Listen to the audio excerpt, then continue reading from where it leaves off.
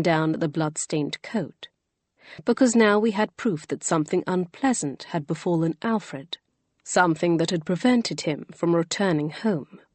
Or had it? "I suppose so," I said, unable to shake the feeling we were still missing something. He must have heard the uncertainty in my voice. "What is it?" I scowled, unsure how to explain what was bothering me. "It's just, why did Plym only find Alfred's frock-coat? Why would it have become separated from the rest of Alfred and his effects? Maybe he dropped it, or maybe an animal carried it away from wherever he is.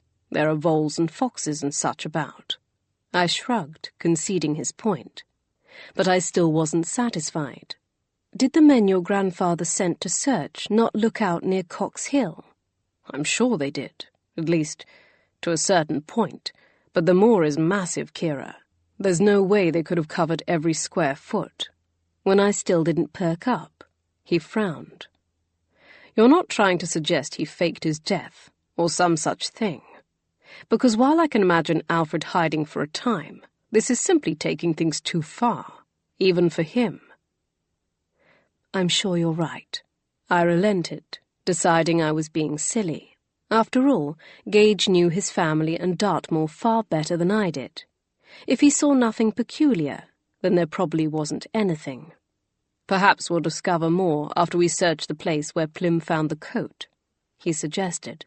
"After all, it doesn't sound like he made a very wide search, wanting to hurry home before the weather worsened." I nodded, wanting him to forget I'd expressed any doubt. "Did you want me to come with you, to inform your grandfather?" His expression grew troubled. "Thank you, but I think it might be best if I do it alone." I pressed a hand to Gage's arm in comfort. "I'll make ready then." But instead of going straight to my chamber when we separated at the top of the stairs, I turned my steps toward Lady Langstone's rooms. I'd stumbled upon them 2 days before while exploring, and found them again with relative ease. I knew I risked receiving a scathing set-down, but I felt it only right that someone should check on her. After all, she'd just been confronted with her missing son's bloody coat. I could imagine all the terrible scenarios filtering through her mind. When I reached the door to her sitting room, I found it ajar. Giving it a peremptory rap, I pushed it open to peer inside. A startled curse met my ears, and I swung my gaze around to find Lady Langstone kneeling before the hearth, clutching her hand. "My lady!" I gasped, hastening toward her. She recoiled at the sight of me, stumbling to her feet. "What are you doing here?"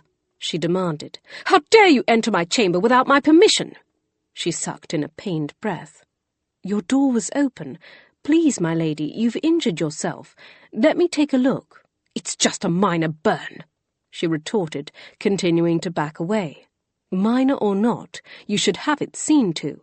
I held out my hand, demanding she show me her palm. She glared back at me, but I did not budge, letting her know I was not going to yield on this. Reluctantly, she lowered her hand toward me, until her maid appeared in the doorway. "My lady?" she murmured uncertainly, her eyes darting between us. Lady Langstone snatched her hand back. "Webley, there you are. I appear to have burned my hand. We have some ointment for that, don't we?" She arched her chin in triumph, and it was all I could do to keep from rolling my eyes, as if I cared whether I was the person to attend to her wound. So long as someone saw to it, that was all that mattered. "Of course, my lady," Mrs. Webley replied, moving swiftly toward the connecting door that must lead into her ladyship's bedchamber. "Right this way." Lady Langstone hesitated a second, her gaze flicking toward the fireplace behind me. It returned to meet mine squarely. "You can show yourself out." She didn't add the word now, but it was implied. I moved slowly toward the door, catching the glance she darted over her shoulder before disappearing into the next room.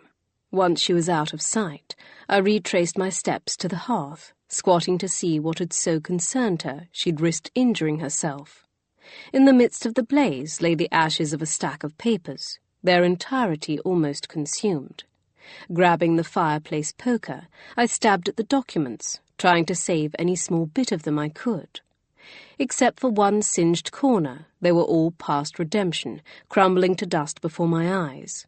Hazarding my own flesh, I reached out to snag it, and waved it in the air to extinguish the flame licking at it.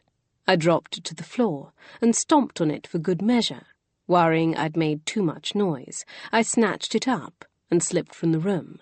Once I'd rounded the corner, I paused to examine the tiny remnant in the light of the wall sconce. It was the beginning of a letter, naught but a greeting and a few words.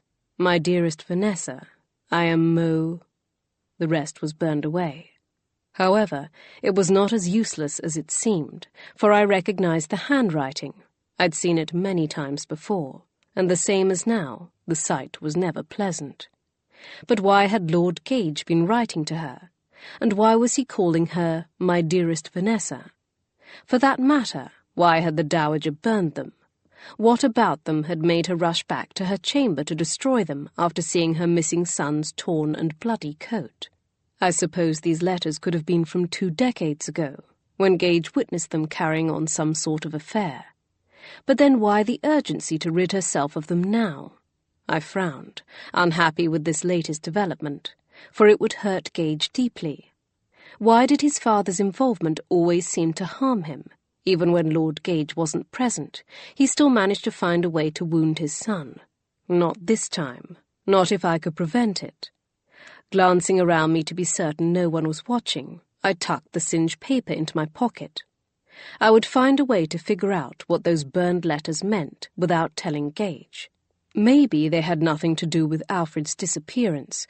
Maybe Gage never need know his father might have been carrying on with his viperous aunt for all these years. Maybe was a fickle word. Chapter 18. The village of Peter Tavy straggled out along a gently wooded valley, running along the western edge of the moor in a long, thin line.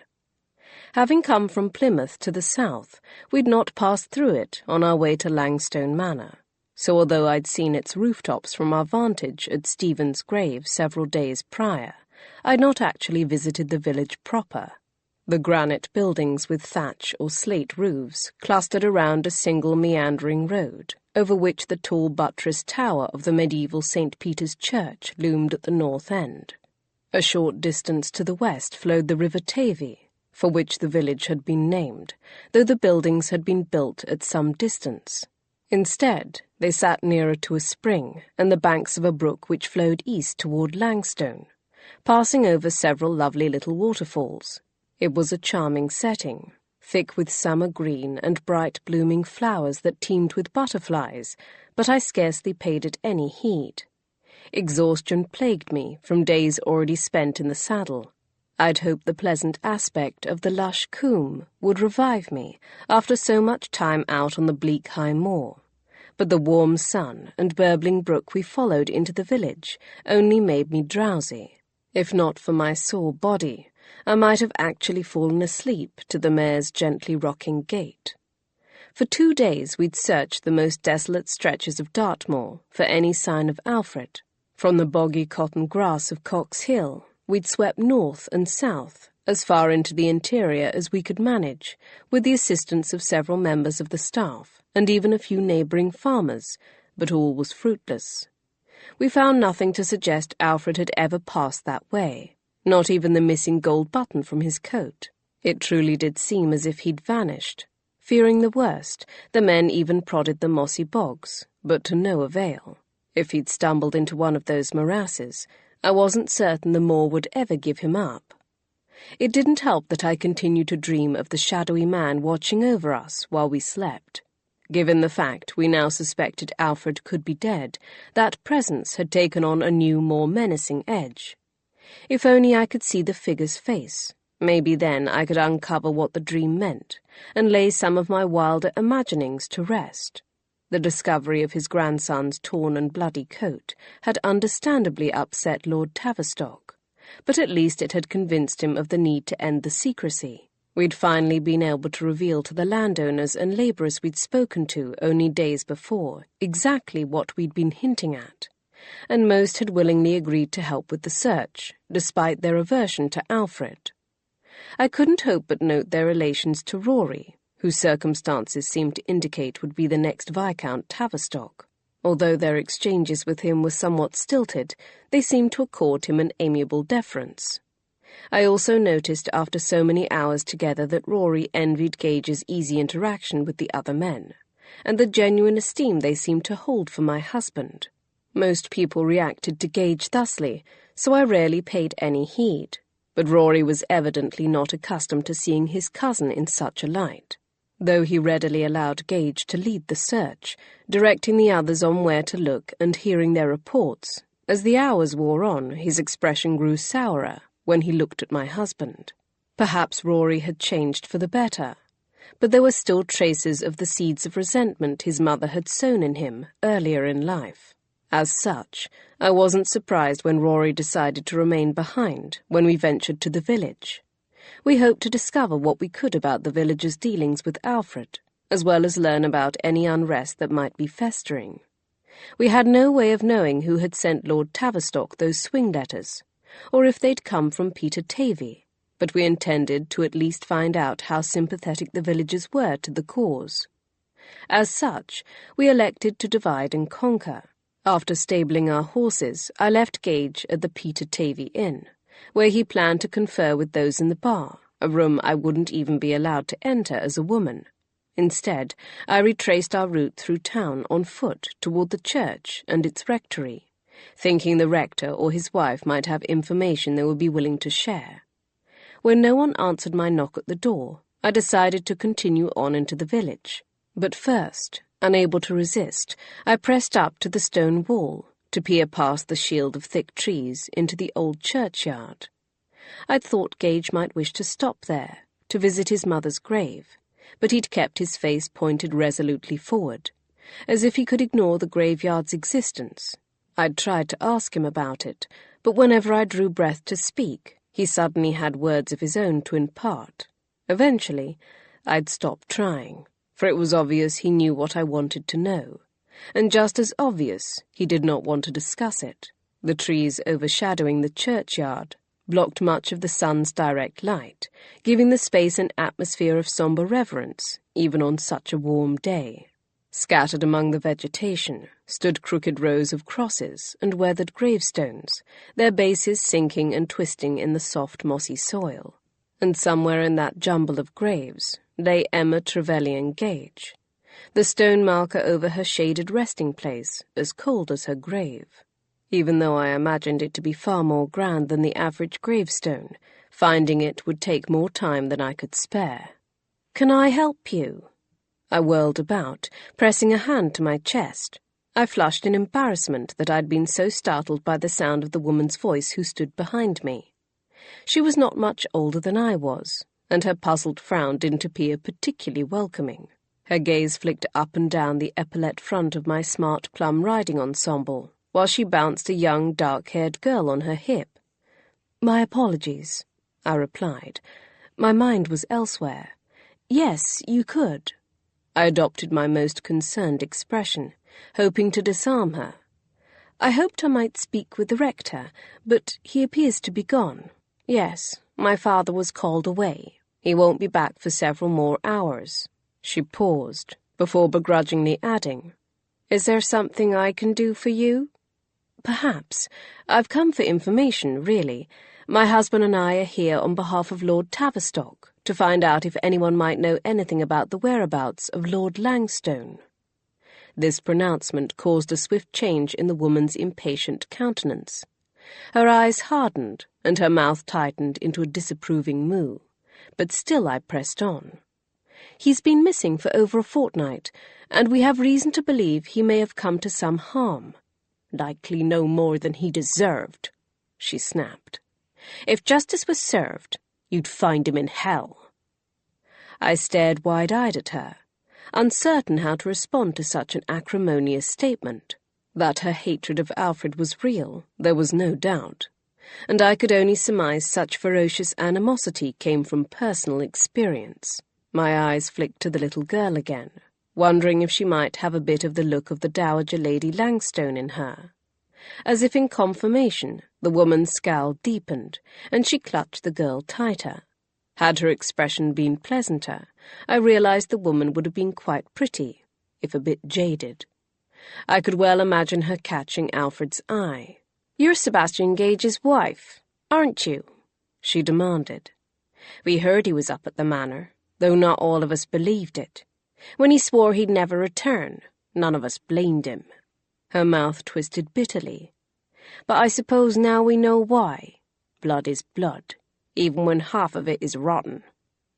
Several of her assertions stunned me, namely the fact that the entire village seemed to be aware that Gage had sworn never to return to Langstone Manor.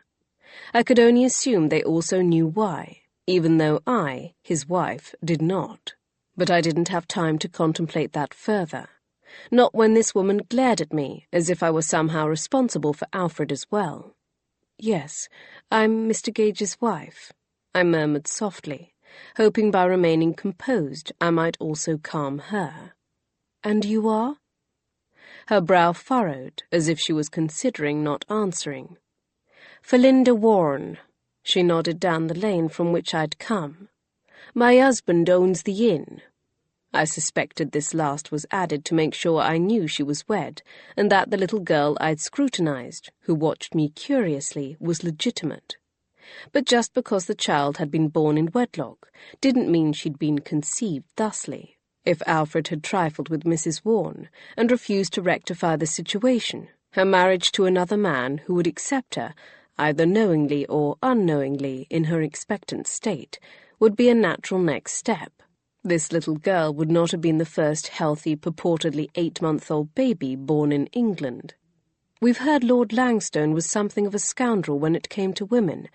Do you think any of the women he's wronged, or their relatives, might have gone so far as to physically harm him, deservedly or not?" I added, echoing her words. She considered my question, intelligence as well as vengeance glinting in her eyes.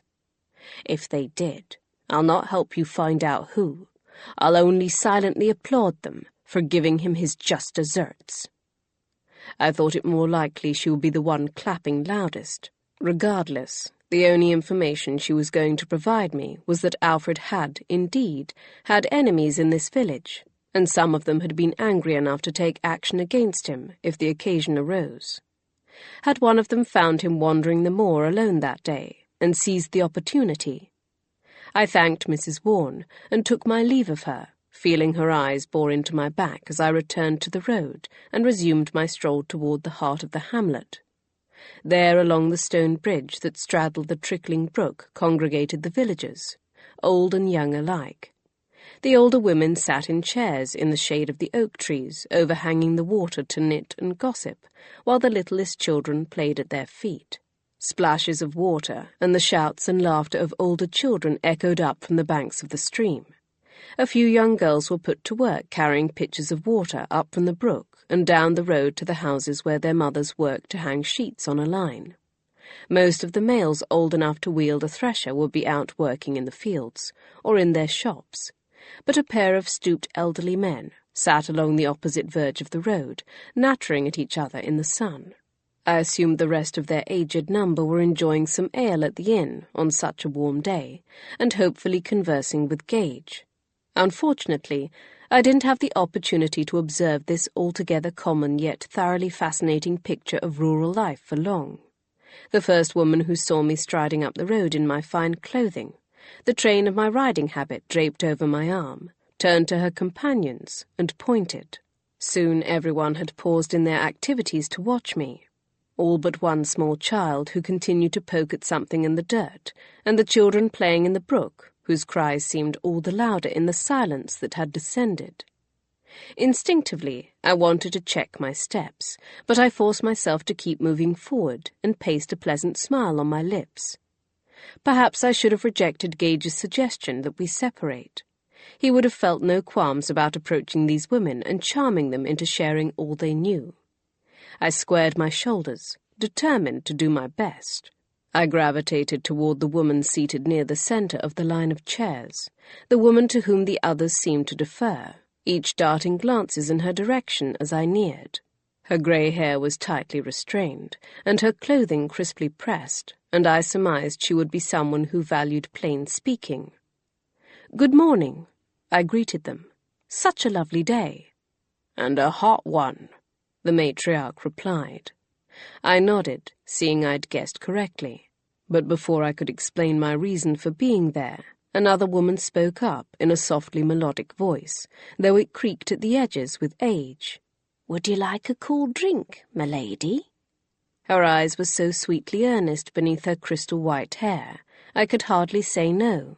"Yes, thank you," she called out to one of the young girls clutching a pitcher of water, her steps having been arrested by the sight of me. Apparently dawdling to hear what I had to say was worth risking a scolding from her mother. The child hurried forward, holding the pitcher out to me, as if I were some sort of royalty. I flushed, flustered by such treatment, and smiled as I expressed my gratitude. Perhaps another lady would have sent one of the women to find her a cup to drink from, but these villagers reminded me of the people of Elwick, the tiny border village where I'd grown up.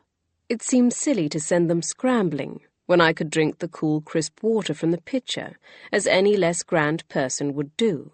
Maybe this meant I'd failed some test of gentility, but I was content with that. I must have done well enough, for the sweet-faced woman nodded in approval. The girl practically beamed under my praise, and when I returned the pitcher to her, she cradled it close as she stepped back. "You're from the manor? From Langstone?" the stern woman prodded, growing impatient. Yes. She be the one what married Master Gage." One of the women leaned forward to whisper, and the others nodded and clucked in approval. "I've got eyes now, don't I?" the matriarch snapped. "None of those other Trevelyan's have been sharp enough to get themselves a wife. Should have known Emma's boy would be the first. And Master Gage is so nice to look at," the woman with the melodic voice cooed. I was forced to fight back a bubble of amusement at the avid look in her eyes. Did Gage know he had so many admirers among the village women? "I don't think herself is here to talk about her husband's fine figure, Pasker." The matriarch narrowed her eyes at me against the glare of the sun. "What trouble has young Langstone gotten himself into now? The men have been saying he lost himself out on the moor." I wasn't sure why I was surprised she knew. After all, gossip travelled faster than even the mail coach, whether it was high society or a small country village. "Yes, Lord Langstone has been missing for more than a fortnight. He was last seen walking out onto the moor, and his torn and bloody coat was found 2 days ago, near Cox Hill." Several of the women gasped, leaning toward each other to whisper in speculation. The girl with the pitcher blinked at me with wide eyes, and one of the little ones looked up, as if sensing the tension, and began to cry. His grandmother scooped him up, shushing him absently as she waited to hear what I would say next. Only the matriarch seemed unconcerned. "Have any of you heard or seen anything? Anything that might explain where he's gone, or what has happened to him?" I looked to each of them in turn, but they said nothing, just slid their eyes toward the stern woman to whom they deferred, all but Pasker, whose brow furrowed as if she was contemplating something unpleasant. When none of them spoke, I decided to try a different tack. "Mrs. Warne suggested Lord Langstone had many enemies." The matriarch scoffed. "That girl makes her own trouble," she muttered before lifting her chin in confirmation. "Aye, 'tis true his lordship hasn't exactly inspired our trust. He's trifled with one too many of our girls, but only those who are saucy bits of muslin, asking for it." My eyebrows arched at such a harsh pronouncement. It wasn't the first time I'd heard such an assertion, and unfortunately, it wouldn't be the last. Sadly, it was more often the women who paid for men's lasciviousness, in more ways than one. She turned to look down the road, in the direction I'd come. "I suspect he has a few side-slips, but word is his grandfather always makes certain them and their mothers are looked after." She shook her head, glancing at the others. "But none of our lot would be mutton-headed enough to harm Tavistock's heir, especially not the rector." I could tell that none of the other ladies would naysay her pronouncement, even if they happened to disagree with her. None of them except, perhaps, Pasca, who was eyeing me with speculation, so it was to her I voiced my next question.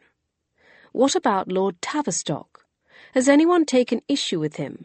I heard there was some discontent over his adoption of the new horse-powered threshing machines. Now that would be a question for our menfolk, the matriarch declared with a hard glint in her eye, as if she knew what I was doing and was not going to allow it. Realizing I wasn't going to receive any satisfactory answers, not with this stern woman present, I thanked them and turned to stroll back toward the inn. I'd initially intended to continue on through the village, speaking to people individually, but I could see more than one person watching from the front of their homes and businesses. The chances that any of them would break rank and tell me what I wanted to know was slim. I'd travelled about 24 steps when a voice called out behind me. I swiveled to see Pasca hobbling toward me, carrying the pitcher. "Milady," she gasped. "Please, you must be parched in this heat.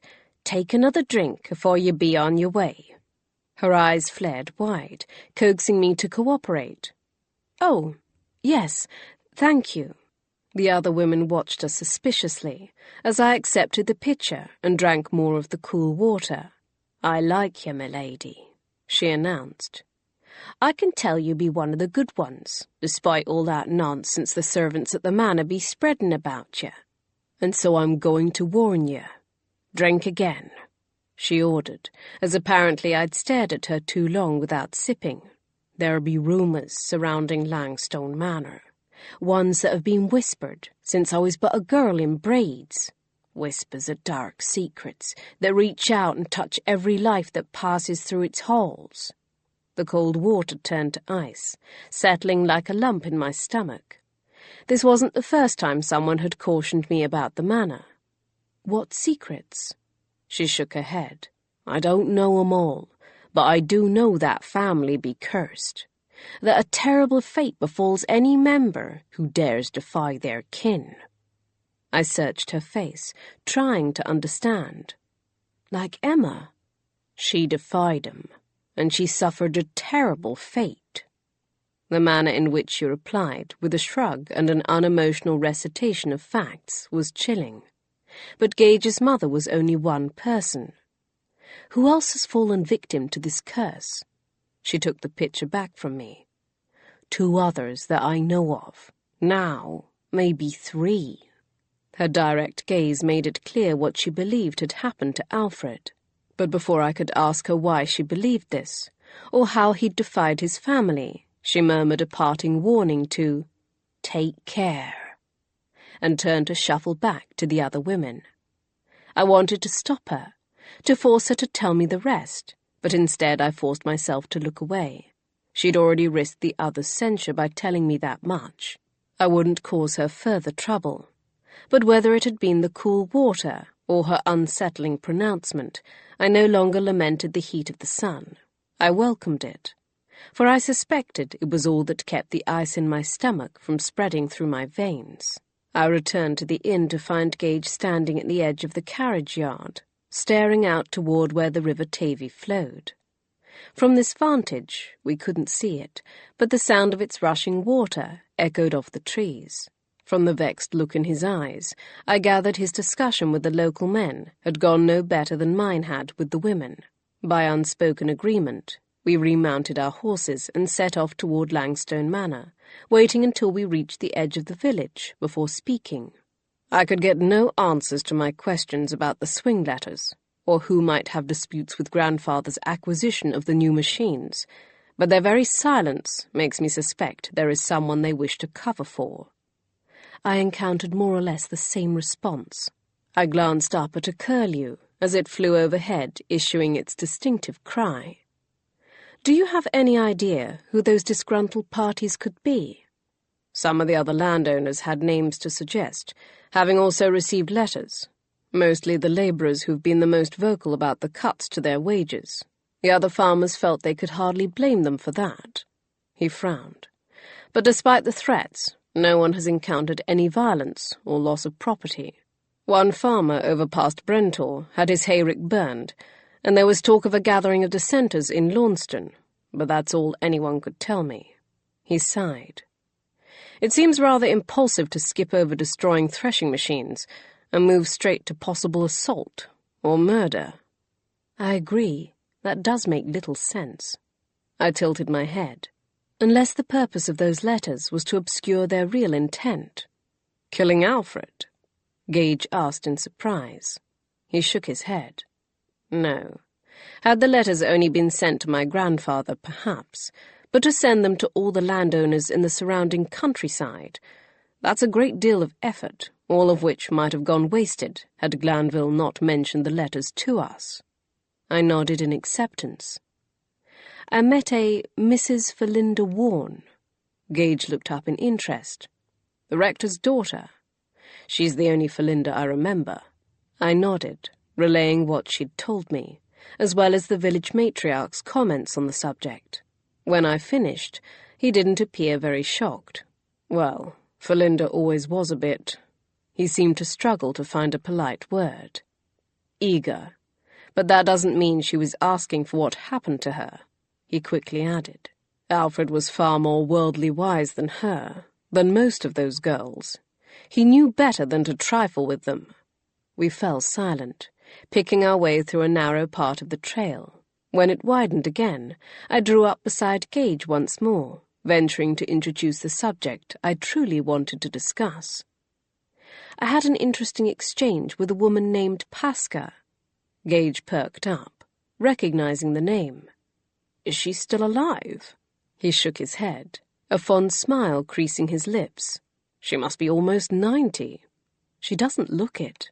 Yes, well, she never has looked her age, but I know she's older than grandfather by several years. What did she have to say? My lips quirked in remembrance. She commented on your good looks. Gage threw his head back and laughed. Saucy old girl. I hesitated, knowing what I had to say next would dim that amusement. And she warned me to be careful. His head swung around so fast I worried he might have hurt himself. She told me there are dark rumours surrounding Langstone Manor and your family, that a terrible fate befalls those of you who defy your kin. His expression closed off, and he looked away. Nonsense. She even went so far as to suggest your mother and now Alfred were victims of the curse. I pressed, trying to stop him from retreating behind the walls he so often threw up around himself. I'd believed we were moving beyond that, but apparently not. It's nothing but nonsense, he restated firmly. Are you certain? Because she said there were 2 more Trevellians who suffered a similar fate. Do you know? There is no curse, he barked, cutting me off. However, the very fact that he was angry told me there must be something to it. He inhaled a deep breath, so that when he next spoke, his voice was level again. As I said, it's all a lot of nonsense the villagers dreamed up, superstitious drivel to explain what they don't understand. I studied his profile, confused why he refused to discuss this. Perhaps there wasn't a curse, but some more human agent could be at work. We knew Annie had steadily poisoned Emma, but what or who had given her the idea to do so? If there was a pattern of tragic deaths in his family, then shouldn't they be examined and compared with Alfred's disappearance? Is your grandfather's sister Alice supposed to be one of them? I ventured to ask, but Gage only sighed wearily. Kiera, let it go. Why? Obviously this is important, or you wouldn't be refusing to even discuss it. I'm not refusing to discuss it. There's simply nothing to discuss. As I said, it's nonsense. He'd adopted his I'm being perfectly reasonable and you're not tone of voice, the one that was certain to make me lose my temper. I see, I bit out. Then I suppose I'll have to speak to your grandfather. I spurred my horse forward, but his hand shot out to snag my reins. Do not disturb my grandfather with this. He's ill enough. I won't have you making him worse. I wanted to refuse, but behind his frosty stare I glimpsed genuine apprehension for his grandfather. I'd witnessed myself his steady decline. Would unhappy reminiscences precipitate that further? I'd thought him sturdier than that, but I supposed if the memories were particularly troubling, it was possible. So I gave a sharp nod of acquiescence. For now. But that didn't mean I was giving up, for in spite of what Gage said, there was something to this talk of a curse, something disturbing enough to rattle him, and if he wouldn't explain it to me, then I would just have to find my answers elsewhere. I pulled my horse's reins from his grasp and spurred my mare on ahead of him, uncaring whether he followed. Chapter 19.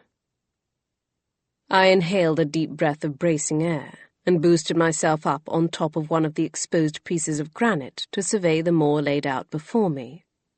Gage had said the view on top of White Tor was a lovely one, and he was right. My lips twisted in remembered aggravation. If only he'd seen fit to tell me what his plans were for today, he might have enjoyed the sight with me. We'd mostly avoided each other since our quarrel the day before. I'd even retired early to our chamber in order to avoid speaking with him, though I'd still been awake when he entered my bedchamber and climbed into bed. My heart had softened when, after a moment's hesitation, he'd rolled over to curl his long, warm body against my back and wrapped his arm around my middle to pull me close. I had felt his fretting, his uncertainty, and unable to endure it, I turned to face him. But before I could speak, the ache in his eyes had arrested my words, so instead I'd kissed him. The fervency with which he kissed me back had surprised me. There was an urgency to it, different than he'd ever displayed before, and I had been helpless to resist it. I think in that moment, if he could have consumed me and made me permanently part of him, he would have. Whether it was painful memories or fear of the future, I didn't know. But I knew without hesitation he had been trying to communicate with his hands, his mouth, and his body what he couldn't find the words to say. So I'd responded in kind. Words could wait until morning. Except morning had come, and when I reached over to touch him, all I'd found was the cold depression where he'd lain. With the light of a new day and a good night's rest, I realized I'd been rather insensitive to Gage. After all, who wants to hear talk that their mother was killed as some part of a curse, let alone seriously consider it? I prided myself on my intuition, my perception, yet I'd ignored the signs of Gage's distress.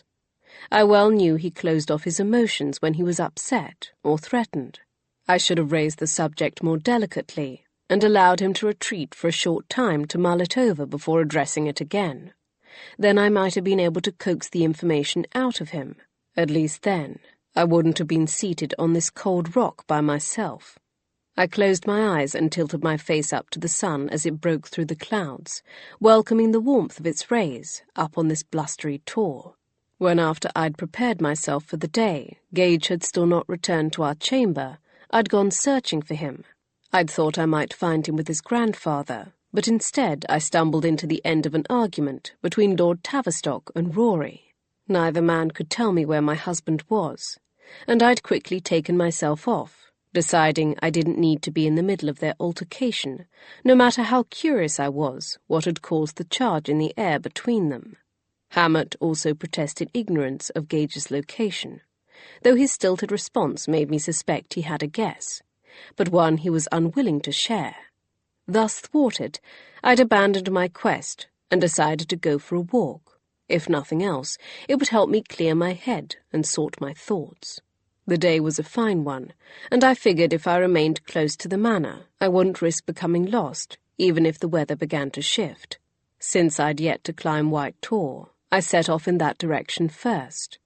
From my vantage at its top, I could see the western edge of the moor stretched out before me across the great Miss Tor and up to Cox Hill, and the expanse of nothingness beyond. I still couldn't puzzle out what Alfred had been doing out here that day he vanished. Could he have been meeting someone? But if so, wouldn't he have chosen a recognizable marker? Perhaps the Langstone. But then why had he continued on beyond it, out into the moor where his coat was found? Surely if he were just out for a stroll, he would have taken a different route. Maybe he'd needed space to think, as I was doing perched up on this tor. Somehow being above it all made my thoughts clearer. I'd learned that fact when I was but a girl.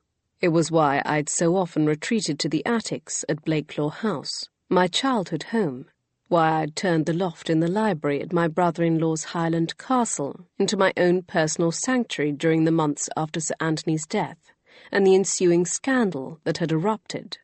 But perhaps Alfred thought better while moving.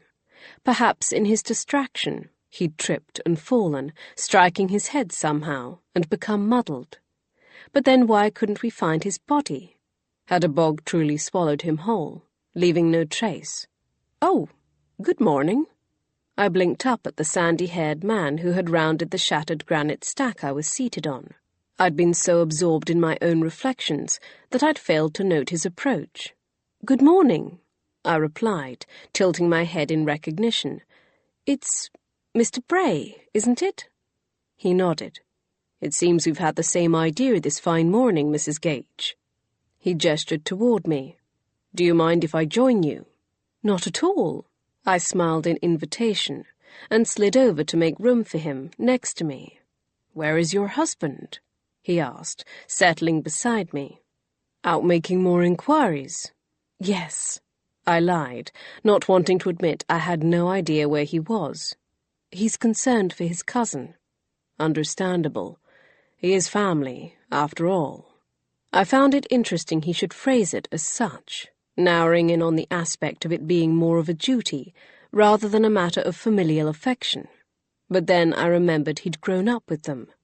They'd run across the moor together, likely climbing this very tor, and, of course, there was that other matter with the dagger.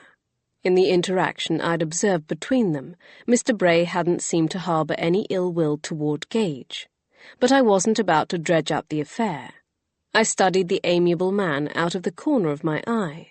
Mr. Bray might be an invaluable resource of information about the Trevelyan's without my having to ask the Trevelyan's themselves. "My husband says you used to play together as boys." "Oh, aye." His lips curled upward in a broad grin, revealing deep dimples. "He and I, more than Langstone and Rory. Those two were a mite too high in the instep for the likes of us at times, but that was fine by us. It was usually more fun without them." I've heard that same refrain quite often about Langstone. It seems he liked to lord it over everyone. "Comes from his mother. From what I remember of his father, he would never have tolerated such behaviour had he lived to see it." "But his grandfather hasn't stopped it." "I think he's tried." He sighed. "But Langstone just refuses to listen. Always has." "Do you think that's what got him into this trouble? Whatever this trouble might be," I added in exasperation. Mr. Bray's eyes were sympathetic. "I don't know. It's possible. Maybe he pulled his high-handed routine with someone he shouldn't have. Maybe they drew his cork for it. Or maybe he made empty promises to the wrong person." He fell silent, his brow furrowing. "Or maybe he took something that wasn't his." I straightened in surprise. "I don't mean to imply he's a thief," he hastened to explain. "At least, of anything more than a woman's virtue. But he's taken things before." I hesitated to say the words, but the question had to be asked. "You mean the dagger?" He gazed solemnly out at the moor, where cloud shadows raced across the billowing heather. "We knew all along that Langstone had been the one to take it, and Gage was merely the scapegoat." His eyes lifted to meet mine, dulled by cynicism. "You'll recall I knew them. I knew how Langstone was." He turned away. "And I had some inkling of what it was like for Gage in that house." His scowl deepened. "But how does one tell Lord Tavistock you know he's lying? That his heir is lying?" "You think Lord Tavistock knew the truth?" The look he cast my way was rife with scepticism. "If not, he was willfully allowing himself to be fooled." I hadn't considered the possibility that the Viscount had been aware of Alfred's cruel trick, But Mr. Bray was right. Gage's grandfather seemed to have deliberately turned a blind eye to some of his heir's actions. I'd witnessed as much since our arrival, and yet he was so hard on Gage. I wondered if Gage had noticed this contradiction. I grimaced, but of course he had. How could he not? I felt a pulse of empathy for Gage, and another stab of fury at his rotten family. One of the old women in the village mentioned a family— well, I guess you would call it a curse, I said, deciding it was time to change the subject. That those who rebel within the family will suffer a terrible fate. He nodded. I've heard it before. It's the reason why, in addition to his notorious reputation, it's never made any sense to me that all the local girls should be so eager to fall prey to Langstone's charms. I could answer that. It was the thrill of the forbidden, the lure of danger. It gave Alfred, who was already reputed to be attractive, an even more heightened allure, by turning his rake-hell persona into one of possibly tragic destiny. I suspected we could blame Shakespeare for that. He shook his head. After all, I know they've all heard the legend of Stephen's grave, that the woman he fell in love with was Alice Trevelyan, Lord Tavistock's sister. I asked in confusion. Aye. And the reason he killed her, and then himself, was the curse. It made him do it, for she dared to defy her parents' wishes by agreeing to run away with him, and then he couldn't live with what he'd done. I stared wide-eyed, shocked to have my vague suspicions confirmed with so little prodding. And Gage's mother? I murmured weakly. He winced, as if he'd forgotten whom he was speaking to. Her too, though in her case it certainly took its time enacting itself. True.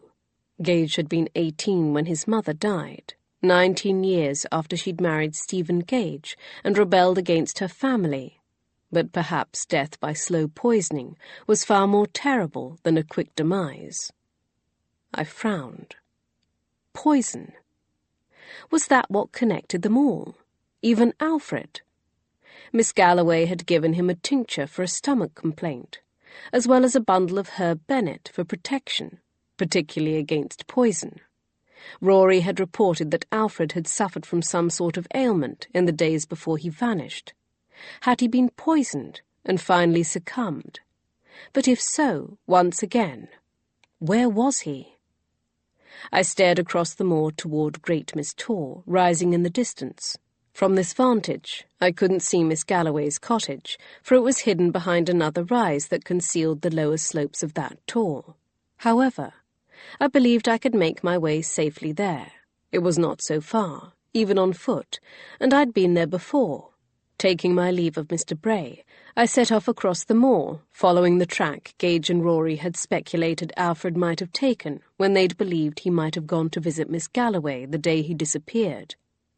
It wasn't so difficult to follow, for their description had been good, and soon I was at her door.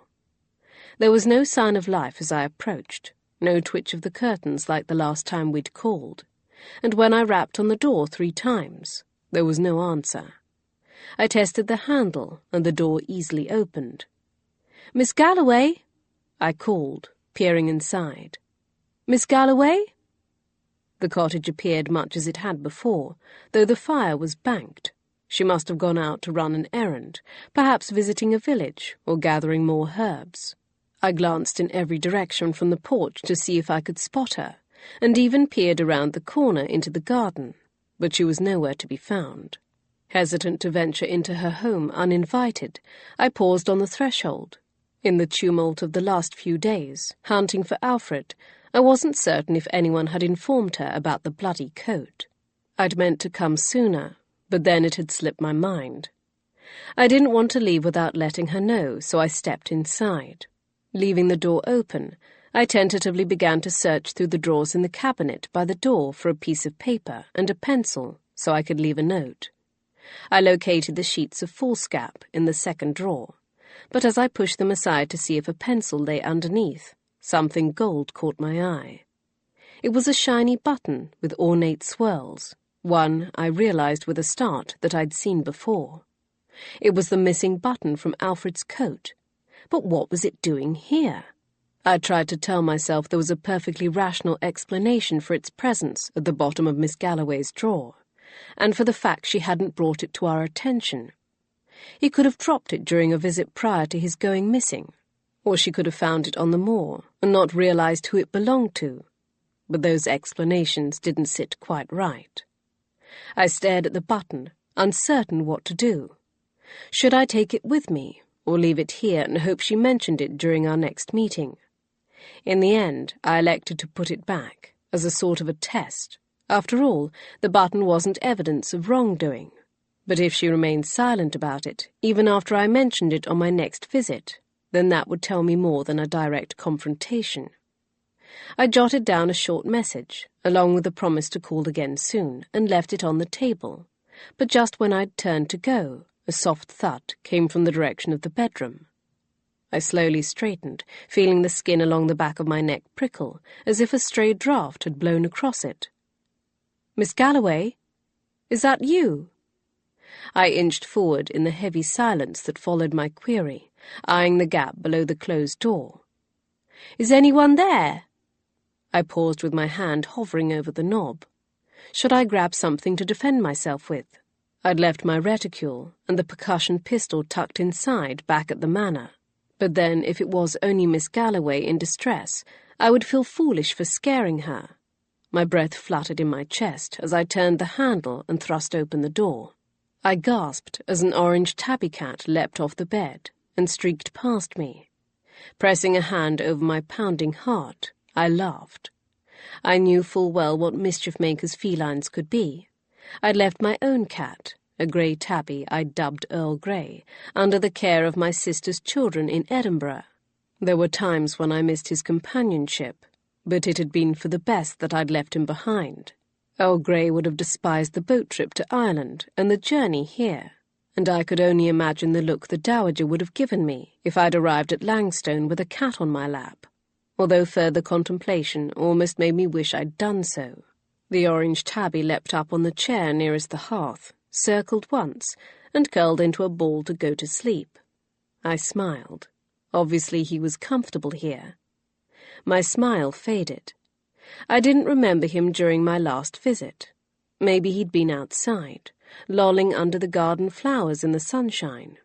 I glanced into the bedchamber, but there was nothing there. Nothing that hadn't been before, anyway. However, I couldn't quite shake the feeling I wasn't alone. Something seemed to fill the space behind me with an almost audible silence. I closed the bedroom door and crossed back through the cottage, allowing my gaze to trail over the contents. It was all as clean as it had been before. No cup unwashed by the basin, no embroidery set to the side with the needle poised for its next stitch, no shawl draped over a chair. I wished I were familiar enough with Miss Galloway to know whether she was always this fastidious.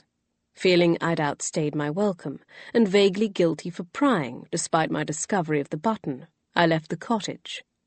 I closed the door firmly behind me and stood at the corner of the porch to survey the small vale in which the home was set. All was peaceful, with nothing but the wind and the trickling water of the River Walkham in the distance to break the silence. I looked up the slope at the mammoth granite outcroppings at the peak of Great Miss Tor, and decided now was as good a time as any to climb it. I imagined the views from its heights were even more impressive than those of White Tor. By the time I reached the top, I was panting from the exertion, but it was well worth it. My suspicions had been correct. Not only were the granite formations massive, spilling over each other like towering stacks of crumpets, but the panorama was breathtaking. Now I understood why Miss Galloway and her mother before her were willing to live on the lower slopes of this isolated spot. To be able to have such a vantage point almost on your doorstep was ample compensation. I slowly circled the outcroppings, examining the fall of light over the landscape below, and enjoying the view across the moor from different angles. So when I paused to gaze out toward the north over Greener Ball and the bleak desolation of Cox Hill, at first I was shocked to find I wasn't alone. From this distance, I couldn't see very clearly, but there was definitely a man with no hat striding across the moor from west to east, moving deeper into the moor. His dark hair, the only recognizable feature ruffled in the wind. I instantly thought of Alfred, and in my astonishment, I called out to him. The man swiveled to look up at the tor where I stood, shielding his eyes from the sun. Whether he saw me or recognized what I was saying, I didn't know, but he lifted his hand and then turned and continued on his way. I called out again, but he didn't stop. Perhaps he couldn't hear me at such a distance, but I thought it unlikely he hadn't seen me when he looked up at the tor. I was wearing a bright maize-yellow gown, which should have stood out starkly against the grey, brown and green landscape. Whatever the reason, he moved away swiftly to the east. If it was Alfred, I wasn't about to let him get away. Lifting my skirts, I dashed down the slope of the tor as fast as I dared.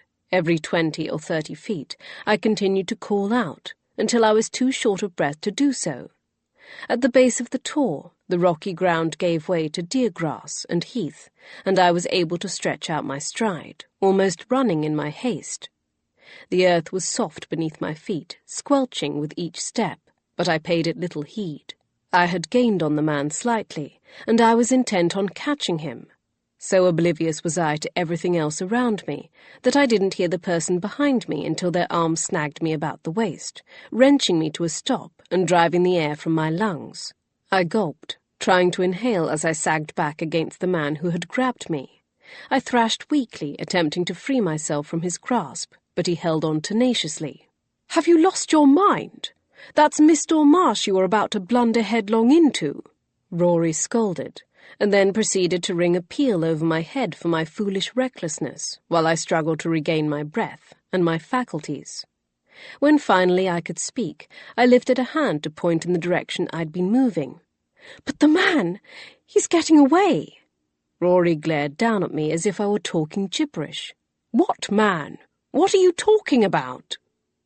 I turned to look, lifting up onto my toes in my eagerness, but he'd vanished. What? Where did he go? I continued to scan the horizon, wondering if I'd somehow gotten turned around. "He was just there. Didn't you see him?" I demanded, not understanding how he could have disappeared in such a vast expanse of nothingness.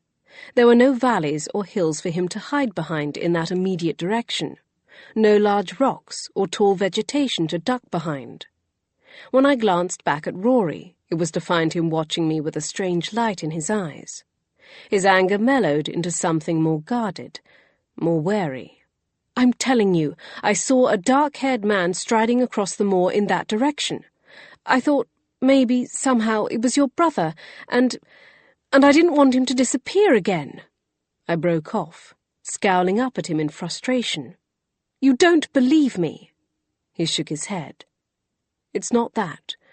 It's only, I don't think it was really a man." I narrowed my eyes. "I see." My words were clipped. "I'm hallucinating, then.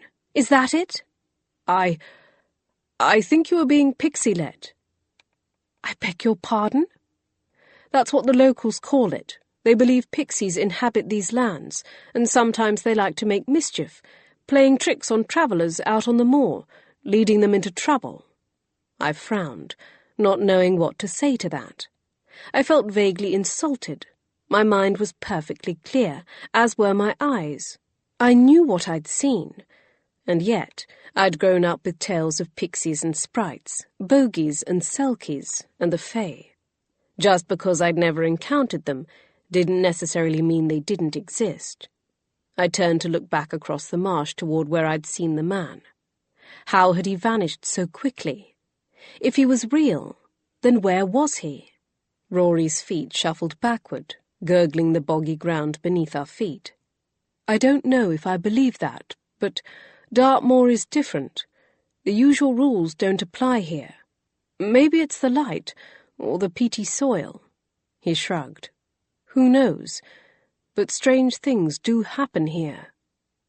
I understood what he was trying to say. This mysterious place did feel different. The moors were almost a place out of time, somehow older than the rest of Britain, than the rest of the earth. If I stood still, and the wind stopped blowing long enough, I just might hear it humming beneath me, sharing its secrets. Or maybe that was the pixies. Well, thank you, I told him, recognizing how close I'd come to literally stepping into a quagmire. Had you not been here to stop me? I didn't finish the thought because the consequences were too dire, but also because I couldn't help but wonder why he had been here. Was he following me? Was he the one I'd sensed at Miss Galloway's cottage? The look in Rory's eyes said he knew what I was thinking, but he didn't address it. He merely tipped his head in acknowledgement and offered me his arm to lead me out of the bog. If you should ever feel you're being pixie-led again, they say if you turn your coat inside out, that'll break the spell. I couldn't tell if he was mocking me or in earnest. What I did know was that, despite his saving me from, at the very least, some troubling difficulties, I didn't trust him. That, if nothing else, was quite clear. Good to know. Chapter 20. Upon our return to the manor, Rory and I found ourselves ushered into the drawing-room. I expected to find Lady Langstone imperiously waiting our attendance, but she wasn't alone.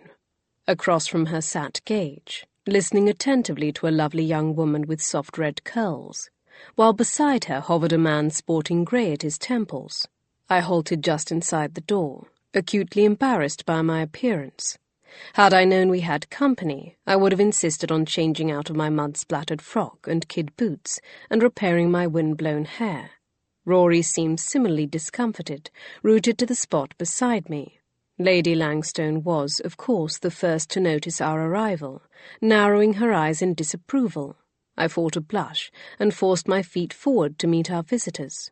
Gage had risen to greet us, a question in his eyes as he took in my dishevelled state. But I shook my head, conveying I would explain later. Lady Juliana, may I present my wife? He swiveled to announce, performing all the necessary introductions. So this was the Duke of Bedford's daughter, the young woman Lord Tavistock wanted Alfred to marry. Gage had said she was soft-spoken and gentle, and I could see that was true. Her voice was so quiet, I had to lean closer to hear her. However, whatever affection or lack thereof Alfred felt for her, it was evident she held some sort of fondness for him, for her eyes were rimmed with red from recent tears. The other man was her brother, and had obviously been pressed into accompanying her on this errand. He spoke only when required, and didn't seem at all concerned with the whereabouts of his sister's near intended. Apparently Lady Juliana had heard about Alfred being missing, and the bloody coat we found, and had come to ask for answers. "It's just so terrible," she repeated, sniffing into her handkerchief. "Ah, don't cry, Lady Juliana," Rory murmured gently. "There's still hope yet." "Is there?" "Of course there is," he exclaimed, with far more conviction than I'd yet seen him exhibit. For certain this was for Lady Juliana's benefit, but I also couldn't help but notice the way he flushed under her regard as she gave him a grateful smile. Alfred might not have been interested in her, but I would have wagered a tidy sum that Rory wasn't averse to the idea of marrying her. If his brother was presumed dead, would he get his wish? Lady Juliana was just telling us about the last time she saw Lord Langstone, a month ago, Gage explained, as we all sat. She said he seemed distracted. She nodded. "It wasn't like him. He was normally quite attentive. I asked him whether something was troubling him, and he insisted it was merely concern for Lord Tavistock, since he's been so ill. But I wasn't so sure." Astute girl. "Did he seem himself otherwise, in manner, appearance?" She tilted her head, gazing up at the ceiling. "I did notice he seemed a bit tired and, well, pale." She smiled in remembrance. "He kept yawning, and then apologizing, though it was obvious he couldn't help it. Mother suggested later he might have been suffering from some sort of illness himself, but, of course, it would have been impolite for him to speak of it." Gage's eyes met mine over her head. Was this confirmation that Alfred had been suffering from some sort of complaint weeks before he disappeared? We needed to speak with his odious valet about the matter. Unless Gage had already done so and not told me. After all, he'd questioned some of the members of the staff. In any case, he didn't visit with us long. He'd hoped to speak with my father. A tinge of pink coloured her cheeks, letting us know what she'd believed that conversation would be about. But father had already left for London, though he did spend a quarter-hour with my father's steward. He said his grandfather had some questions about the mine partnership. Mine partnership? Gage repeated. Between the Duke and Lord Tavistock? Yes. She glanced uncertainly at her brother, who was looking at his pocket-watch for the second time since my arrival. I assumed you were aware. It was announced in the newspapers and everything. It was, her brother confirmed. Some men near Gunner's Lake uncovered a copper vein, and the Duke and Lord Tavistock bought up the land to open a mine. Was this, then, what the newspaper article Alfred dropped in the garden had been about? But why had such a partnership concerned him, unless he recognized it meant there was no backing out of marrying Lady Juliana? Was their union supposed to seal the deal, so to speak? Juliana, we really must leave soon, or we'll be late, her brother reminded her, already half rising to his feet. It was evident he expected compliance now, and not in 5 minutes. Yes, of course. She lowered her face to hide how flustered she'd become as she gathered up her reticule. I recognized the move because I often employed it myself to cover some social blunder I'd made. Except she'd done nothing wrong but inconvenience her brother. Must you leave so soon? I demurred, feeling a pulse of empathy for the girl. There was also the investigation to consider. I'd barely had time to even begin to develop an impression of her, and it sounded as if she might know more about Alfred and his possible whereabouts than she realized. She glanced up, her eyes lighting with something akin to gratitude. How rarely was this girl's presence sought after, or missed that she should so appreciate my eagerness to talk to her. It left me feeling rotten that all my motivations hadn't been so altruistic. I'm afraid so, she replied, glancing at her brother again, who was tapping his leg in impatience. We're travelling to London today. Father wants us all there for the King's coronation, and there's much to do to prepare. I suspected this was somewhat of an exaggeration. The coronation was scheduled for early September, and it was not yet August. Though as Lady Juliana was the daughter of a duke, I'm sure there were many arrangements to make. Gowns to be ordered, soirees to plan, endless rounds of calls to make. There was nothing we could do to make them stay, so we thanked them for coming and promised Lady Juliana we would keep her apprised of our progress in our search for Alfred.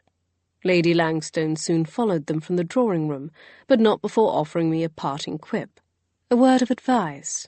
Perhaps in Scotland society is accustomed to such slovenliness, but here in England we prefer that our ladies make their appearances looking a bit less like heathens. I scowled at her back as she swept from the room in all her understated elegance. Insult aside, she was cognizant I'd grown up on the English side of the borders, though I realized many in the south viewed the wilder counties of the far north as essentially foreign soil. Rory mumbled some excuse and ducked out after her, leaving me alone with Gage, a state I'd been endeavouring all morning to achieve. But I found, as I turned to face him, that suddenly I felt unaccountably tongue-tied. Perhaps it was Lady Juliana's reserved, apologetic behaviour, or maybe it was Gage's perfectly groomed appearance, a glaring contrast to my rumpled, unkempt state. But I was starkly reminded of the person I'd been only a short year ago, when I'd first met him. A frightened, lost, downtrodden woman, feigning bravado, and in desperate need of a reason to push beyond my pain and fear. If not for Gage, if not for our first inquiry together, I might still be hiding away in the Highlands. Whether Gage could sense this, I didn't know. He'd often teased me about being able to read my expressions like an open book. Whatever the case, he flashed me one of his smugly knowing looks, ever aware of his potent effect on me and every other female in near proximity. It was an expression certain to annoy me, and this time was no different. His eyes lit with a gleam that told me how much he enjoyed riling me, and he leaned close to murmur, "Don't you know, I'm the only one allowed to render your appearance to such a state."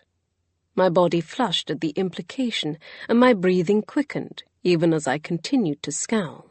"Whatever the cause, I hope it wasn't as pleasant as I would have made it," he added with a wicked grin.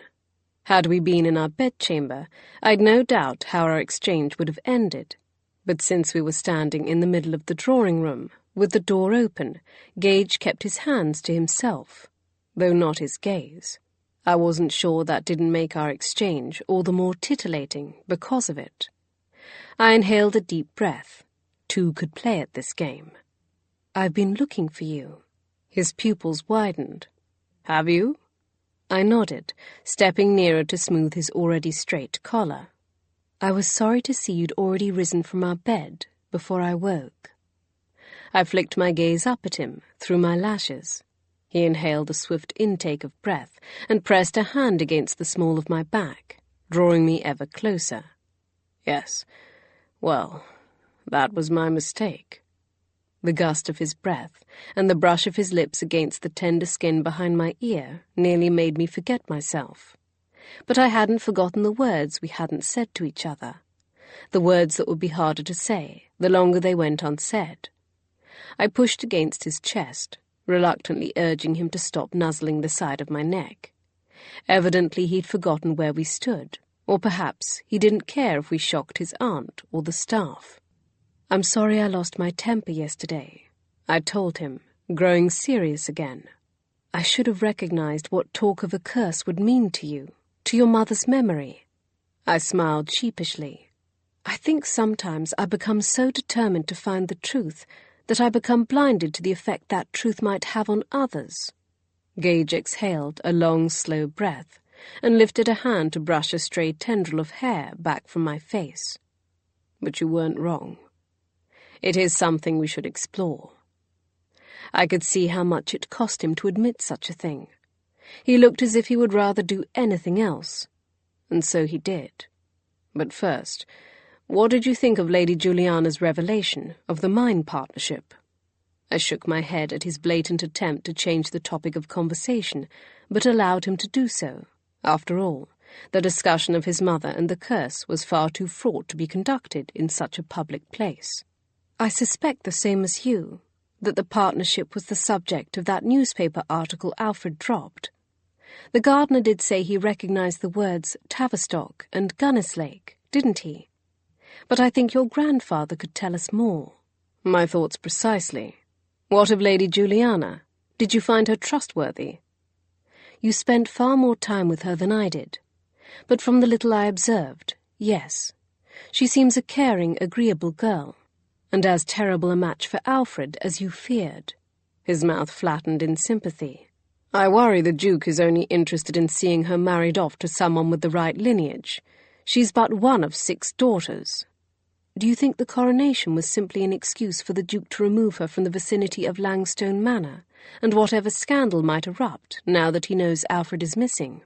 "It's probable," he sighed, "though royal events do require a great deal of preparation."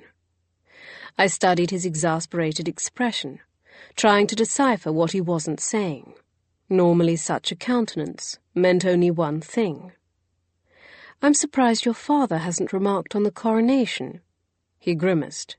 "He has. He's been pestering me about it, insisting we return from rustication in time to attend." I frowned. Well, that explained Gage's reaction to his father's last letter. Lord Gage knew very well we weren't off on some lark. "He said we're to be special guests of the king." My eyes widened. "Even me? First the letter to Lord Tavistock praising me, and now this. What was Lord Gage up to? Perhaps he was bent on reforming my image for purely selfish reasons. But if I'd learned anything from my encounters with Gage's father, it was that they were always hidden barbs. "Yes, well, William is a bit different from past monarchs," Gage replied, linking my arm through his to guide me out to the hall. That was true.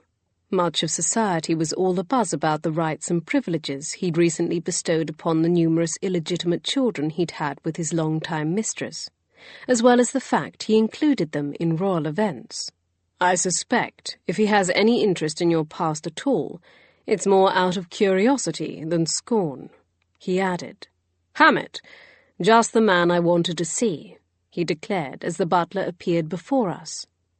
Are you aware whether grandfather is feeling well enough for visitors? The butler's expression was so sour, I wondered what on earth could have made him pucker so. Aye, sir, though... He hesitated, looking at me. You might want to retire to your chamber first.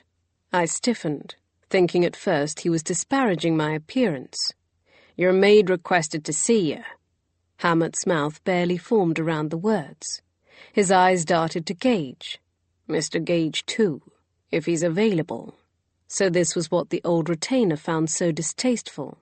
A servant beckoning her mistress to attend her. Such things weren't done, but, of course, Gage and I weren't normal employers, and Bree and Anderley weren't merely servants. Thank you, Hammett, Gage said before leading me toward the stairs. We entered our bedchamber to find Bree puttering about the room. She never was one to sit idle. Bree, you wanted to see us? I asked. In answer, she dipped her head toward the connecting door. This way. I shared a look with Gage before we followed her. Upon seeing Anderley waiting for us, I assumed at first she was leading us into the other room, because he also needed to be included in the conversation. After all, her waiting in Gage's assigned chamber, particularly with his valet present, would have been highly improper. But when his eyes flicked to the side, bright with derisive humour, I realized he wasn't alone. Before the wardrobe stood a fastidious man of middling height, with an intricately tied cravat. He sported an impossibly trim waist that made me suspect he was wearing a corset. This was the man whom Anderley believed was responsible for playing pranks on us.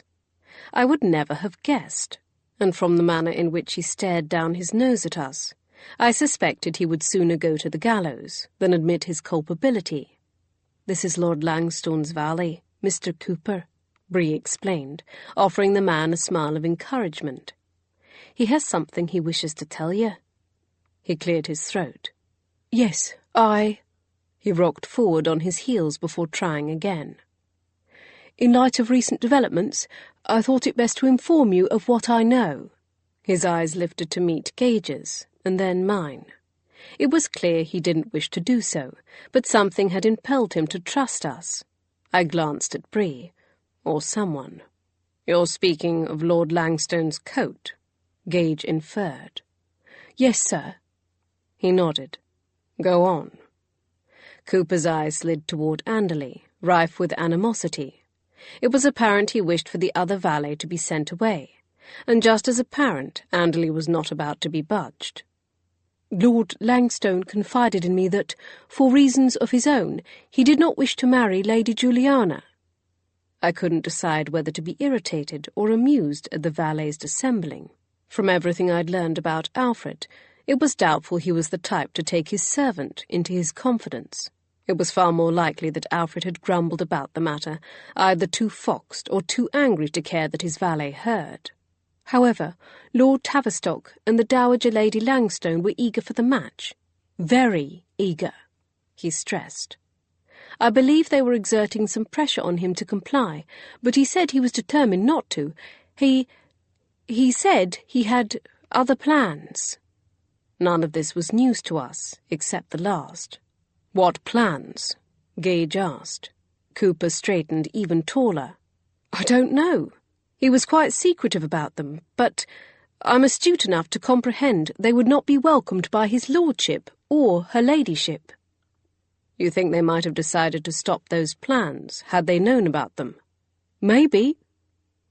I wasn't sure exactly what he was trying to imply, and I'm not sure he was either, but something about the situation must have worried him enough to bring it to our attention. I didn't know how shrewd Cooper truly was, and I certainly wasn't going to trust only his word on it.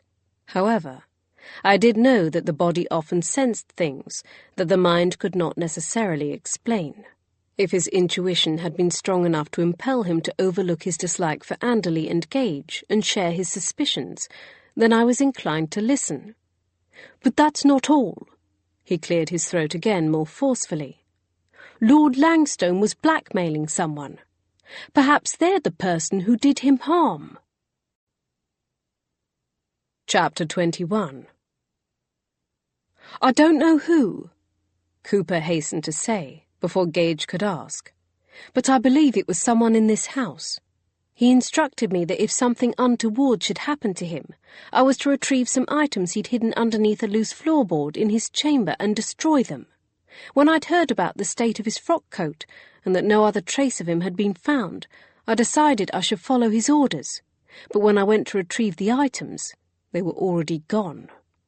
Gage and I stared at each other through much of this recitation, already acquainted with this hiding place. Do you know what items he'd hidden? Gage asked, and then, before the valet could reply, added sternly, It's important that you be honest with us. In order to help Lord Langstone, we need to know what he was concealing. But Cooper shook his head sharply. I don't know. He never told me. Did you ever peek? The valet drew himself up in affront. Of course not. Gage glared at him in challenge, but I pressed a hand to his arm, letting him know I believed the other man was being truthful. Cooper didn't know, but I wondered if I did. I frowned, recalling the sight of the dowager kneeling before her fireplace, frantically burning those letters from Lord Gage. I'd not yet had time to do much investigating into the matter, but I'd not forgotten. But if they were the items Alfred had used for blackmail, why hadn't she burned them as soon as she found them? She must have reclaimed them at least several days before, since the letters had already been missing from the hiding spot when Gage and I searched Alfred's room. Or had she wanted to keep them, but grown fearful when Alfred's bloody coat was found, that Gage and I might discover them in the course of our inquiry? Do either of you know what it was he might have hidden? Gage asked, turning first to Anderley and then to Bree. Both shook their heads, though Bree's appeared less than definitive. Once Gage looked away, her gaze met mine, telling me she had something she wished to share with me. If she'd uncovered the same thing I had, I could understand why she didn't want to admit it in front of Gage. Perhaps Mrs. Webley knows, Cooper suggested. Gage frowned. The dowager's maid? Yes. She's been a servant here for longer than many of us. He paused, but I could tell he had more to say. And she has a decided talent at uncovering things the other servants wish she hadn't. I couldn't decide whether he admired this about her, or he was purely intrigued. Well, speak with her, Gage said. Cooper bowed. Then, if there's nothing more... There is. Gage's words halted his steps, though the tiny crease between his brows told me he wanted to disobey. Had Lord Langstone been ill recently? We understand he was suffering from a stomach ailment in the days before his disappearance, but what about in the weeks and months prior to that? The valet's eyes were wide with mild surprise. Yes, actually, numerous times, enough that I'd suggested he might wish to see a physician about it. If he'd offered such advice, then clearly he'd not believed his sickness to have been caused by overindulgence, and I was given to understand that a good gentleman's valet knows the difference. Gage tipped his head in consideration.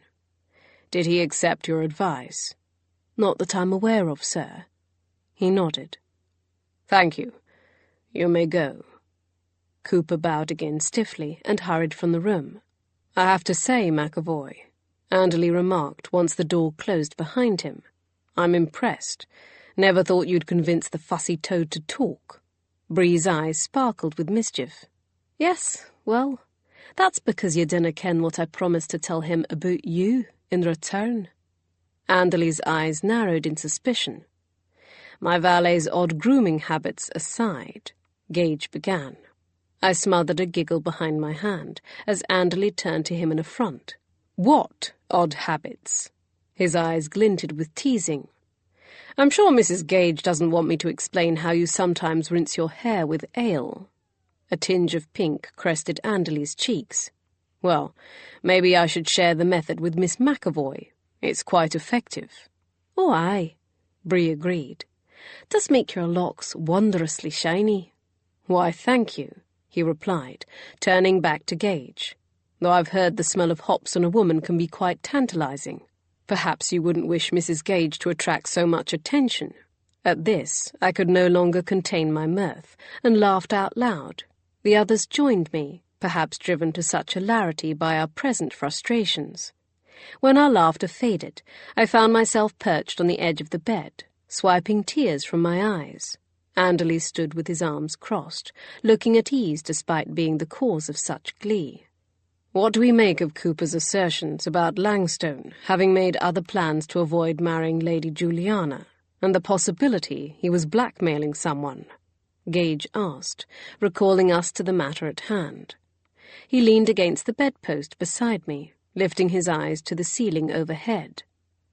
"Do we believe him?" "Well, we've heard from several people that claim Alfred didn't wish to marry Lady Juliana," I pointed out. "But what plans could he have made to counter that?" Gage's brow furrowed. "Grandfather has been ill. Perhaps he hoped he would die before Alfred was forced to propose." "Yes, but I gather that's the reason for all the extra pressure they were exerting on him to wed in the first place," Bree said. I tapped my fingers against the mattress. "And what of the mine partnership your grandfather formed with the Duke of Bedford? Does that in some way force Alfred's hand? Is that what so upset him about it? For that matter, why is he so against marrying her?" Anderley scoffed. "He must know he will be expected to wed sometime. He is the heir." "Aye," Bree chimed in. "And Lady Juliana is a duke's daughter, and from all accounts, attractive and pleasant. He could do far worse." "Is this the general opinion downstairs?" I asked, for it sounded as if they'd shared these views before. Anderley glanced toward Bree before shrugging. "More or less." "I'm thinking there's another girl." Bree arched her eyebrows in emphasis. "Someone he'd rather tie the knot with." Miss Galloway's face appeared before my eyes. Bree might not be far off, though there was a great deal more information to be gathered before such a suspicion could be deemed as more than rampant speculation. Had Rory debated the same thing?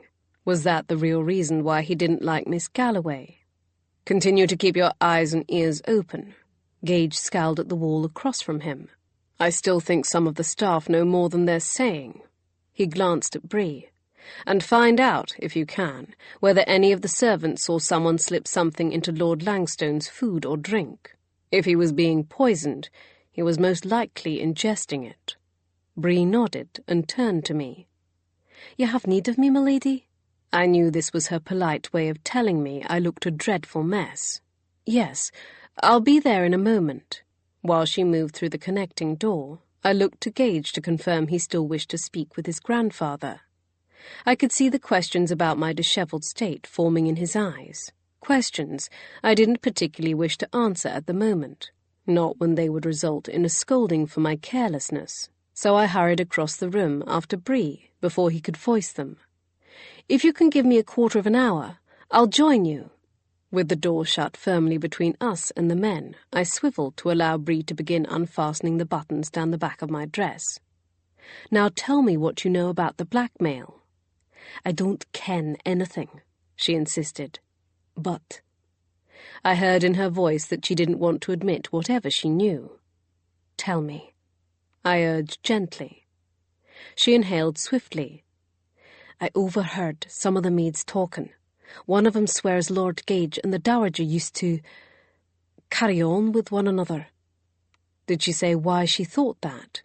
Bree's hand stilled as she registered my lack of surprise. "She said she saw him take her hand in the drawing-room when they thought no one was looking, and that he used to send her letters." She resumed her movements. "You knew." She sounded relieved not to be the bearer of troubling news. "I was told something in confidence that made me suspect the same thing," I admitted, pondering whether I was willing to take a risk. When Bree finished, rather than let her push my gown off my shoulders, I swiveled abruptly to face her. "May I assume you also think the item Lord Langstone was using for blackmail was those letters?" "I did wonder." Her voice lowered, and she glanced back at the door. 'Tis why I didna wish to say anything in front of Mr. Gage. Then I need you to do something for me.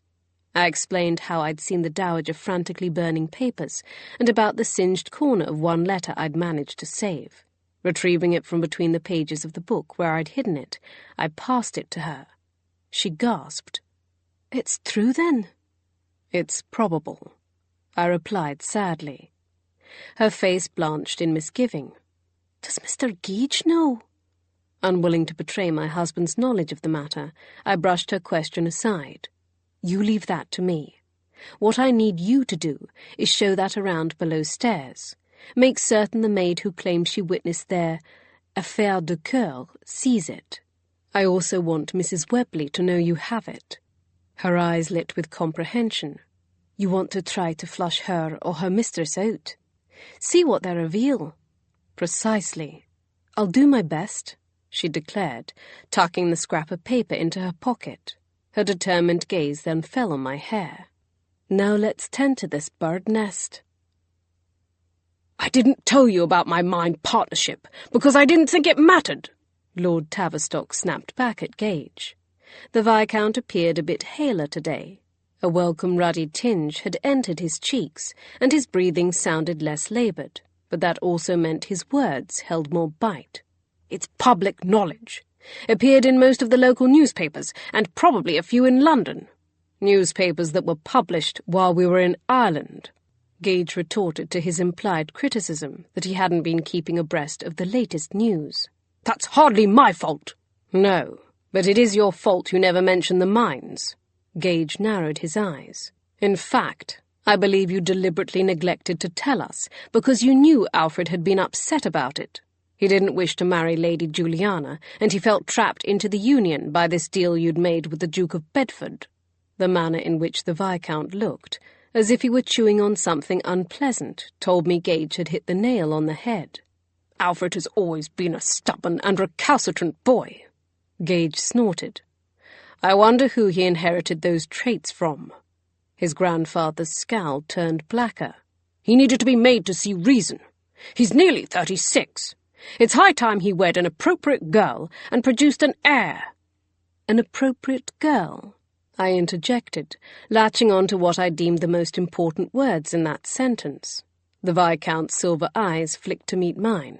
"Yes, one of suitable family and lineage. I'm not ignorant to the sorts of women he courted while in London, and at his friends' debauched gatherings." "Yes, but was that all he meant? I couldn't tell whether he was aware of Miss Galloway, or any attachment that might have formed between Alfred and her, if one even existed." "What did you threaten would happen if Alfred didn't accede to your demands?" Gage persisted. His grandfather glared back at him, at first refusing to answer.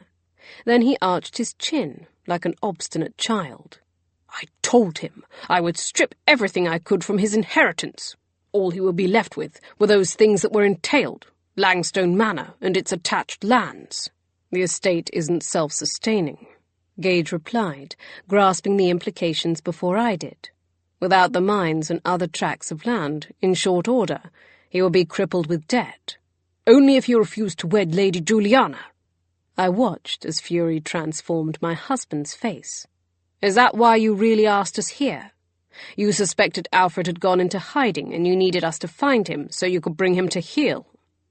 He flung his hand toward the window.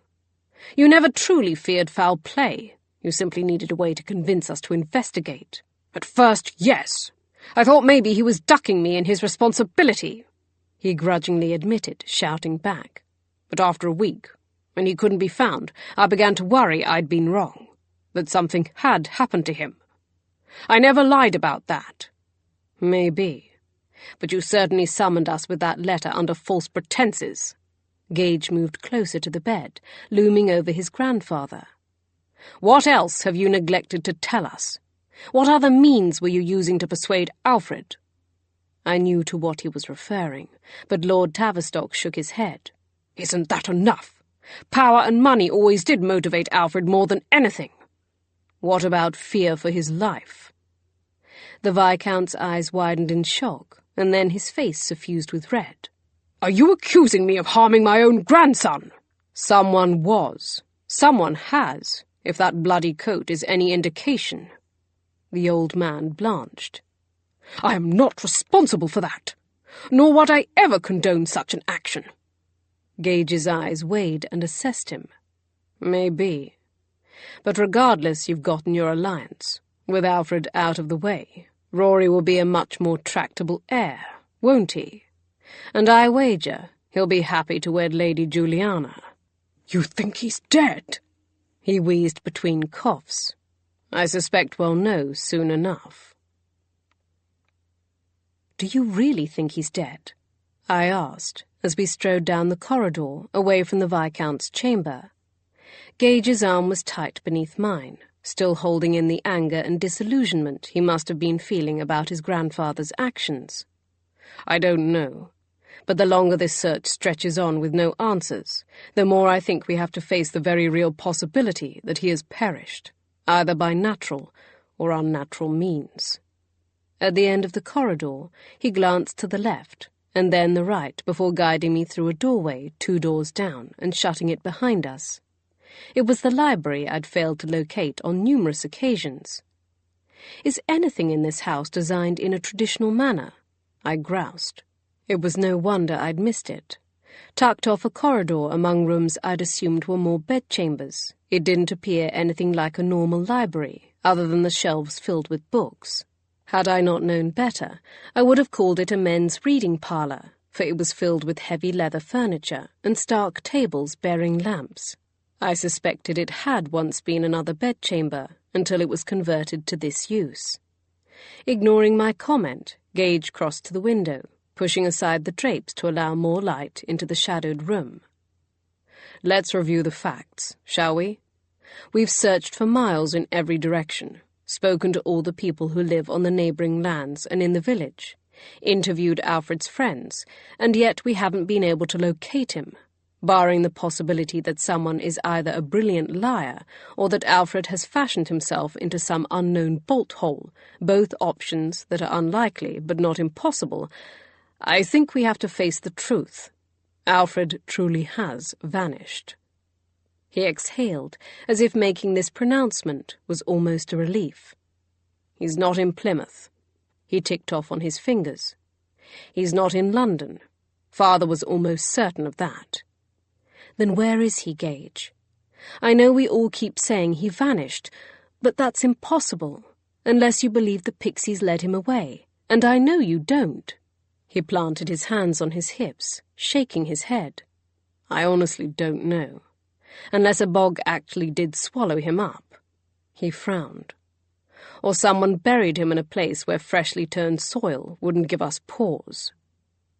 I considered this suggestion, but he rushed on before I could respond. "Everyone in this family has purposefully led us astray, making this inquiry far more complicated than it needed to be. But I think it's time I faced the truth I haven't wanted to accept." He exhaled forcibly. "That Alfred has likely been murdered. I'd considered murder to be a very real prospect, almost since the beginning, but it was apparent Gage had not.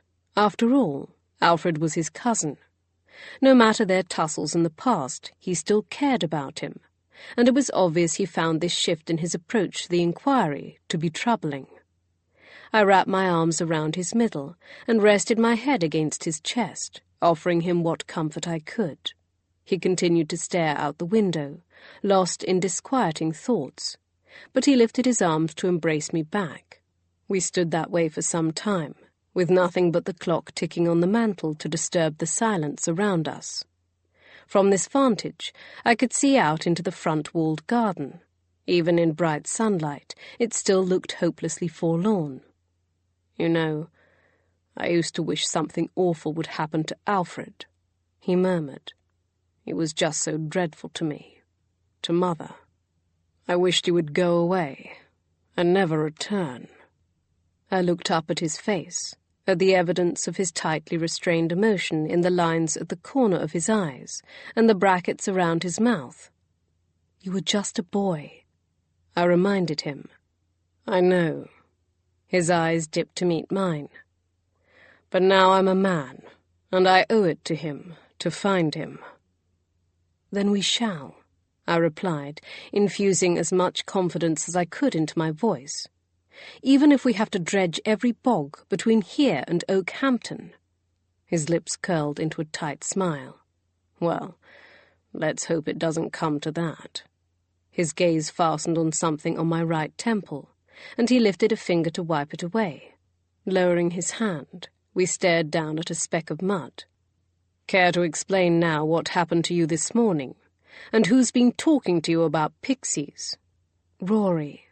I briefly explained what happened that morning, including his cousin's part in saving me from an ignoble fate. As expected, my husband was not amused by my carelessness. "Kiera," he began sternly. I know. My only defense is that I genuinely believed the man I'd seen could be Alfred. But I shouldn't have lost my head.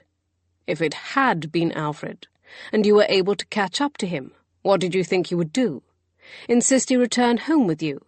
I don't like to think it, but if Alfred is alive and he's gone to such lengths to remain hidden, he could be dangerous. "I'll be more careful," I assured him. "In any case, Rory claims there was no man, and he was close enough that he should have seen him as well, though I didn't appreciate his trying to tell me I'd been pixie-led." "No, that doesn't sound like him." His voice trailed away as he turned toward the window again. I waited for him to say more, but when he didn't, I redirected him to the more urgent matter at hand. "How do you wish to proceed?" "Well, I think you should visit Miss Galloway again." He shifted so that he could see me more fully, provided you can avoid running into any more bogs. "What if it's the same one?" I replied tartly. He arched a single eyebrow at my pitiable jest. "I believe I'll try to speak with the Duke of Bedford's steward at Ensley House about these swing letters. I would have liked to speak with the Duke himself, but now that we know he's in London, I suppose that's not possible, and I shall pay Mr. Glanville another visit. I'm curious if he knows anything about the blackmail, or if he can direct me to any of Alfred's acquaintances further afield." "He was certainly forthcoming the last time we spoke," I remarked, feeling slightly guilty for not sharing my suspicions about the blackmail. But I didn't want to raise the matter until I knew, until I was sure. There was also the matter of the gold button I'd found in Miss Galloway's cottage, but I wanted to give her the chance to inform me of it herself, and Gage might not allow that, if he were aware. "Yes, well, let's hope he doesn't decide to share too much without your presence to rein him in." "My presence reined him in?" I asked dubiously, recalling all the shocking things he'd said and done. Gage nodded. "You do not want to see him when there are no ladies present." "So long as you don't share his brandy or any of his companions," I added pointedly, "I suspect you shall survive." He pulled me close. "Have no fear there. Just listening to him will be unenjoyable enough." Chapter 22. The weather the next morning was not quite as auspicious as the day before, but Gage seemed certain I shouldn't encounter any sudden shifts in the next few hours. Given his protective inclinations, I trusted he was correct. Thin clouds wisped across the sky, blocking much of the sunlight, but the air was warm and dry, urging me to tuck my shawl into my shoulder satchel with my sketchbook and charcoals. I rapped on Miss Galloway's door and was met almost immediately by her relieved expression. "I'm so glad you called," she exclaimed, gesturing me inside. "I read your note. Have you any news on the search?" "I'm afraid not." I placed my bag on the floor and settled onto the bench before her table as she set a kettle over the fire. "There's still no sign of Lord Langstone, or any more of his possessions, not even the missing button from his bloody coat."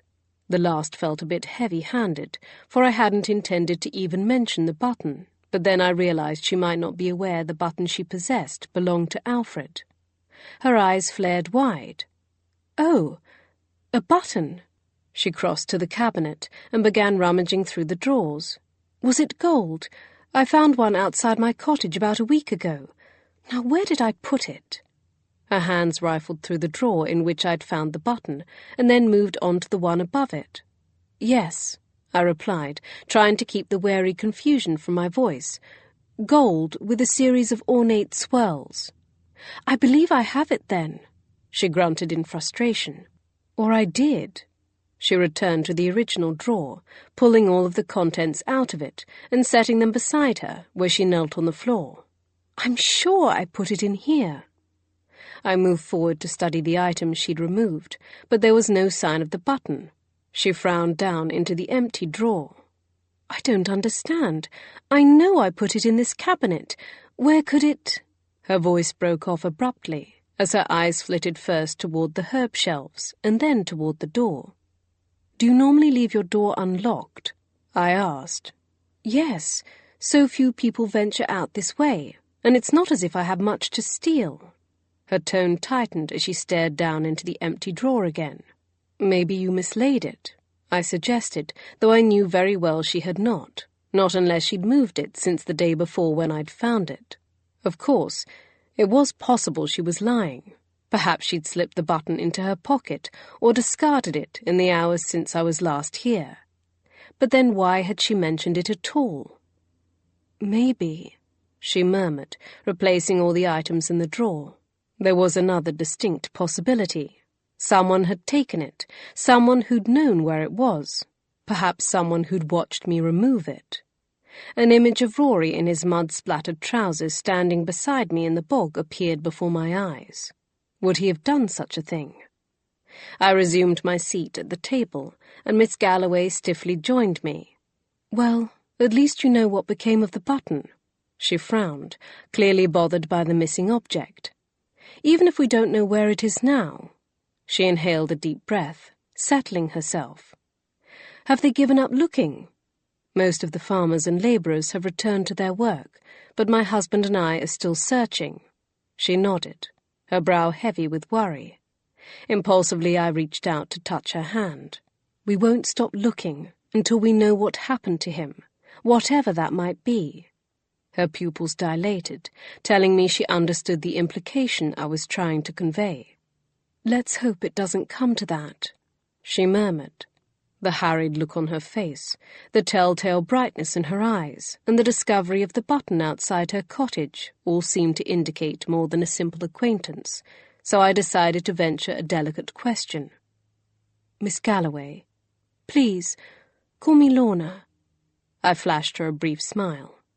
"Lorna, forgive me if I'm treading where I shouldn't, but are you and Lord Langstone, is there something between you, something other than friendship?" Her eyes lowered as she reached up to toy with an oblong piece of what appeared to be amber, with some sort of leaf or feather trapped inside, hanging from her necklace. I didn't know if she was aware, but the fact that she hadn't immediately denied it already gave me my answer. "It's not so easy to define," she began tentatively. Her gaze darted up to gauge my reaction, and then back to the scarred surface of the table. "I didn't like him at first.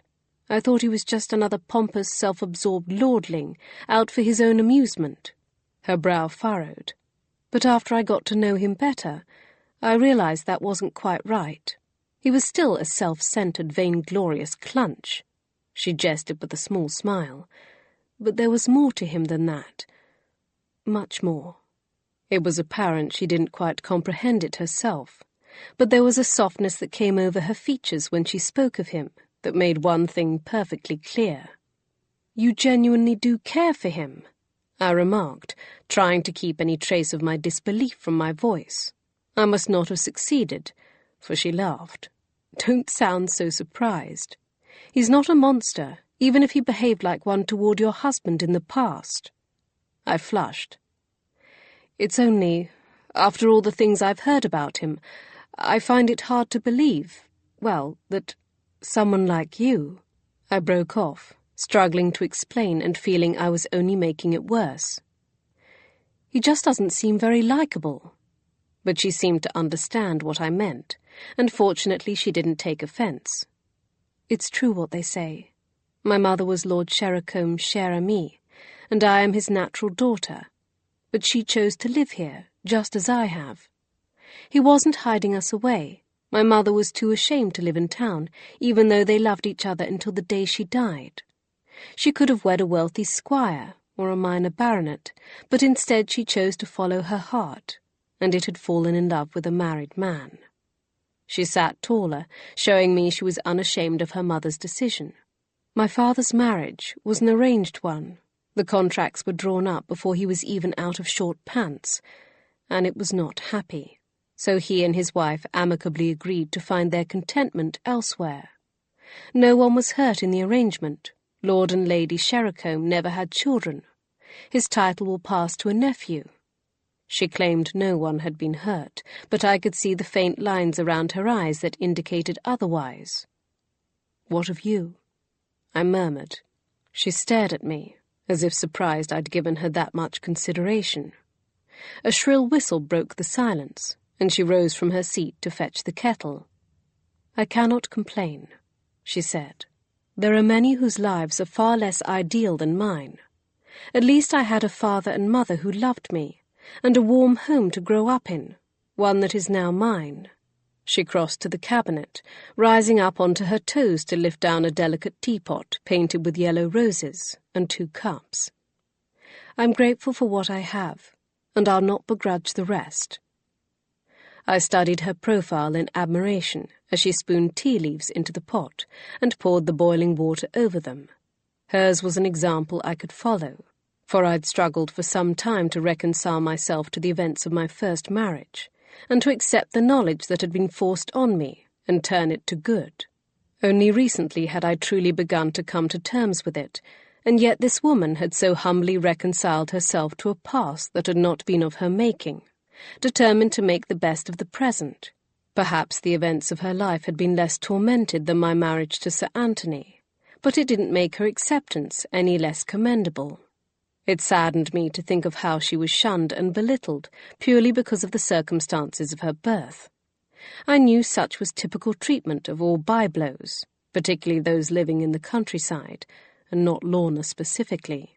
It was society's way of discouraging such behaviour, even if men of higher rank were given leniency for keeping mistresses and their children in London. But it still galled me to see her derided thusly. As for Alfred, I'm not sure he's made himself very likeable to most. She sat across from me again as we waited for the tea to steep. He's certainly handsome and charming, though he hasn't the reputation your husband does. But those traits are superficial, aren't they? One can be handsome and charming, and still an utter wretch. I smiled, having met several such men. True.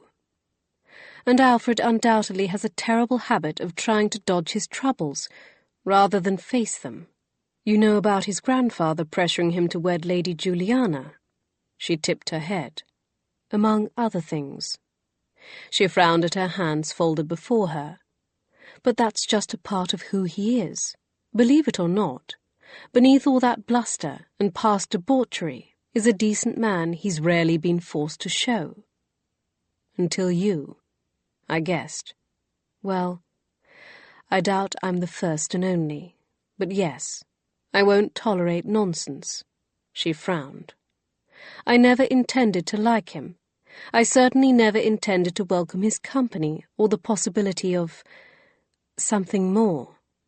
My parents were devoted to each other, but I also saw the way it tore my mother apart when my father had to leave us and return to his life, to his wife. She shook her head. I never wanted that for myself. I'm still not sure I do. Her gaze strayed toward the window. And now there may no longer be a choice to make. It was evident whatever had happened between them, Alfred had made no promises to her, which made his refusal to wed Lady Juliana all the more confusing. I would have thought Alfred was the type of man who would have been content to wed the Duke's daughter and still visit Lorna here in her cottage, as long as she continued to welcome him. However, it might explain something else that had puzzled me. Did Alfred's brother, Rory, know about the two of you? I asked. Is that why he's taken such a decided disliking to you? Her mouth pressed into a thin line as she picked up the teapot to pour. Mr. Trevelyan has never liked me. I suspect, for the obvious reason, my being born on the other side of the blanket, but his aversion only increased after I sent him away with a sharp refusal. He made advances toward you. I gasped, seeing now how that made perfect sense. Not very subtle ones either. Did Alfred know? At the time, I don't know, but since then, yes. She didn't share who had told him or how he reacted, and her firm answer did not invite questions on the matter, so I decided not to ask, not when there were other topics to discuss. My eyes lifted to the bouquet of Herb Bennet over the door. At some point since my first visit, it had been replaced. A fresh bundle of flowers now graced the wall. Did Alfred suspect he was being poisoned, or did you? Lorna's hand stilled, and she followed my gaze toward the bouquet. He did. She handed me my cup of tea, holding on to it a moment longer than necessary to make me look her in the eye.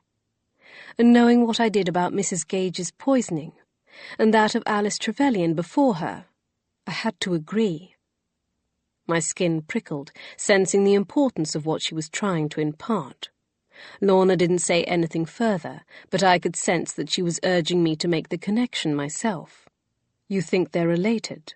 She shrugged, lifting her own cup. 3 poisonings in one family.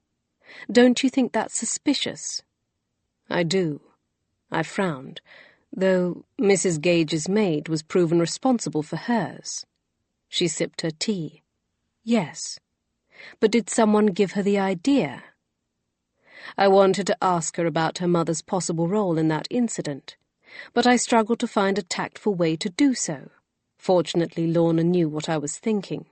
Perhaps someone has implied otherwise, she remarked coolly, but my mother had nothing to do with it. I know because I remember that maid calling here and asking my mother for such a concoction, but when she couldn't give my mother a satisfactory answer for why she needed it, my mother refused. Relief flooded through my veins. There was always the possibility Lorna was lying, but I didn't think so. What reason had she to do so? If I hadn't held her responsible for her birth, I certainly wouldn't hold her responsible for her mother's actions when Lorna had been but a child. Thank you for telling me that, I said. I didn't want to think it, but it was mentioned. Of course it was. By Mr. Trevelyan, I wager. I didn't confirm this. I didn't need to. So if Alfred believed he was being poisoned, did he know by whom? I asked, curious to hear what his opinion had been. He didn't know. But you have to ask yourself, who was alive for all 3 deaths? I stared at her in astonishment as my stomach dipped, threatening to bring up my tea. You think it was Lord Tavistock? But he's been ill for months. Yes, but he has servants willing to do his bidding, and he's desperate to have his heir wed to the Duke of Bedford's daughter, because of the mine partnership. She arched her eyebrows meaningfully. Is that all? I don't know, I replied, scrambling to reconsider everything I thought I knew. Do you? No, but it's difficult not to wonder. I nodded. How on earth I was going to suggest such a thing to Gage, that his grandfather might be in some way responsible for his mother's death. It was horrifying. Something rubbed along my leg, and I glanced down to find the orange tabby begging for my attention. Lorna leaned forward to see beyond the table. Is that sherry? If you don't like cats, just shoo him away. She smiled. My father brought him to me. He thought I could use the companionship, and occasionally a good mouser. I ran my fingers over his soft fur. I didn't see him the first time I visited. I laughed. So he startled me terribly yesterday when I stepped in to leave you a note. I heard a sound in the bedroom and thought maybe you were in need of assistance. When I opened the door, he shot past my legs. But rather than joining me in laughing, Lorna stiffened. Oh, did I shut him into the bedroom? She remarked lightly. It happens from time to time. The little devil is always underfoot, it seems. Yes, cats are like that, aren't they? I studied her face, trying to decipher what had unsettled her. She must have known I'd entered her cottage, for she'd gotten my message. Was she upset I'd done so? Particularly now that it appeared I wasn't the only one who'd come inside her home without her present. I opened my mouth to apologize, but she cut me off before I could speak. "Did you bring your sketchbook?" She gestured toward the satchel at my feet. I did.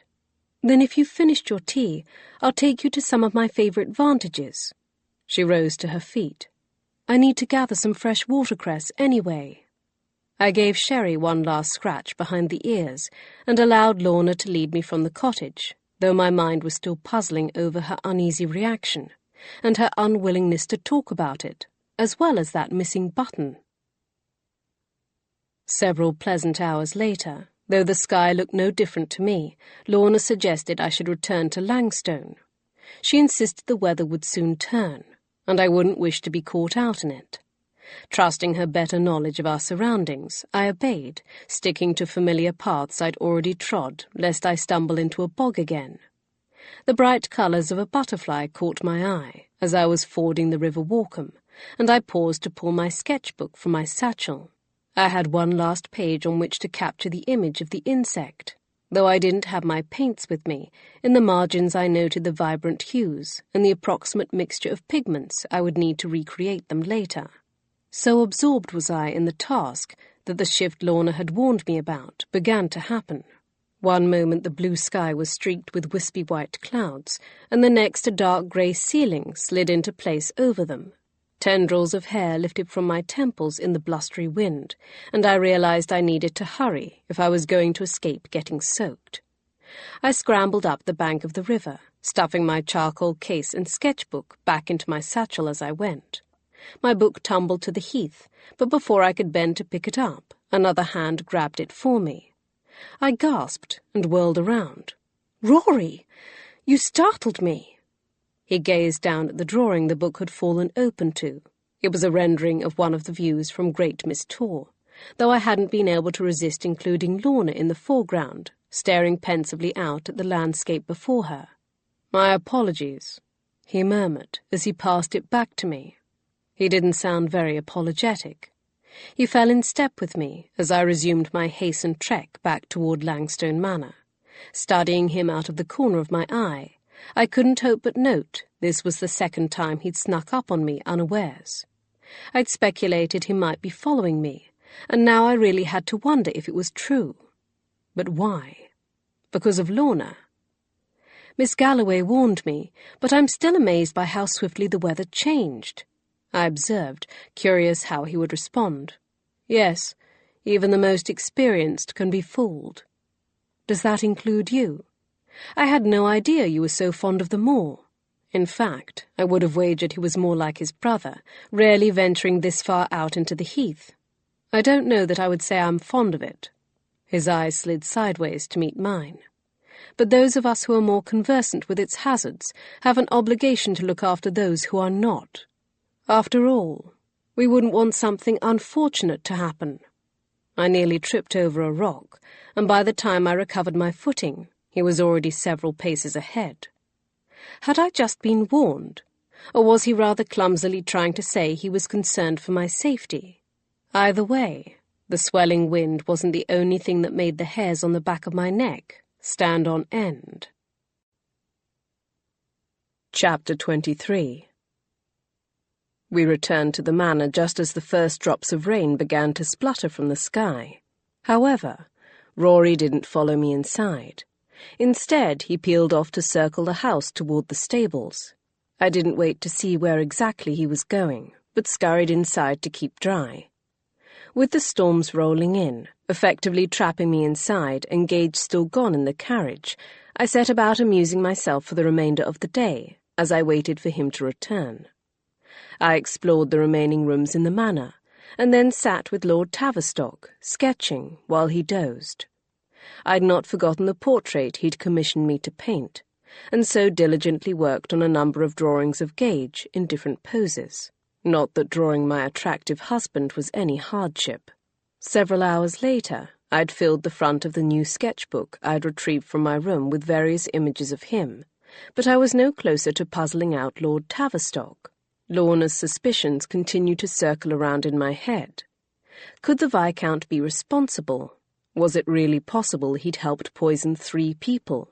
His sister, his daughter, and his grandson.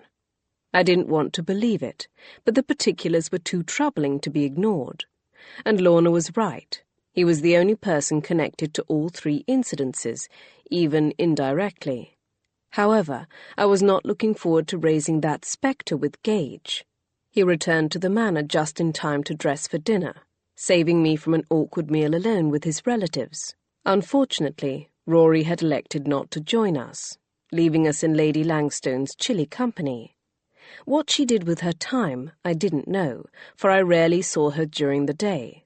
I suspected she avoided us as much as we avoided her, but she almost always appeared at dinner, elegantly attired and armed with more sly insults. As such, Gage was not in the most amenable mood when we retired to our chamber. It didn't help that Mr. Glanville had given him poor directions to the home of a mutual acquaintance of his and Alfred's. Not only had the coachman wasted precious time searching in the driving rain, but the carriage had also become mired in the acquaintance's muddy lane and had to be pushed out. "What of Ensley House?" I asked, as I rubbed a hand consolingly up and down his arm. "Was the steward able to tell you anything about the swing letters?" The furrows in his brow deepened. "The puffed-up peacock kept me waiting for nearly an hour, and when he did finally deign to see me, he denied their having received any. Whether that's true or not, I don't know, but as supercilious as the man behaved, I doubt he would have admitted it if they had." He exhaled heavily, sinking deeper into the cushions of the fainting couch.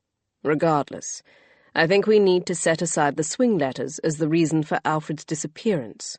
There's been little indication of violence otherwise, and as has already been pointed out, it's quite precipitous to jump from written threats to deadly assault or outright murder." I turned to the side, curling my legs up under the skirts of my bright rose evening gown with white lace trim, before reaching over to cradle my warm teacup between my hands. The turn in the weather had brought cooler temperatures, making the Stone Manor's rooms even colder than usual. "I agree. That doesn't preclude the possibility they were used as an excuse for carrying out their own agenda, but I don't think they're the real motive." He pulled at the ends of his cravat, loosening it so that it dangled around his neck. "I hope your visit with Miss Galloway was more fruitful." "What is it?" he asked, reacting to my sound of disgust. "This tea." I set the cup aside with a cringe. "Either the milk is curdled, or Cooper is playing another prank on us." "Do you want me to ring for another pot?" I waved it away. "No, I've had enough today as it is. I don't know if my visit was fruitful, but Miss Galloway did give me some interesting prospects to consider." "Oh?"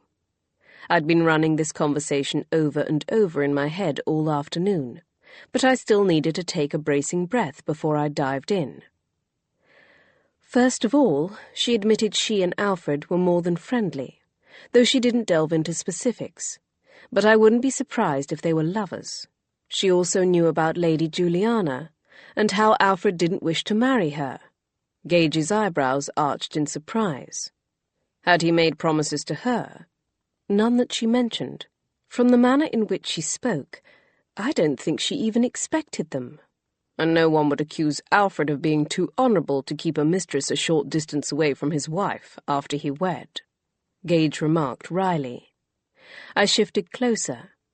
Perhaps more interesting, you were right about the herb Bennet. She did suspect Alfred was being poisoned, and more importantly, he did too. Gage's expression darkened. But who would do such a thing? And why?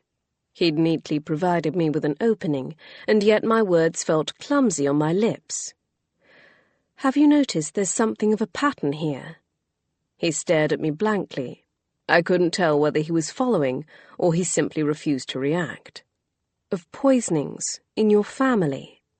His eyebrows twitched with irritation. "Because of my mother." "And your great-aunt Alice."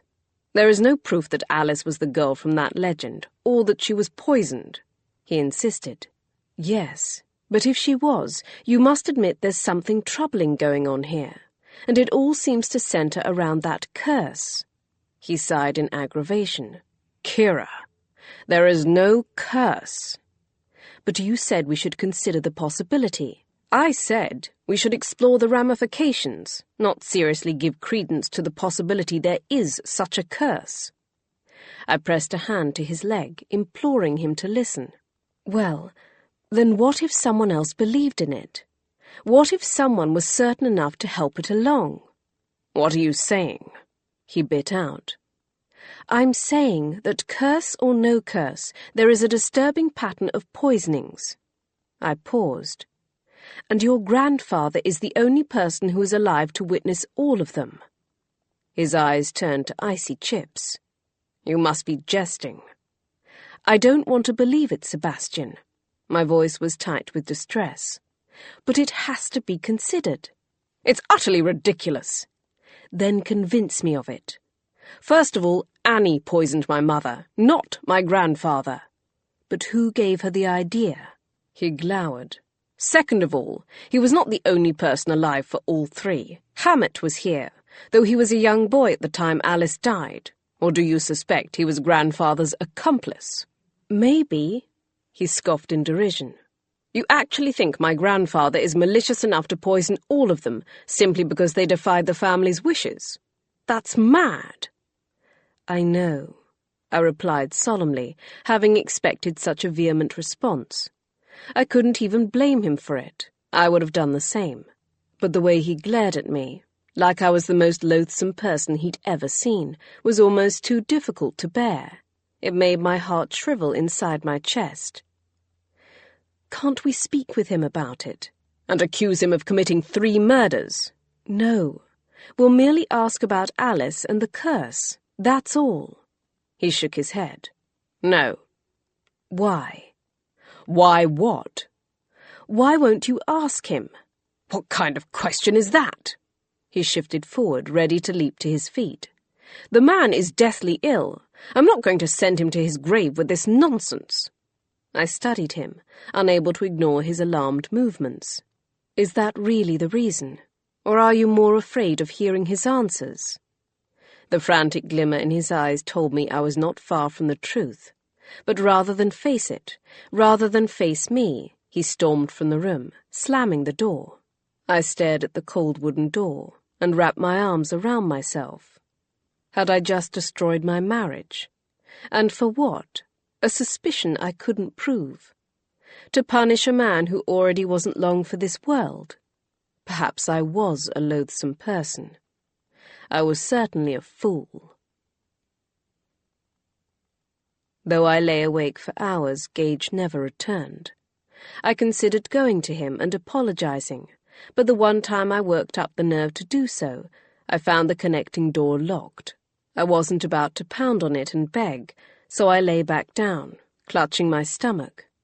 It churned with pain and anxiety, making my head spin.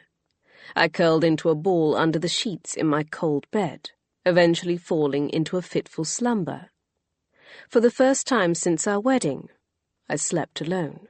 That is, until sometime during the wee hours of the morning, when I vaulted out of bed, barely reaching the chamber pot before I was violently ill. When I'd finished emptying myself of everything I'd ever possibly eaten, I crumpled to the cold floor, moaning in pain and exhaustion.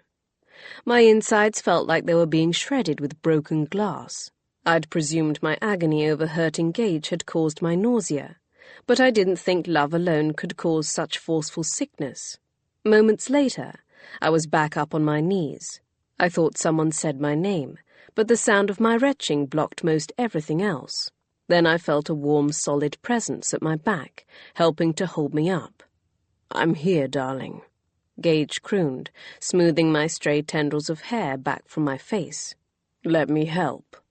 When I collapsed to the floor again, he brought me a cool washcloth to bathe my face.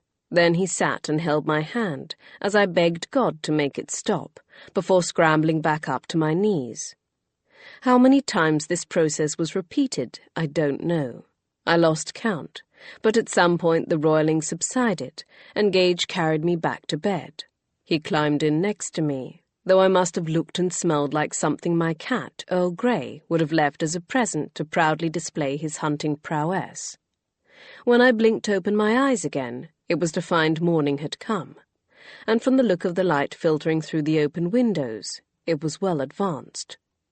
I turned my head on the pillow to find Gage seated on the fainting couch, with a book in his lap. When he saw me looking at him, he quickly crossed the room to perch on the mattress next to me. "You're awake," he sighed in relief, reaching for my hand. "Can I get you anything?" "Water," I croaked. He poured me a glass and then helped me to sit and drink it. The water was cool and refreshing, and I would have gulped it, but he forced me to take sips. When I'd had my fill, I lay back down, panting, as I tried to gather my breath to speak.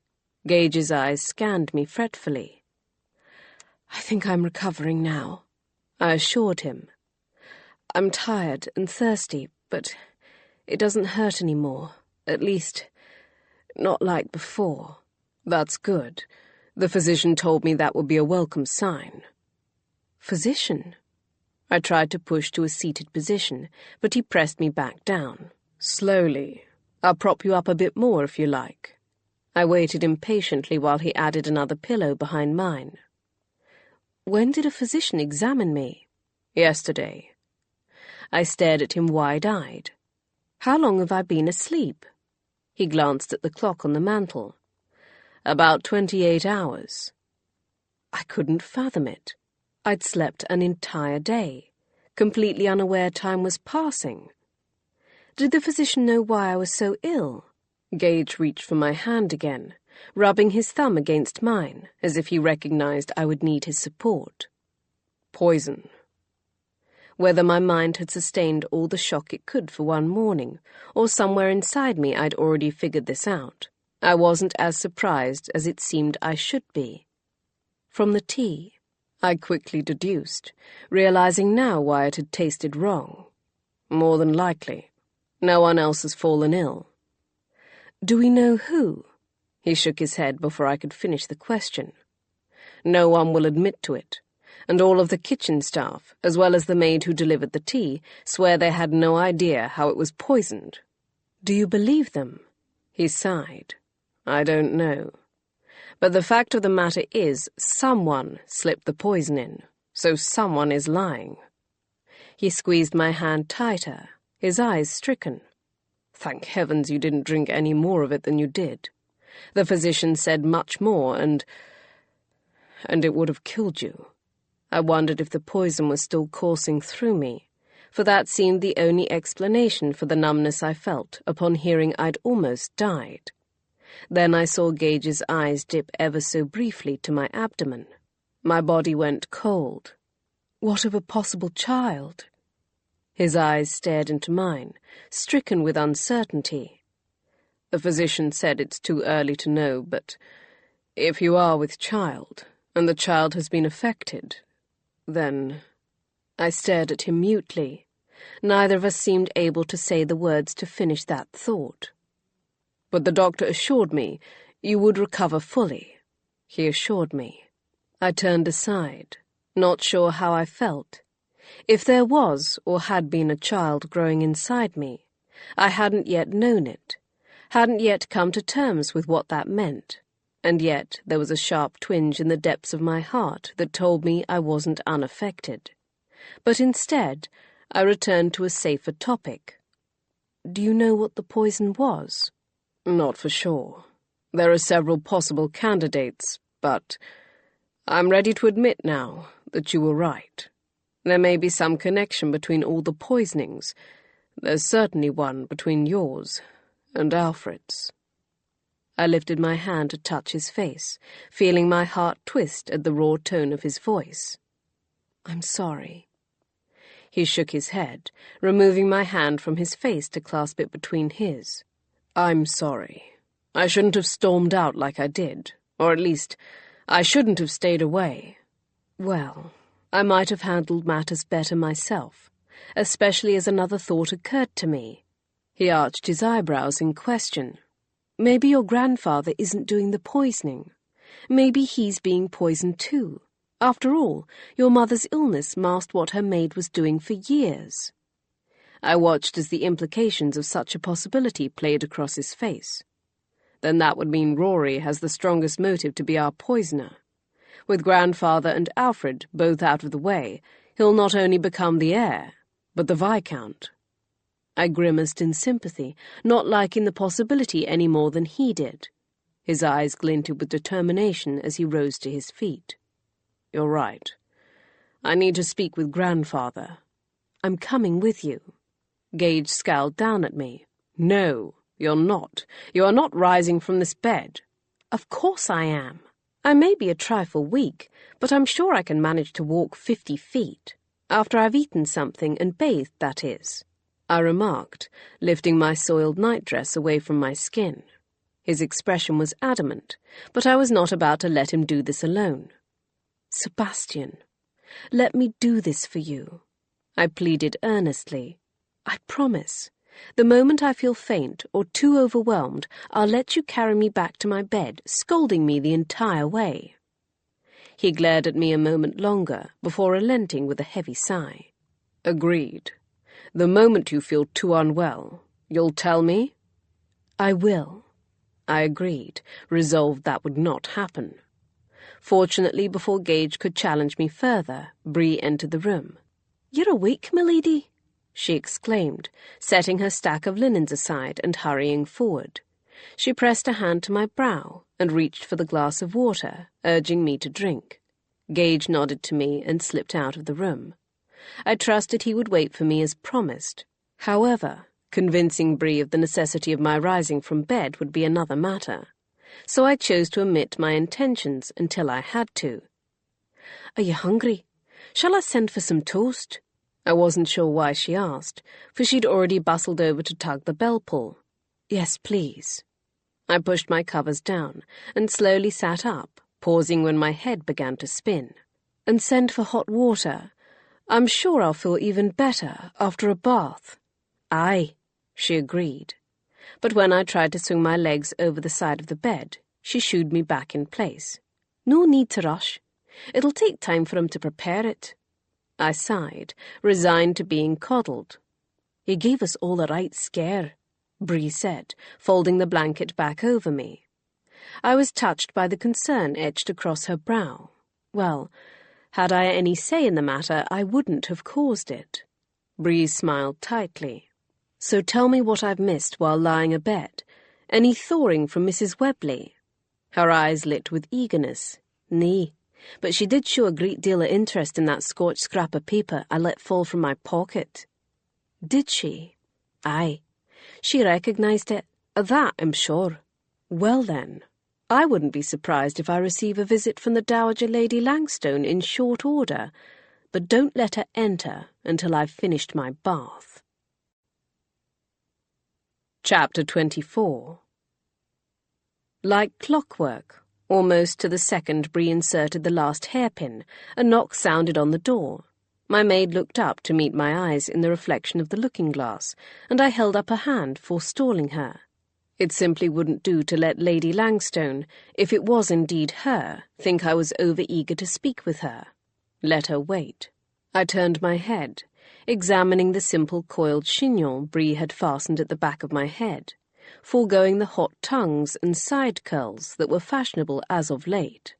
In truth, I preferred this smoother arrangement, but as Gage's wife, it wouldn't do for me to completely ignore what was stylish. When enough time had passed, I nodded to Bree. I examined my reflection one last time, and then swivelled on the bench to face whomever entered. I bit back a smile of wry triumph when the dowager strolled into the chamber. Coolly composed as ever, she glanced first at the bed, where no doubt she expected me to still be lying, and then to where I was seated before my dressing-table. I used my prerogative as an invalid recovering from being poisoned to remain seated. In truth, my legs might have shaken if I stood for long. I nodded to Bree, who hovered near the door, and she departed to give us some privacy, though I knew she wouldn't go far. I wish to offer my apologies that you suffered harm while under our roof, but I see you're making a swift recovery. Her eyes glinted with cynicism. To hear Sebastian talk, you were practically at death's door. I refused to acknowledge such a remark with a response, not when it was clear she wished to rile me. Lady Langstone, What can I do for you?" She pressed her lips together tightly, considering me. It was clear she was unhappy. I hadn't taken the bait, and just as clear she didn't want to say what I'd already guessed she was here for. "I believe you have something of mine." "Do I?" "Yes. You instructed your maid to be certain my maid knew she had it." I flashed her an arch smile, giving her credit for recognizing such a ploy. She held her hand out. "I would like it back." "Now why would I do that?" I asked, tilting my head. Her gaze sharpened. "Because I don't think you want your husband to know about it." "And if he already does?" This finally succeeded in unsettling her, for she stiffened. I decided to press my advantage, just as your son Alfred did, or he would not have been blackmailing you. Her eyelids lowered to half-mast as she glared down at me. "And is that what you are attempting to do now? Extort something from me? I should have expected as much from the butcher's wife." She sneered, hearkening back to one of the cruel epithets the newspapers had called me once the scandal of my involvement with my late anatomist husband's work had broken. But she would have to do better than that if she wished to upset me. "Actually, I'm more curious whether you had him killed because of it." If not for the horrifying nature of our discussion, I would have enjoyed Lady Langstone's stunned expression. "You cannot be serious," she gasped, before lifting her chin in righteous indignation. "I've never been so insulted in all my life." "And yet I know he was blackmailing you." "That may be," she begrudgingly admitted, "but I would hardly kill him over the matter, especially when all he wanted in return was for me to try to persuade Lord Tavistock that Lady Juliana would not be the best bride for him." I arched a single eyebrow sceptically. "It's true." "Do you have proof?" "My word should be proof enough," she sniffed, and then some of her umbrage faded. "Do you truly think he's dead? I thought you and Sebastian had hopes otherwise." "I don't know," I said, finding it difficult not to soften under the signs of her obvious distress. "But the longer he's missing, the greater chance we have to face that possibility." She looked away, swallowing hard as she worried her hands before her. I gave her a moment to compose herself, hoping my kindness would encourage her to confess what she knew. But I should have known better. "Well, I have nothing to do with whatever has happened to him, and neither had that letter." She held out her hand as if she fully expected me to comply with the implied demand. "You keep referring to the letter in the singular, as if I didn't witness you burning a whole stack of them." She scowled. "I don't know what you're talking about. Those papers you so rudely barged into my chambers to see burning were merely old bills." I sighed and rolled my eyes, annoyed with her ridiculous pretense. "Regardless, I'm not returning it. Why are you indulging in an assignation with Gage's father anyway? I would have thought he was unworthy of your charms." If she could have stamped her foot and not looked like a petulant child, I suspected she would have. "There is no assignation. There never was. That letter was from a long time ago." She crossed her arms over her chest. "I can't be faulted with the fact that the man developed an unhealthy attraction to me while his wife lay ill, one I certainly never welcomed. I always said he was a toad-eating scoundrel." "Then why did you keep his letters?" She stewed for a second before huffing. "If you're not going to be reasonable, then we have nothing to discuss." If she thought I would call after her and try to persuade her from leaving, she was sadly mistaken.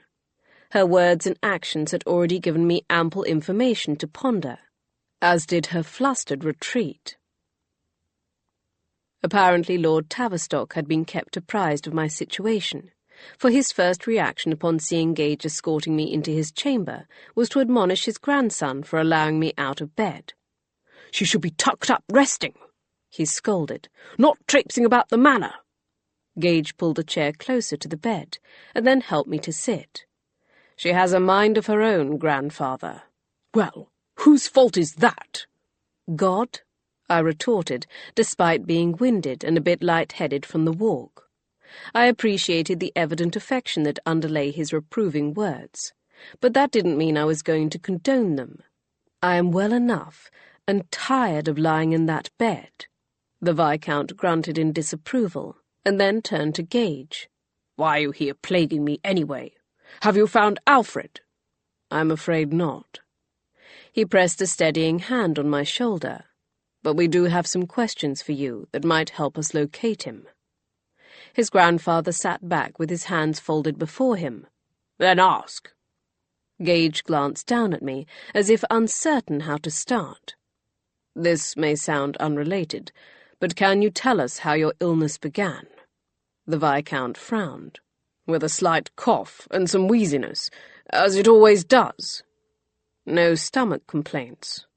No. His shrewd eyes flicked back and forth between us. You're wondering if it was set off by poison, like your mother. We thought it might be possible, Gage replied carefully, particularly given the fact it looks like Alfred was also being poisoned. All the blood seemed to drain from the old man's face, and I sat forward in concern. By whom? He gasped. Gage shook his head. We don't know. But one can't help but notice a pattern. His grandfather turned his head to the side, staring at the open window. The fact that he hadn't refuted this suggestion spoke volumes. Can we add Alice to that list? The Viscount jerked his head back around to stare at him. My sister! Gage nodded. For a moment I didn't know what his grandfather would say. He sat so still, so motionless, and then he exhaled as he sank deeper into the pillows behind him. Yes. My husband's hand tightened on my shoulder, and I knew he was restraining himself. The legend they tell about Stephen's grave is true. I'm not sure why the family was so intent on denying that fact. He nodded toward the window. She met that madman at the crossroads, where they erected a stone. She was there to tell him she didn't care for him, and then he poisoned her, and himself. I was away at school at the time, learned about it in a terse letter from my father. It was never to be discussed, not even among the family. My breath caught at the long-buried hurt creeping along the edges of his voice.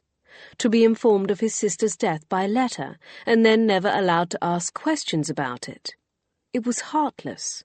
Perhaps his parents had found it too painful, but I suspected it had more to do with shame. Is that the origin of our family's supposed curse? Gage asked. A curse? Yes, I suppose it is, though I've always thought of it as more of a family motto. He shook his head. No, that's much older. He studied each of us in turn again. You think someone is out for vengeance against our family? It was more likely someone within the family was enacting their own agenda, but Gage did not say this, not when it would point to his grandfather as an obvious suspect. We don't know, but it has to be considered. The Viscount's gaze strayed toward the window again, as if seeing something in the distance, or perhaps the past. Yes, I suppose it does. I was still contemplating his enigmatic reply several hours later, while Gage and I enjoyed a quiet dinner in our rooms. Exhausted from my illness and the afternoon's exertions, I'd been too weary to descend to the dining room and fend off Lady Langstone's barbs. Gage, Lord Tavistock, and Bree, who still scowled at me for not listening to her earlier, had all been right. I should have stayed in bed. But how could I do so when I was certain we were so close to the key to figuring all of this out? In any case, I was hesitant to eat any of the prepared dishes or beverages at the manor until we understood who had tried to poison me. So we requested a cold supper and an unopened bottle of wine, items we could examine and deduce with some confidence whether they had been tampered with. A knock sounded on the bedchamber door while I nibbled on a piece of apple Gage had sliced with his own knife for dessert. Gage and I shared a look of mutual confusion, and then he called out for them to enter. I nearly choked when Lady Langstone tentatively opened the door. She was dressed for dinner, in a gown of aubergine silk, with garnets glistening at her throat and wrist. "I apologize for interrupting your evening," she murmured far more politely than I was accustomed to. I scrutinized her in suspicion, pondering if she was here to discuss Lord Gage's letters again, this time with her goal being to hurt her nephew. "What can we do for you?" he asked, unaware of my trepidation. She clasped her hands tightly before her. "I merely wondered if either of you have seen Roland today." "I haven't." Gage's eyes flicked toward me. "And I assume Kiera hasn't." I nodded in confirmation, even as a trickle of unease slid down my spine. "I haven't seen Rory since we returned from the moor 2 days ago, just before that storm began in earnest." "I see." She fidgeted. "What of you, Sebastian? Did you see him yesterday?" He frowned, as if the same disquieting sensation was also settling over him. "No, I can't say I did. I was too concerned for my wife." He glanced up at his aunt. "I take it you haven't seen him since then, either?" "No. Not since the incident Lady Darby mentioned. I happened to be looking out the window when they came striding in from the moor. But Rory didn't enter the house with me," I recounted, thinking back. "He turned to go around the side of the manor. Where to, I don't know. It had begun to rain, and I was concerned with staying dry." Lady Langstone nodded.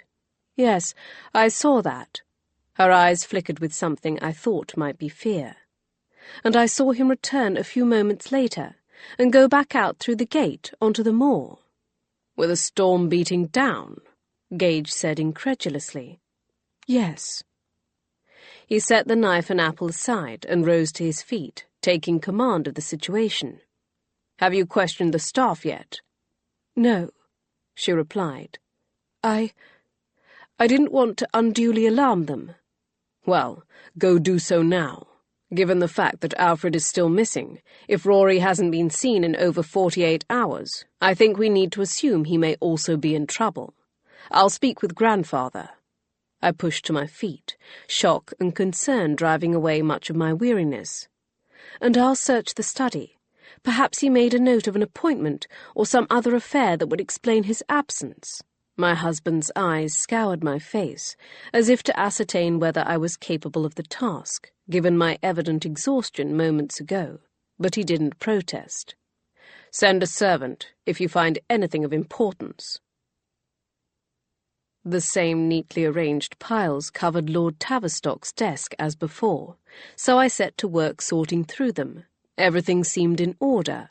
Letters, bills, contracts, purchase agreements, crop yield reports, repair estimates, all the things you would expect to find on such an estate.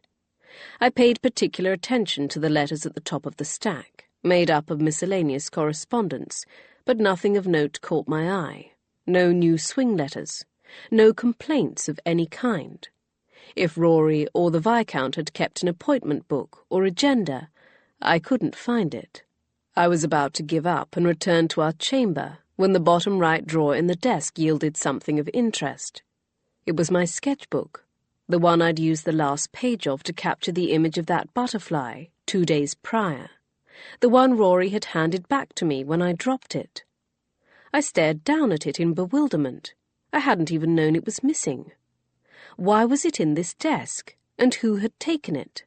Thus far we assumed Rory had disappeared immediately after escorting me back to the manor. But perhaps we were wrong. If Rory had been the one to take my book, then he would have had to enter my room sometime after I returned, but before Gage and I retired for the night. Of course, there was always the possibility someone else had nabbed it and stashed it here to keep suspicion away from them. But once again, why? I flipped through the pages, trying to comprehend what the culprit had hoped to find, and wondering if they'd found it. No pages were marked or missing. Nevertheless, I still felt vaguely violated, as if someone had tried to use my art for nefarious means. If only I knew what they were. When I returned to my bedchamber, I found Gage pacing back and forth. "I was just about to come looking for you," he said, lowering his hand from his hair where he'd been raking his fingers through it in agitation. "Did you find anything?" "Just my sketchbook," I replied, passing it to him. "Your sketchbook?" "I'm as perplexed as you are." I reached up to smooth down his hair. "How did your grandfather react?" He sank down on the edge of the bed with a heavy sigh. "Not well. The truth is, I've never seen him like this. He seemed to shrink in on himself before my very eyes." I sat beside him, taking his hand. "This could kill him," he whispered, as if saying the words too loud would make them come true. "We'll find him," I told him, not able to bear the stricken look in his eyes. "And if they aren't able to tell us themselves, we'll find out what happened to them." "Will we?" I infused all the determination I could into my voice. "Yes." He offered me a weak smile of gratitude, but I could tell he didn't believe me. Not yet. "So, tell me the obvious. Who is next in line to inherit after Rory? Your grandfather had 3 children, correct? 1 son and 2 daughters." He inhaled, furrowing his brow in concentration. "Let's see. It would have to be grandfather's younger brother, or one of his sons or grandsons. But the last I heard, they still lived in America." I worried my lip. "I'm assuming this information is at least 15 years old." "Yes." "Then perhaps at least one of them has returned to England." "It's possible," he admitted, though he sounded doubtful. "Are you certain his brother had sons?" He shook his head in frustration. "I don't know. To be honest, I never paid much attention." "So what happens if none of them are alive or exist to inherit? Does it go back another generation?" "That's normally the law." I racked my brain, trying to think of any alternative possibilities. "You mentioned a cousin Edmund, your Aunt Harriet's son, that they live in a cottage near here." Gage shook his head. "I know what you're thinking, and the answer is no. I don't believe Edmund is capable of killing his cousins on the chance that if he requests a special dispensation from the crown, he might inherit." I grimaced in apology. "I meant no offence. I'm just trying to understand why someone would harm both Alfred and Rory." He wrapped his arm around me and pulled me close. "I know." Then he sighed again. "I'll speak to grandfather tomorrow, and if he doesn't know the whereabouts of his brother and any of his descendants, then I suppose I shall have to write father asking another favour." "Is he keeping tally?" His voice was wry. "He's always keeping tally." Chapter 25. Gage and I made the same rounds we had before, visiting all the adjoining landowners and searching the moor closest to the manor. Lady Langstone had already spoken to the house staff, and Hammett handled questioning the gardeners and stable workers. No one admitted to seeing Rory. No one knew where he might have gone. It was eerily similar to Alfred's disappearance.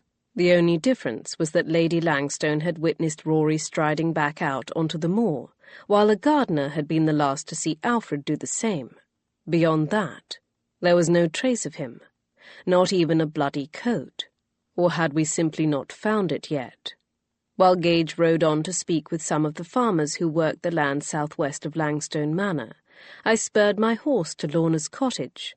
If possible, she seemed even more distressed to hear of Rory's disappearance, but perhaps it was the cumulative effect. After all, if she'd been holding out hope that Alfred would return, the disappearance of his brother must make that hope seem even more forlorn. When I returned to the manor, I climbed the stairs toward our chamber, planning to change out of my riding attire and wait for Gage to return. But the shrill sound of a raised voice made me stumble to a stop. "This is your fault! Your sole purpose in being summoned here was to find Alfred, and you couldn't even do it!" Despite the strident tone, I recognized the voice as belonging to the Dowager Lady Langstone. Ascending 2 more stairs, I could see around the bend in the staircase to the landing above, where she stood berating Gage. I'd never seen her in such a frenzied state. and the way her arms flailed about, gesturing dramatically. I believed for a moment she might actually strike him. And now Roland is missing too! Some sort of inquiry agent you are!" she scoffed. "The great Stephen Gage's son, foiled by a simple disappearance!" She reared closer. "Or don't you want to find them? After all, with your cousins gone, you stand to inherit more of Tavistock's estate, even if you'll never achieve the title." Gage held up his hands in a staying gesture. "Aunt Vanessa, I'm doing all I can." "Are you?" she shrieked. "It doesn't seem that way to me." She stabbed her finger behind her. "You should be out there scouring every inch of the moor. You should be demanding answers. You should be—" Her voice broke on a sob, and she quickly inhaled, turning her head to the side.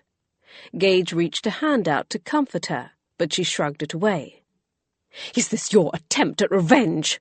she sniffed, masking her fear with fury. "For what happened to your mother? After all, I know how soft-hearted you were when it came to her, always ready to defend her over the tiniest slight, even if it meant violence. If only she deserved such loyalty." She sneered under her breath.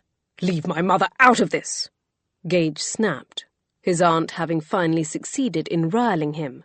"Why should I? She's part of all of this, even if, like always, she's not here to get her dress dirty. She's dead." She shook her head, as if in disbelief. "You still can't see it. And you're purported to be so clever, yet your mother pulled the wool over your eyes, and you've never removed it." I was startled to hear Lady Langstone voice the same doubts I'd harboured about Emma Gage, the same misgivings about her failure to protect her son, though my view was tinted with outrage on his behalf, while hers was tinged with scorn.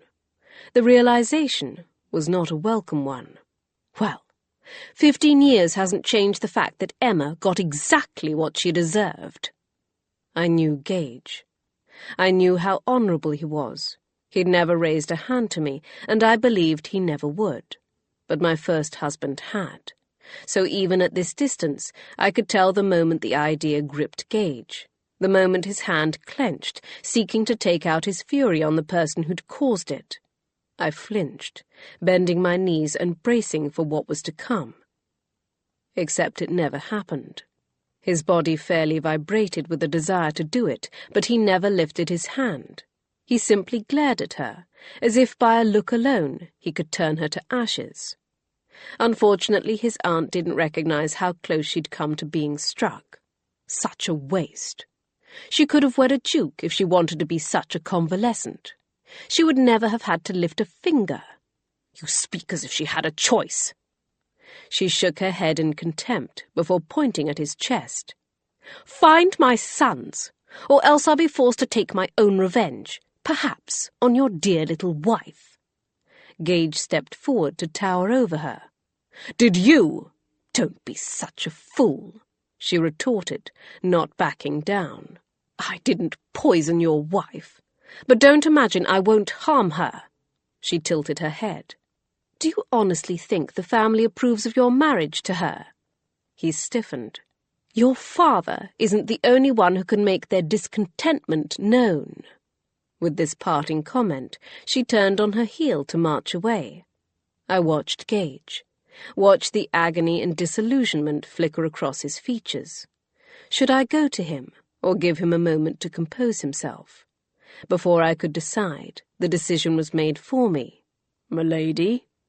I gasped in surprise, whirling to see who had snuck up on me. "I beg your pardon, milady." Hammett's expression was carefully neutral. "I thought you heard me coming up the stairs."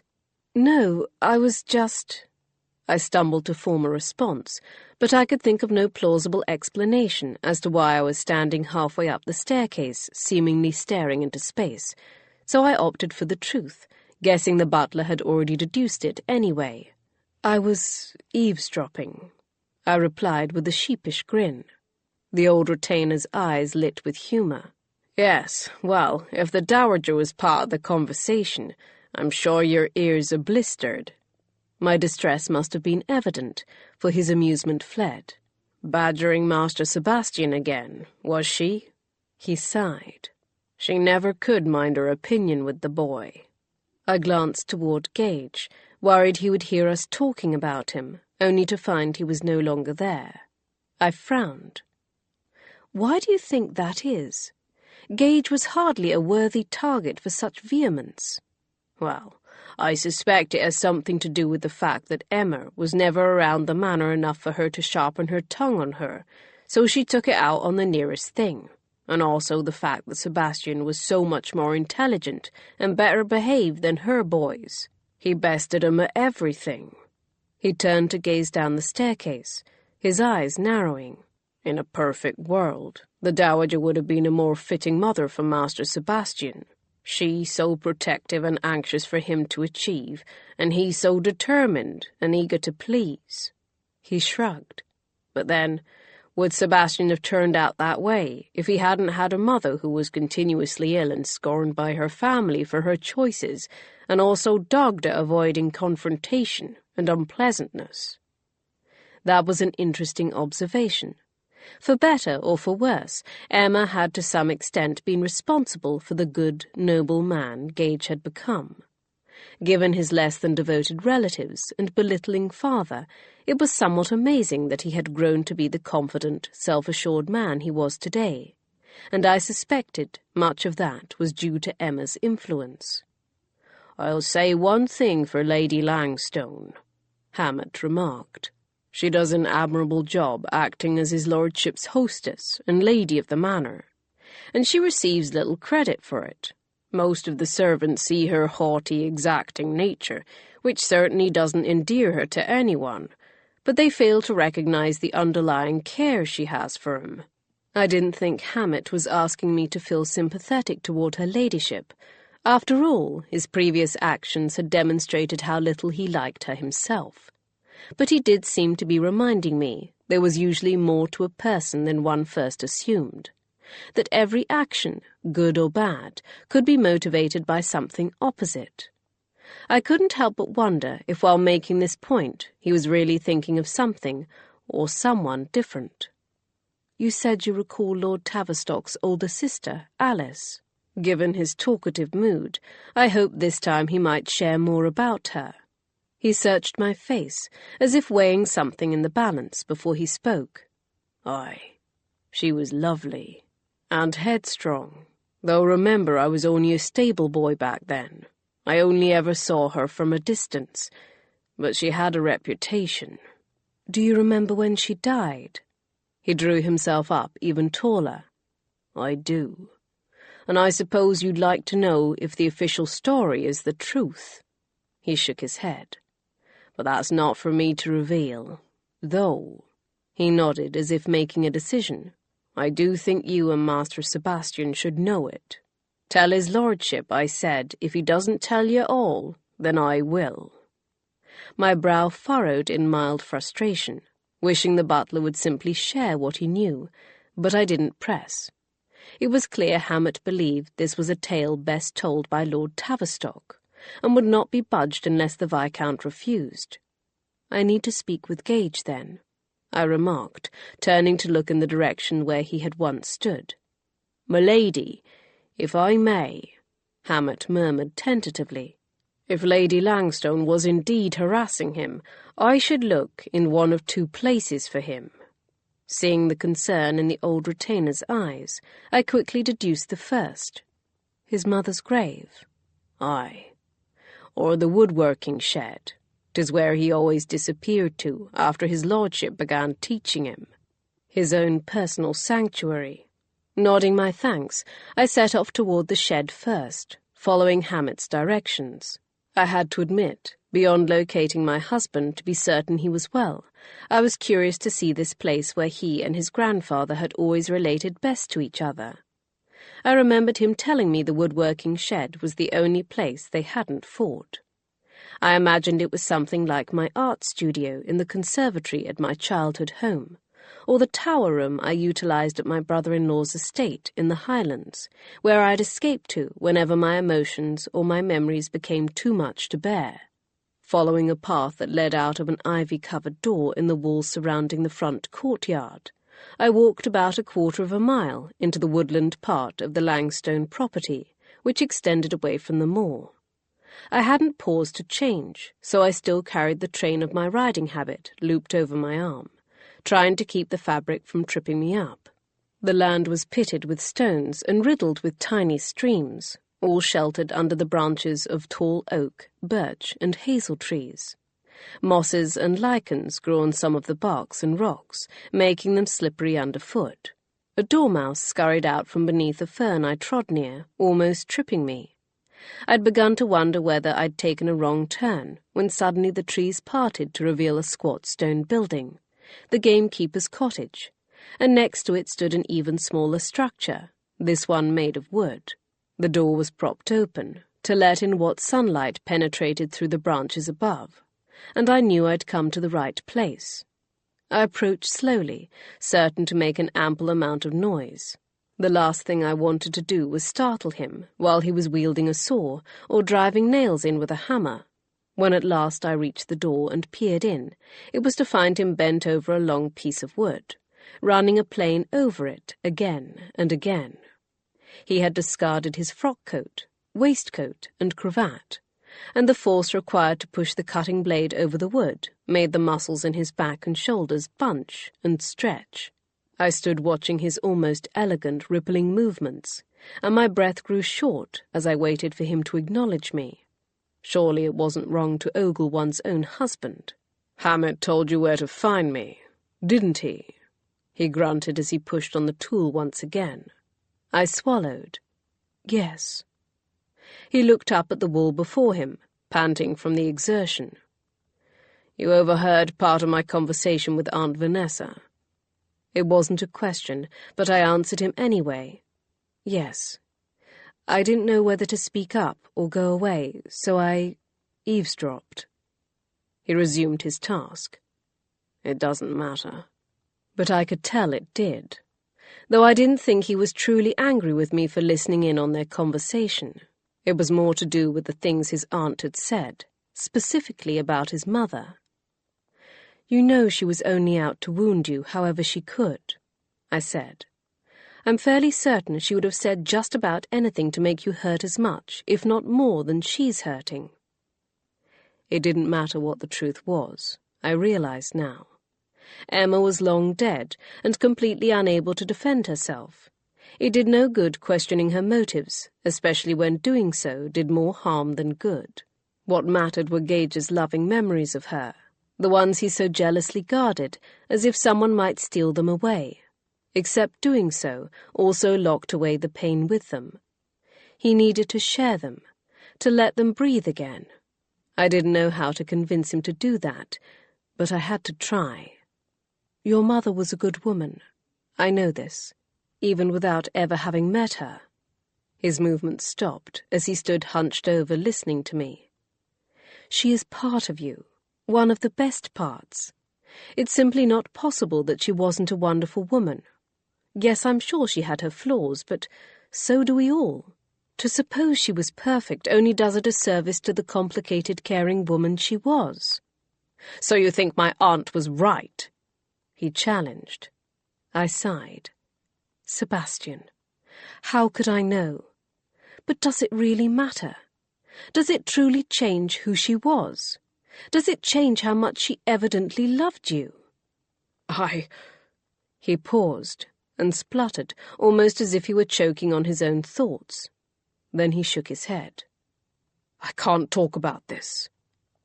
"You can't, or you don't wish to," I replied gently. He finally turned to look at me for the first time since I'd entered the shed, and there was a brittleness in his eyes I'd never seen before. I worried if I pressed too hard, he might shatter. "Why haven't you visited her grave?" He stared at me, refusing to answer. I tilted my head. "Or have you? And you just didn't want me to know?" As fiercely as he protected everything else about her, I wouldn't have been surprised. He looked away. "I haven't." But he wouldn't elaborate or answer my original question. Eventually I had to concede. "I see." His head snapped up. This comment for some reason ignited his smouldering temper. "No, you don't." "Then help me understand," I pleaded. "You told me not to let you retreat. You said I needed to force you to provide answers." He stood tall, turning full toward me, almost in challenge. "But I didn't promise to give them." I exhaled, acknowledging his point. He was right. He hadn't promised, and I couldn't force him. Not really. My eyes dipped to the hollow of his throat, visible above his white lawn shirt, now damp with his sweat. I didn't want him to see the hurt his refusal caused me. If he wouldn't speak to me of his mother, then I would just have to resort to discussing the inquiry. "Hammett knows the truth about Alice's death, and he told me to tell your grandfather that if he doesn't reveal it to us, Hammett will." He stared at me blankly. "The truth?" I turned to the side. "I'm going to speak with Lord Tavistock now. Do you wish to join me?" When Gage didn't answer, I took that as dissent and began to leave, but he grabbed my arm, halting me. "Wait." I glanced over my shoulder at him. "Yes, I'll come. Just give me a moment." However, he made no move to gather his discarded clothes, just stood gazing down at me. I arched my eyebrows, waiting for him to speak. For a moment, he seemed about to confide in me. The words seemed poised on his lips, but instead he pulled me into his arms and kissed me. At first, I didn't resist. As fascinating as I'd found the play of his muscles under his shirt moments ago, it wouldn't have been difficult to forget my disappointment and let him direct this where he wished. But deep inside, I knew by doing so not only would I be losing, but perhaps, more importantly, so would Gage. So after a feverish minute, I pushed against his chest, breaking our embrace. "You can't always make everything better with kisses," I whispered, peering up into his eyes. "I'm not going to let you hide behind physical distraction." I stepped back. "I'll wait for you outside." I whirled away, so I wouldn't have to witness the shocked confusion mixed with frustration that radiated across his face. Though I knew I'd done the right thing, it still made a knot form in the pit of my stomach. A knot I suspected was only going to grow tauter with our next conversation. Chapter 26. I'd not visited Lord Tavistock since Gage delivered the brutal news about Rory the evening before, so the sight of him left me in shock. Gage said he seemed to shrink in on himself, and a truer description could not have been made. The proud, stalwart man appeared to have collapsed into the mattress, all but being swallowed by the blankets and pillows surrounding him. His gleaming silver eyes were tarnished with pain, and perhaps dulled by the medication his valet had been dosing him with upon our arrival. Seeing him in such a state, I hesitated to relay Hammett's message, but then I reminded myself the best and possibly only way we might help the Viscount recover was to find his grandsons. If forcing him to address disturbing facts enabled us to do that, then any discomfort they caused was worth it. I'd hoped he might rage against his upstart butler for forcing his hand, anything that might show a spark of life in him, but he merely sighed, his lips curling upward at the corners in reluctant amusement. "Hammett never did abide by the normal boundaries of master and servant." He waved a hand limply. "Come, sit. I'll tell you." He stared up at the bed curtains as if peering into the past. "Everything I told you the other day is true. I was away at school when it happened, and my parents did forbid us to speak of it." He sighed again. "But it wasn't for the reason I led you to believe, though I didn't learn the truth until many years later, from Hammett, of all people." He glanced at us. "Servants know everything. Don't forget that." Gage and I shared a look. "My sister Alice was often willful and stubborn, and when she decided she wanted something, she wouldn't rest until she got it. Usually that meant a new dress, or embossed stationery, or some other inconsequential thing. He frowned. But for some reason, she fixed her heart on John Stephen. No one knows why. The man wasn't rumoured to be particularly attractive or accomplished, and he certainly wasn't wealthy or titled. But whatever the reason, when my father ordered her to sever the attachment, she did the exact opposite. She agreed to run away with him. His face contorted as he began to cough, his body crumpling up under the force of it. I slid forward in alarm, ready to summon his valet to dose him with more medicine, but then the racking coughs began to subside. Seeing my posture, he urged me to sit back. However, he didn't reject Gage's offer to help him drink a bit of water. I noted how little he swallowed, and my concern grew. My father was not a stupid man, and he knew his children well enough. He was aware of the possibility that Alice would disobey him. So he instructed the cook, under a strict veil of secrecy, to leave a bowl of poisoned apples out in the kitchen and order the staff not to touch them. I pressed a hand to my mouth, already guessing what had happened. If Alice listened, if she broke Stephen's heart, there would be no cause for concern.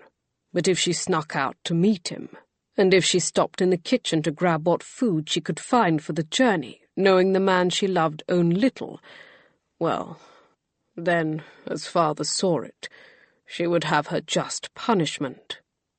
That's... Gage seemed incapable of coming up with a word horrible enough to describe such an action. Yes. The Viscount inhaled a rattling breath. As I'm sure you've guessed, she took the apples, and she ate one. I can only assume that when Stephen realized what happened, he also ate of the apple, killing himself, rather than going on without her. That poor man, I murmured, shaking my head. Buried at a crossroad for his suicide, his name smeared for a murder he hadn't committed. But Gage was focused on something more immediate. So Mother wasn't the first poison victim in our family. His grandfather's eyes were stricken. No. He hesitated, and then added, and Alice might not have been the first one either. This startled both of us. Who? I demanded. My great-uncle. The man who supposedly walked out on the moors, fell over some rocks and bashed his head, Gage asked. I always thought drink was to blame for that. That was the official story, yes, but our old nanny used to always warn us we'd best listen to our parents, or we might die from a bash to the head as well. My eyes widened.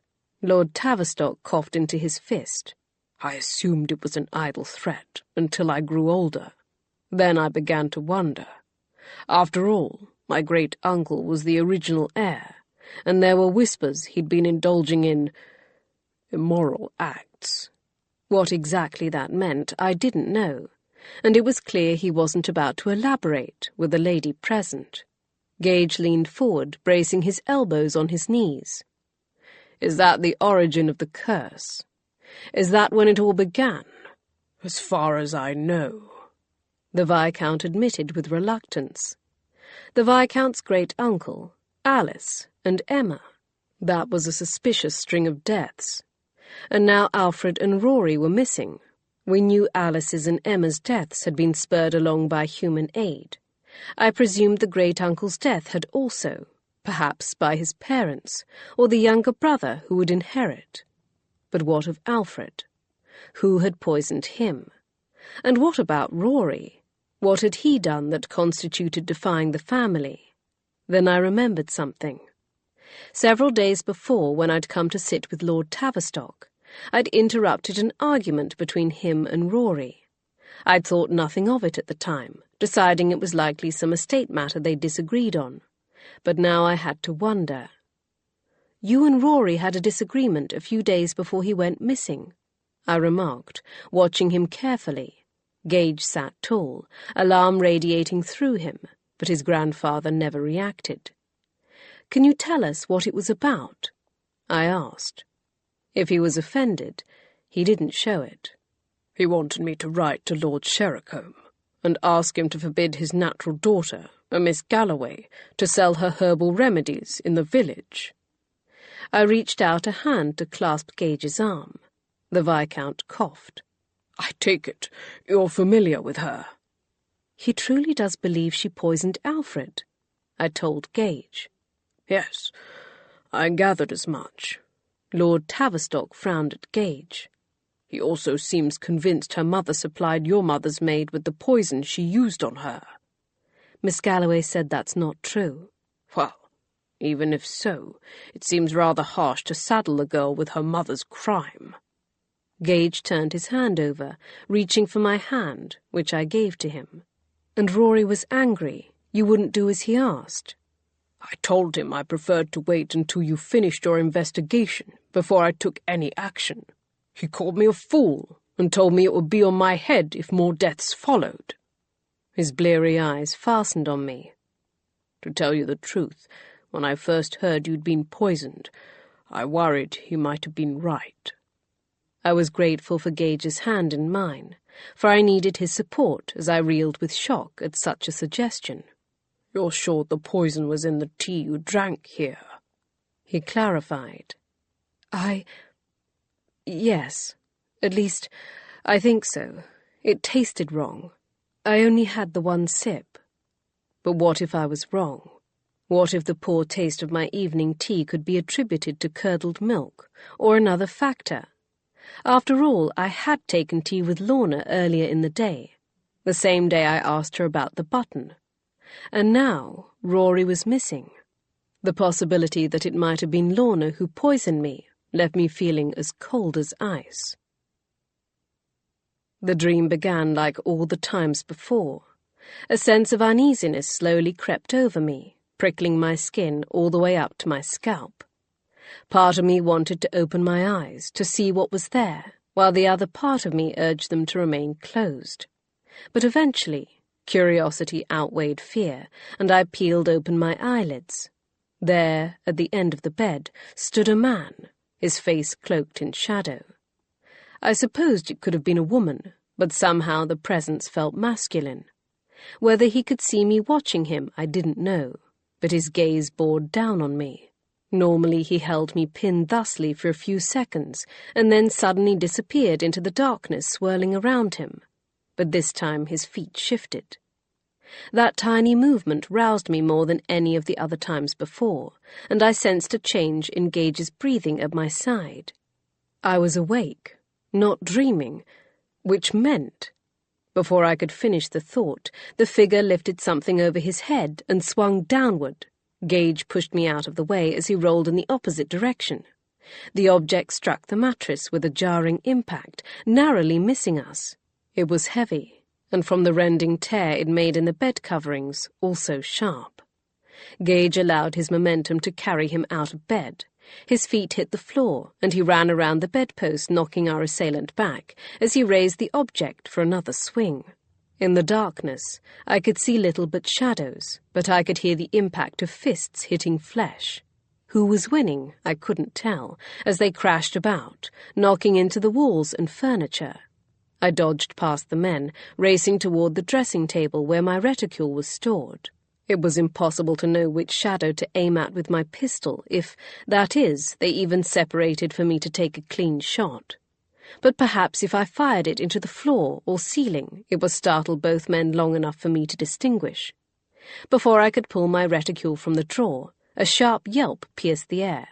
I glanced over my shoulder to see one shape disentangle itself from the other and limp toward the connecting door to the other bedchamber. A moment later, the other man, who from the grace of his movements I could tell was Gage, pushed himself up to follow him. I cursed as my fingers caught in my reticule strings, and I struggled to open the bag and extract my pistol. With it finally in hand, I picked my way across the floor, stepping through the puddle of water spilled out of the washstand they'd knocked over. Peering through the connecting door, I saw Gage hastily donning a pair of shoes. "He's darted through an entrance into the secret passages I didn't even know was there," he retorted. Anger rippled through him as he rose to his feet and crossed the room to his dresser. And you're going after him? Alarm made my voice rise in pitch. Yes. I heard the click of metal, and I realized Gage had lifted his pistols to check if they were loaded. But this time, I won't be unarmed. He strode across the room toward the wall panel near the wardrobe, which I now realized stood open. Before he darted inside, he turned back. You have your pistol? Yes, I replied, lifting the gun in illustration. Good. Close this behind me, and shoot anybody who comes through it who's not me. My eyes blinked wide, and before I could form a response, he was gone. I inched closer to the opening. The scent of must and damp issued from its interior, much like I imagined a crypt smelled. Shaking my head at the macabre thought, I pushed the panel shut as instructed, and then crossed to the bell pull. Should Gage not return in short order, I would need Anderley's help. Fortunately, it didn't come to that. Only moments after I'd managed to light a few candles to counter the darkness, I heard a snick and swiveled to see the wall panel opening. I raised my pistol, aiming it at the ever-widening slit, but lowered it at the sight of my husband's golden head. I hurried forward, anxious to determine if he was harmed. Only a few cuts and bruises, he replied, feeling his cheekbone. What of your bullet wound? I asked, reaching for his right arm. The wound he'd received in Ireland had only been a graze, and the skin had mended well, but I suspected it was still sore. Well enough. He pulled away, apparently having endured enough of my wifely concern. Did you catch him? I asked, knowing full well he must not have, given the fact he'd returned empty-handed. His voice was tight with frustration. No. Either he darted out of the passage through another door I'm not aware of, or that blow to his leg I dealt him wasn't severe enough to slow him down as I'd hoped. This one was a surprise, then. I nodded at the opening that still stood ajar. He pushed it shut. Yes, or you can be certain I would have blocked it off as well. He shook his head. I thought I knew all the entrances and passages. How many more are there? At that moment, there was a rap on the door, and Anderley peeked his head through the opening. You wish to see me? Gage glanced at me. I sent for him, I explained. I thought it prudent to have help, should it be needed. Yes, good thinking. Come in, he told his valet. I crossed my arms over my chest, feeling awkward standing there in my nightdress in front of Anderley. Sensing my discomfort, he crossed to the wardrobe while Gage explained the night's events and pulled out a second dressing gown, this one made from midnight blue silk. I smiled in gratitude as he passed it to me. I swiftly wrapped it around myself, being enveloped in Gage's scent. What did he attack you with? Anderley asked. Let's go see, shall we? Gage replied, picking up a candle and leading us into the other room. All told, for as much commotion as they'd made, there was little damage. Anderley righted the washstand and tossed a towel over the puddle, while Gage bent over to pick up the wooden handle protruding from underneath the bed, where it must have been kicked. He lifted it high for us all to see the weapon was an axe. Well, that could have easily disemboweled you, Anderley remarked, almost offhandedly, as he stared up at the sharp edge. I scowled at him, as if we needed the reminder. Who do you think was so intent on killing you? Gage's eyes were hard with fury.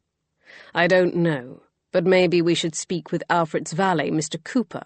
I realize it's quite precipitous to escalate from a few harmless pranks to murder, but he would be as good a place to start as any. He turned to Anderley. Perhaps you'd like to rouse him. Anderley's teeth flashed. With pleasure. After his valet left, Gage picked up his burgundy dressing gown, where it was flung over the corner of the bed. He pulled it around his frame, knotting it with a sharp tug. My eyes fastened on the long rip in the counterpane, where the axe had struck between our vulnerable bodies. I suppose this will be a good time to tell you this isn't the first time I've woken to find someone standing over us while we slept. Gage whirled around to stare at me. What? I shoved my hands into the pockets of his blue dressing gown, which hung around me like a sack. I thought I was dreaming. The figure would just stand there, and then disappear. He never made any other movement, until tonight. The excuse sounded pitiful, but it was all I had to offer. "When did this start?" I looked up into his angry gaze. "Our first night here. The night the windows were opened." "And you said nothing?" "I was going to, but then the windows seemed to be explained away, and I couldn't imagine how someone could have snuck in here without us knowing after you blocked the entrance to the secret passage. When it kept happening without any change, without my ever seeming to really be awake, I decided it was just a dream, and I didn't need to burden you with that." He scowled. "Well, you should have told me anyway." I conceded he was right. Had I known it would come to this, I certainly would have. He glanced at the clock still ticking away on the mantel. "Let's see what Mr. Cooper has to say, and whether he enters with a limp." Chapter 27. "I had nothing to do with it," Cooper protested anxiously, as Gage and Anderley stood over him. I would have felt apprehensive, too, if confronted with their livid countenances and tightened fists. Both men were fit and well-muscled, and their eyes said their intent was deadly serious. "I went to my room immediately after dinner to read, and then fell asleep. I haven't visited your chamber except the other day, when I told you about Alfred and his blackmail." Gage narrowed his eyes, nudging his left leg. When the man didn't flinch, just cowered in alarm, this seemed to satisfy him that Cooper wasn't the man with whom he'd tussled. "What of all those petty little pranks you pulled when we first arrived? As we understand it, those would be typical of your modus operandi." I don't know what pranks you're referring to, but if you mean the misplacement of your trunks, that was Moffat's doing." Gage straightened. "You mean Mr. Trevelyan's valet?" I had no idea who this Moffat was, but Gage appeared at least familiar with him. Cooper nodded briskly. "He was the one who suggested we put them in the attics, and, well, none of us objected." Gage arched a single eyebrow. Apparently our arrival had not been welcomed by most. "Do you think he's capable of poisoning Mrs. Gage's tea, or attacking me with an axe?" he demanded. The unctuous man swallowed. "I wouldn't put it past him." I frowned, suspecting Alfred's valet would say just about anything to save his own skin. The look in my husband's eye told me he was thinking the same thing. Nevertheless, with Alfred and Rory missing, and Cooper seemingly out of contention, Moffat was our best suspect. "Let's question him," Gage instructed Anderley. But Moffat was nowhere to be found. Gage had spoken to him 2 evenings prior about Rory, and some of the staff had seen him throughout the day before. However, following dinner, no one could recall his whereabouts. This did not make matters look good for him. It was perplexing. The meddlesome pranks aside, why would Rory's valet attempt to kill Gage or poison me? Had he been directed to do so by Rory, or was he acting on his own? And if Rory was behind the attack and poisoning, did that mean he wasn't actually missing? Then where was he? And why was he hiding? The only sliver of hope for Moffat came when one of the maids suggested he might have gone into the village. She claimed he seemed extremely distraught about his missing employer, and that perhaps he'd gone in search of forgetfulness, in the form of a bottle. To this end, Gage sent Anderley to Peter Tavy and the other villagers nearby to ask after the man. Gage and I were about to set off across the moors on another search when I spied the figure of Lorna Galloway, striding rapidly toward us. We spurred our horses in her direction, slowing them to greet her. Her face was tight with distress. "There's something I need to show you." My stomach dipped, thinking she must have stumbled across a body. "You found one of them?" Gage asked urgently, but Lorna wouldn't answer him. "Just, please, will you come with me? You need to see for yourselves." Gage and I shared a look of confusion coupled with dread, but we agreed. I helped Lorna to mount behind me, and we set off toward her cottage as she instructed. When we reached the structure, she slipped from Eyebright's back and gestured for us to follow. "Please, it's inside." Given my recent poisoning and the doubts our conversation with Lord Tavistock had raised the evening before, I was hesitant to enter. Had I been alone, I think I might have refused, but knowing Gage would be beside me, I complied. He pressed a hand to my back, ushering me forward as Lorna opened the door. I searched her face for any sign of duplicity, but I could see no deviousness, only dismay, and I soon understood why. Seated at the table was an attractive man with dark hair and eyes. The structure of his face and the shape of his eyes left me in no doubt who he was.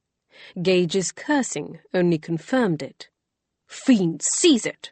Is this your idea of some appalling jest? We've been scouring the entire bloody moor for your mouldering corpse. Your family is worried sick." "Are they?" Gage stiffened, and then charged forward, pulling Alfred to his feet by his collar. "You rotten bastard! Grandfather is practically at death's door because of you and your brother. Or was that your plan?" "No, that wasn't the plan. But I hardly think grandfather, or my mother, or my brother are broken-hearted by my absence." Gage shoved him, releasing his lapels in disgust. I looked toward Lorna, who stood rigidly by the door, crossing her arms over her middle. "He's been here the whole time, hasn't he?" Her eyes shifted to meet mine, and she nodded, at least having the grace to appear abashed. "There's a trap-door in the floor of the bedchamber." So he'd likely listened to every conversation we'd ever had without my even knowing it. I turned to glare at him in accusation. "It was you I heard in the bedchamber that day, not the cat. And you on the moor." He finished tugging his coat back into place, eyeing both Gage and me with wary displeasure. "Yes, both of those were near things." I narrowed my eyes. "So Rory did see you that day?" I glanced around. "Where is he?" Alfred's expression tightened. "I don't know." His eyes flicked toward Lorna. "That was what convinced me to show myself to you. In truth, I thought I might be hiding from him, but now that he's missing, that seems questionable." Gage huffed, his face still flushed with anger. "What on earth are you talking about?" But my head was clearer than his. "The poison," I guessed. Alfred nodded. "Someone kept dosing me with poison, and each time they increased the dosage, for the stomach pains were growing worse." Having experienced my own bout with poison, likely the same one, I could empathize. He sank back down on the bench, staring at the Herb Bennet above the door. "That last time, just before I vanished, I realized they were intent on killing me. And eventually, they were going to succeed. I couldn't help but think of your mother." He told Gage. His gaze dropped to Lorna. "So I came here, and we decided I should hide for a time, at least until the poison had completely left my system, and I could formulate a plan to uncover the culprit." He glanced over his shoulder at Gage. "But then you arrived, and I decided it would be best to stay put. You're an experienced inquiry agent. You and your father are purported to be the best. I figured if anyone would be able to expose the truth, it would be you." As far as compliments went, it was a fairly weak one, but from the look on Gage's face I suspected it was the only one he'd ever received from his cousin. "That's all well and good, but why did you bloody your own frock-coat and leave it out near Cox Hill? You had to know that would set everyone into a frenzy." He dropped his gaze somewhat shamefacedly. "That was a miscalculation on my part. When you and your wife showed up here with Rory, I worried Rory had convinced you I was off somewhere merrily enjoying myself. Lorna assured me otherwise, but I wouldn't listen. So I smeared the coat with pig's blood and planted it for you or someone else to find, hoping that would convince you to keep investigating." "But you didn't realize you'd dropped a button," I guessed, drawing his gaze. "And when you or Lorna found it, you tucked it into the drawer." Gage scowled at me in confusion, but I ignored him, arching a single eyebrow at Alfred in contempt. "You must have panicked when you realized I was hunting through the cabinet for paper. I assume you removed the button then, without telling Lorna, hence her confusion the next day when she was looking for it." Alfred's mouth turned downward. "Yes, Lorna has already berated me for that foolish move as well." "Maybe next time you'll listen to her." I couldn't resist remarking. "So this wasn't about grandfather's pressuring you to wed Lady Juliana?" Gage interjected. His tone conveyed doubt. Alfred tapped the table before him and looked up at Lorna, his eyes sharp with anguish. "I would be lying if I didn't say that was a consideration. But no," he sighed. "Hiding here would not make that problem go away."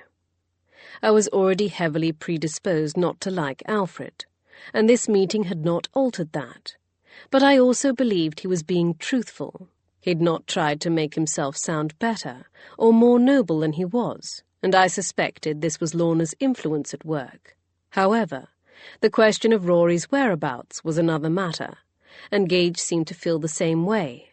"Assuming all of this is true, why should I believe you didn't decide to take things into your own hands and kill Rory before he could kill you?"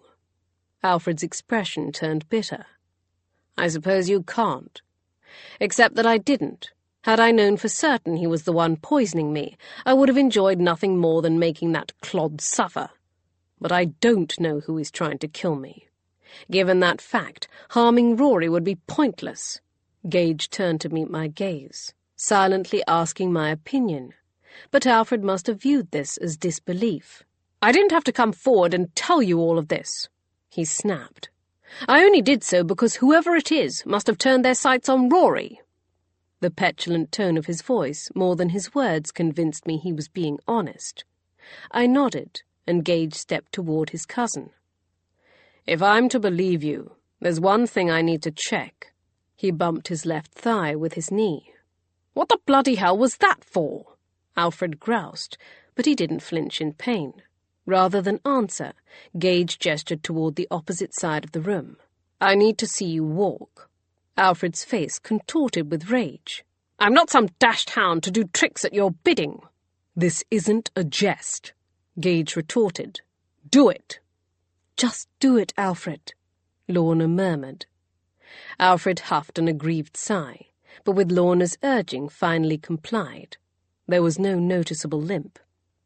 "Thank you," Gage replied, ignoring his cousin's venomous gaze, so like the dowager's. There was no doubt where Alfred had learned it from. "My wife and I were attacked last night in bed." Lorna gasped. "I was able to land a serious blow to the assailant's leg, but he got away." At this explanation, much of the malice drained from Alfred's face. "So either the culprit has moved on to other members of the family, or you're getting too close to the truth." "It certainly seems that way." Gage crossed to the door. "Either way, you're returning to the manor with us." His cousin opened his mouth to protest, but Gage would hear none of it. "You can eat unprepared food like Kiera and I, and lock your doors until the culprit is caught. But I'm not going to be the one to explain to grandfather and your mother where you've been." "You should go," Lorna agreed, though her brow furrowed with worry. "At least with Mr. and Mrs. Gage now aware of what is happening, you won't be alone." Alfred moved forward to take her hands, his eyes soft with concern. "But what of you?" He leaned close to murmur. "I don't like your being out here in this cottage by yourself." "I'll be fine," she assured him. "They're not after me, remember?" "Yes, but—" He began to lower his hand, but she held to it tightly. "What if they knew?" She shook her head. I glanced at Gage, wondering if he'd witnessed the same thing I had, but he'd politely averted his gaze, staring out the open door toward the sun-dappled moor. His stance was rigid, his gaze conflicted, and I could only imagine what a tumult his emotions were at the moment.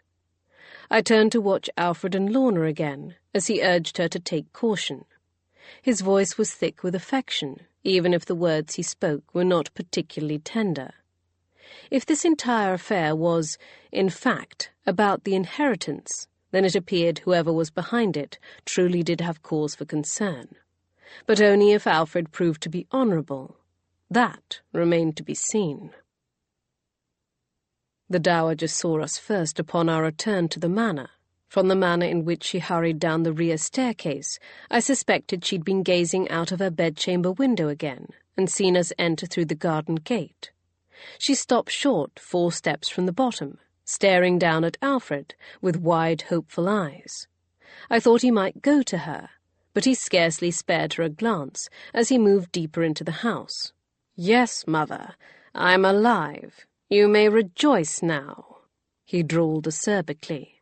Sharp pain radiated across her features before being squashed in the face of my and Gage's observant gazes. She lifted her skirts and whirled about, marching back up the stairs. Gage and I hastened to overtake Alfred as he strode toward the entry hall, where we mounted the main staircase, which was situated nearer to Lord Tavistock's chamber. It was almost as if now that he was here, he was determined to have all of these awkward encounters over and done with. I wondered if he was also set on leaving as much damage in his wake as possible. Gage tried to stop Alfred from entering their grandfather's chamber ahead of us, undoubtedly concerned what such a shock would do to him in his weakened state. But Alfred wouldn't listen. He charged through the door with barely a knock and threw his arms open wide. "Here I am, alive. Shall we kill the fatted calf?" However, even Alfred wasn't immune to the sight of his grandfather's shrunken form, sunken into the mattress before him, his face gaunt with illness. His words died away as his face paled.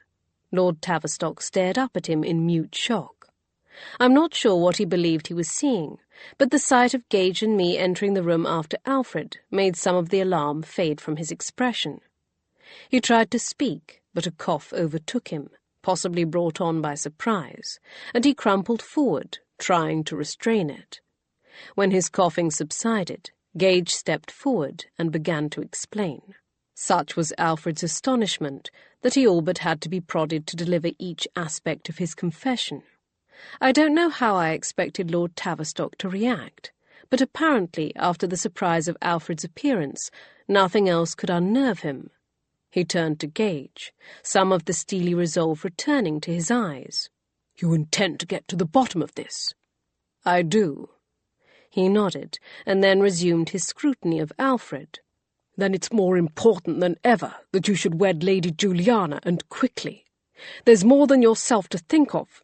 There's the future of the Viscountcy, and all the people who depend on it." Alfred scowled. "Do you think I'm not aware of that? You've been hammering it into my skull since the day my father died." "Yes, well, we always had Rory to fall back on should you fail to do your duty. That might no longer be true." Alfred clenched and unclenched his hands. "I'm not going to wed Lady Juliana simply to beget an heir. Your partnership with the Duke of Bedford be damned." I wondered if Alfred would admit he might have already accomplished that responsibility, so long as he wed Lorna, but he remained silent about her. Lord Tavistock lifted his head up from his pillows by his own will for the first time in days. "You will. You must. All of Langstone is relying on it. I'll not let you throw it all away with your stubbornness. Not while I still have breath in this body." He collapsed back, a cough rattling up from his chest. I waited for Alfred to snap something back about how he wouldn't have long to wait.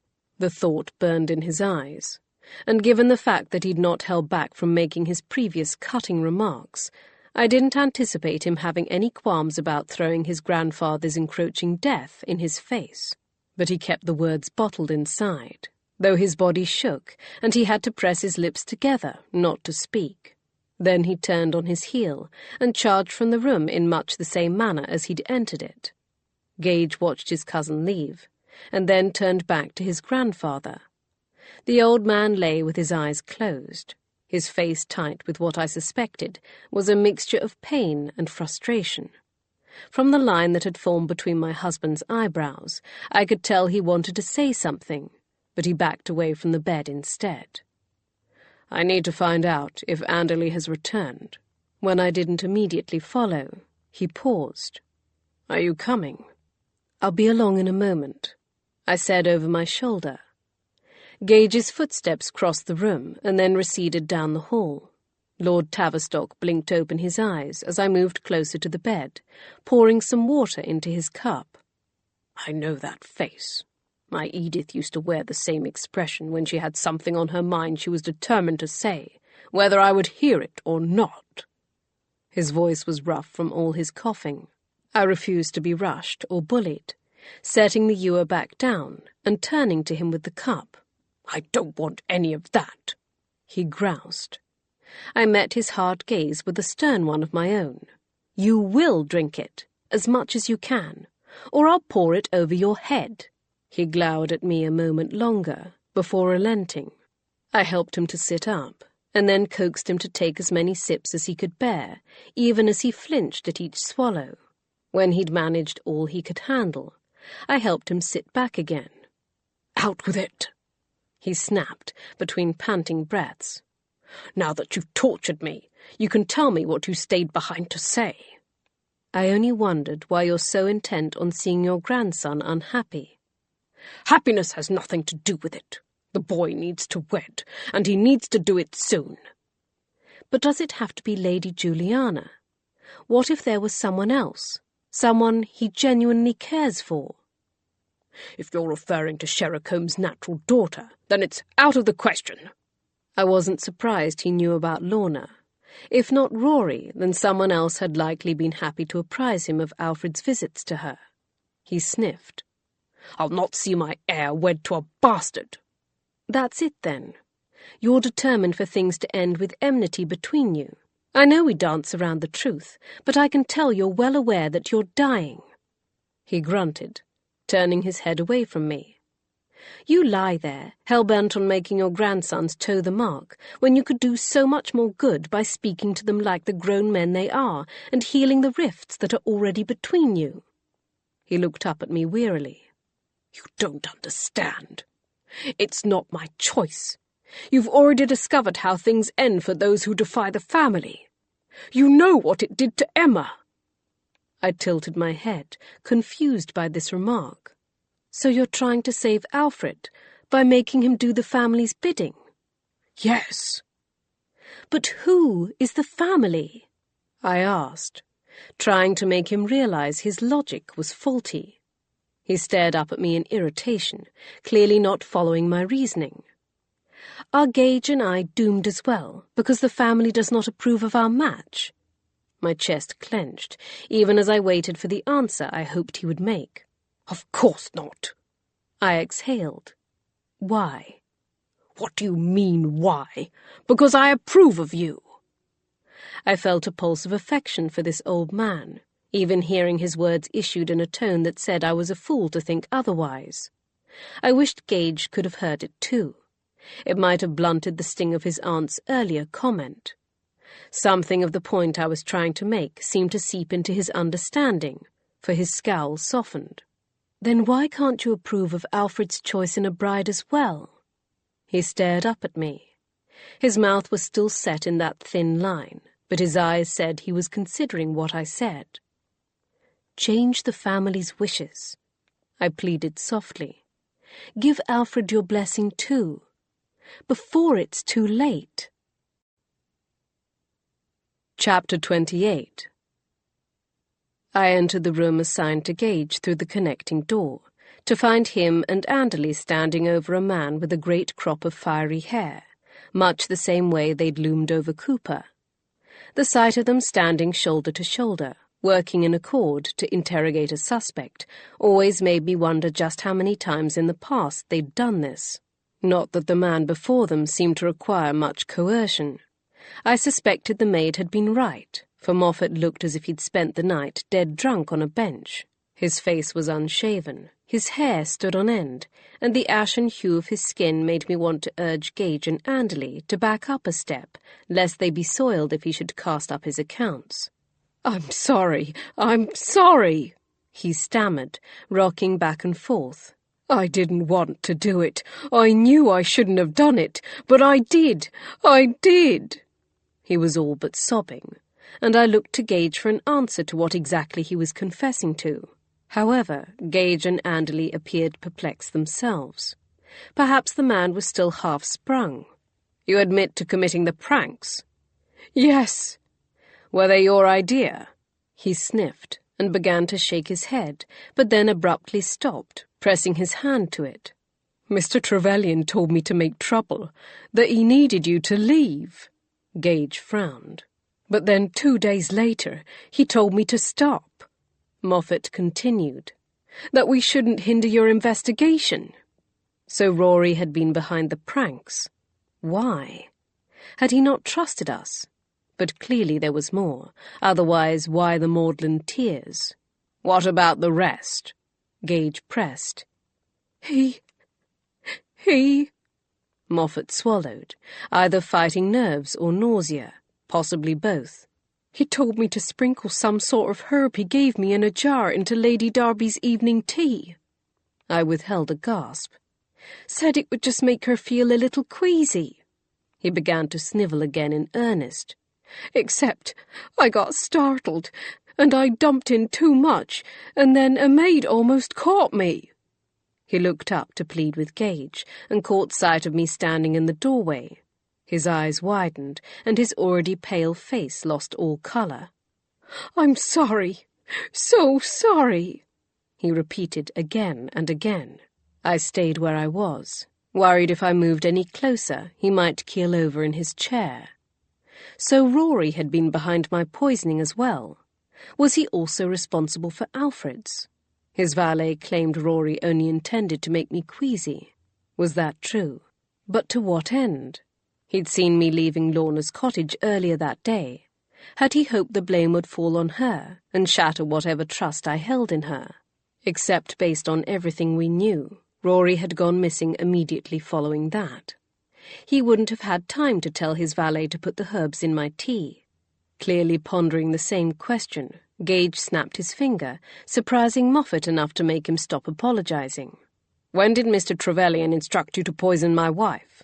"Earlier that day, just after midday."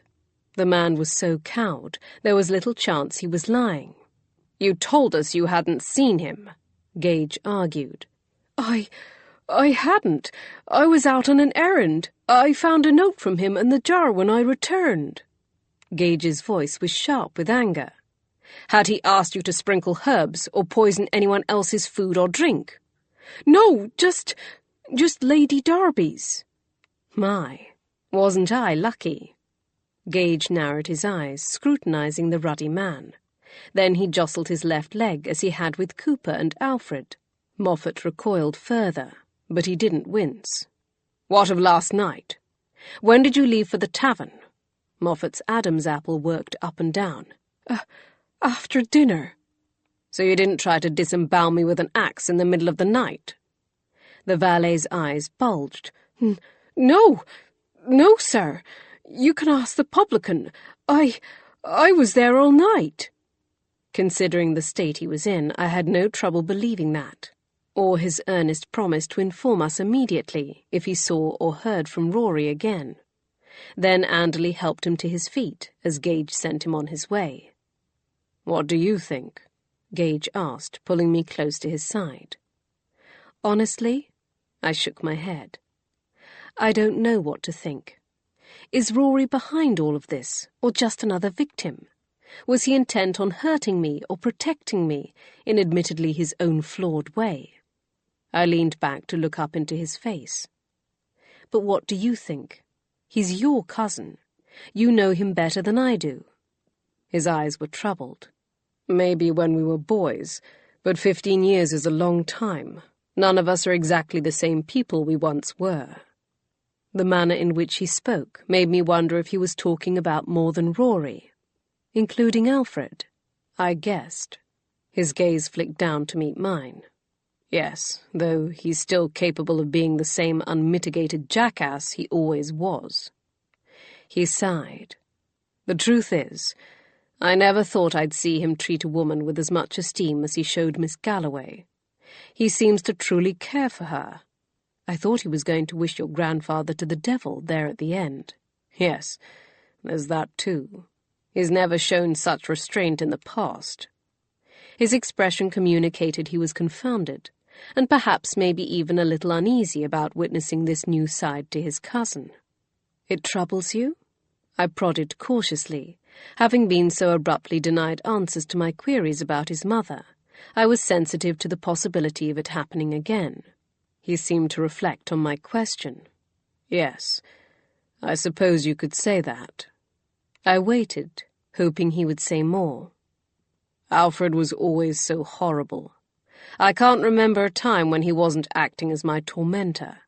Even my good memories of us playing together always end up with him making some snide remark or shoving me out of a tree. And now I'm confronted with a man who's different, but also the same. I'm hesitant to believe he's actually changing, and I'm not sure I want him to. He huffed a breath, which troubles me. Shouldn't I want him to be better? In a perfect world, yes, but Alfred treated you terribly in the past. You knew how to categorize him, and now you don't. It's understandable that you would find his possible transformation, let's not get ahead of ourselves, difficult because of the past you can't forget. A past you've never forgiven him for. His voice hardened. Because he's never apologized. He's never asked for my forgiveness. I stepped away, recognizing it might be best for me to retreat, lest he shut me out again. True. I can't blame you for your dislike and mistrust. Based on what you've told me, I'm none too fond of him either. But continuing to stoke all that anger is hurting no one but yourself. Alfred certainly isn't bothered by it. My mother. Your mother is gone. I gently interrupted him before he could begin a tirade. She's past caring about your loathsome cousin or his mother, and if she could speak to you now, I'm certain she would tell you the same thing. His eyes gleamed with all the conflicting emotions about his family he'd been carrying inside him for so long. Just think about it, I murmured, pressing a kiss to his lips before I slipped from the room. I wanted to stay, to hold his hand through the maelstrom swirling inside him, but I was beginning to apprehend that with Gage, sometimes retreat was the better virtue, for if I wasn't there to argue with, then he had only himself to rage against. I decided to take a walk in the garden, to clear my head and focus on the conundrum at hand. After all, Rory was still missing, either by misfortune or by choice, and someone seemed intent on harming the members of Gage's family, be it by poison or axe. As the person most on the outside, I suspected I might have the best chance at unravelling the truth. I rounded the corner to descend the stairs, and spied Alfred seated on a bench placed before the window at the end of the corridor. His gaze was directed outside, so I could have slipped by without saying anything, but he seemed so pensive, so agitated, I realized I couldn't, not even knowing I risked receiving one of his scathing snubs. He glanced up as I approached, and I couldn't help but think of the conversations he must have overheard between Lorna and me while hiding beneath her cottage. He knew I didn't like him. I'd said so. However, he didn't seem the least bothered by this fact. But given the way he treated others, he must have been accustomed to people's animosity.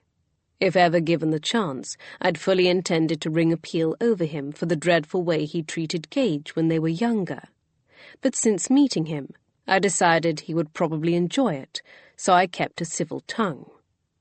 "You don't have to be polite," he told me, before turning back to the window, his forehead furrowed.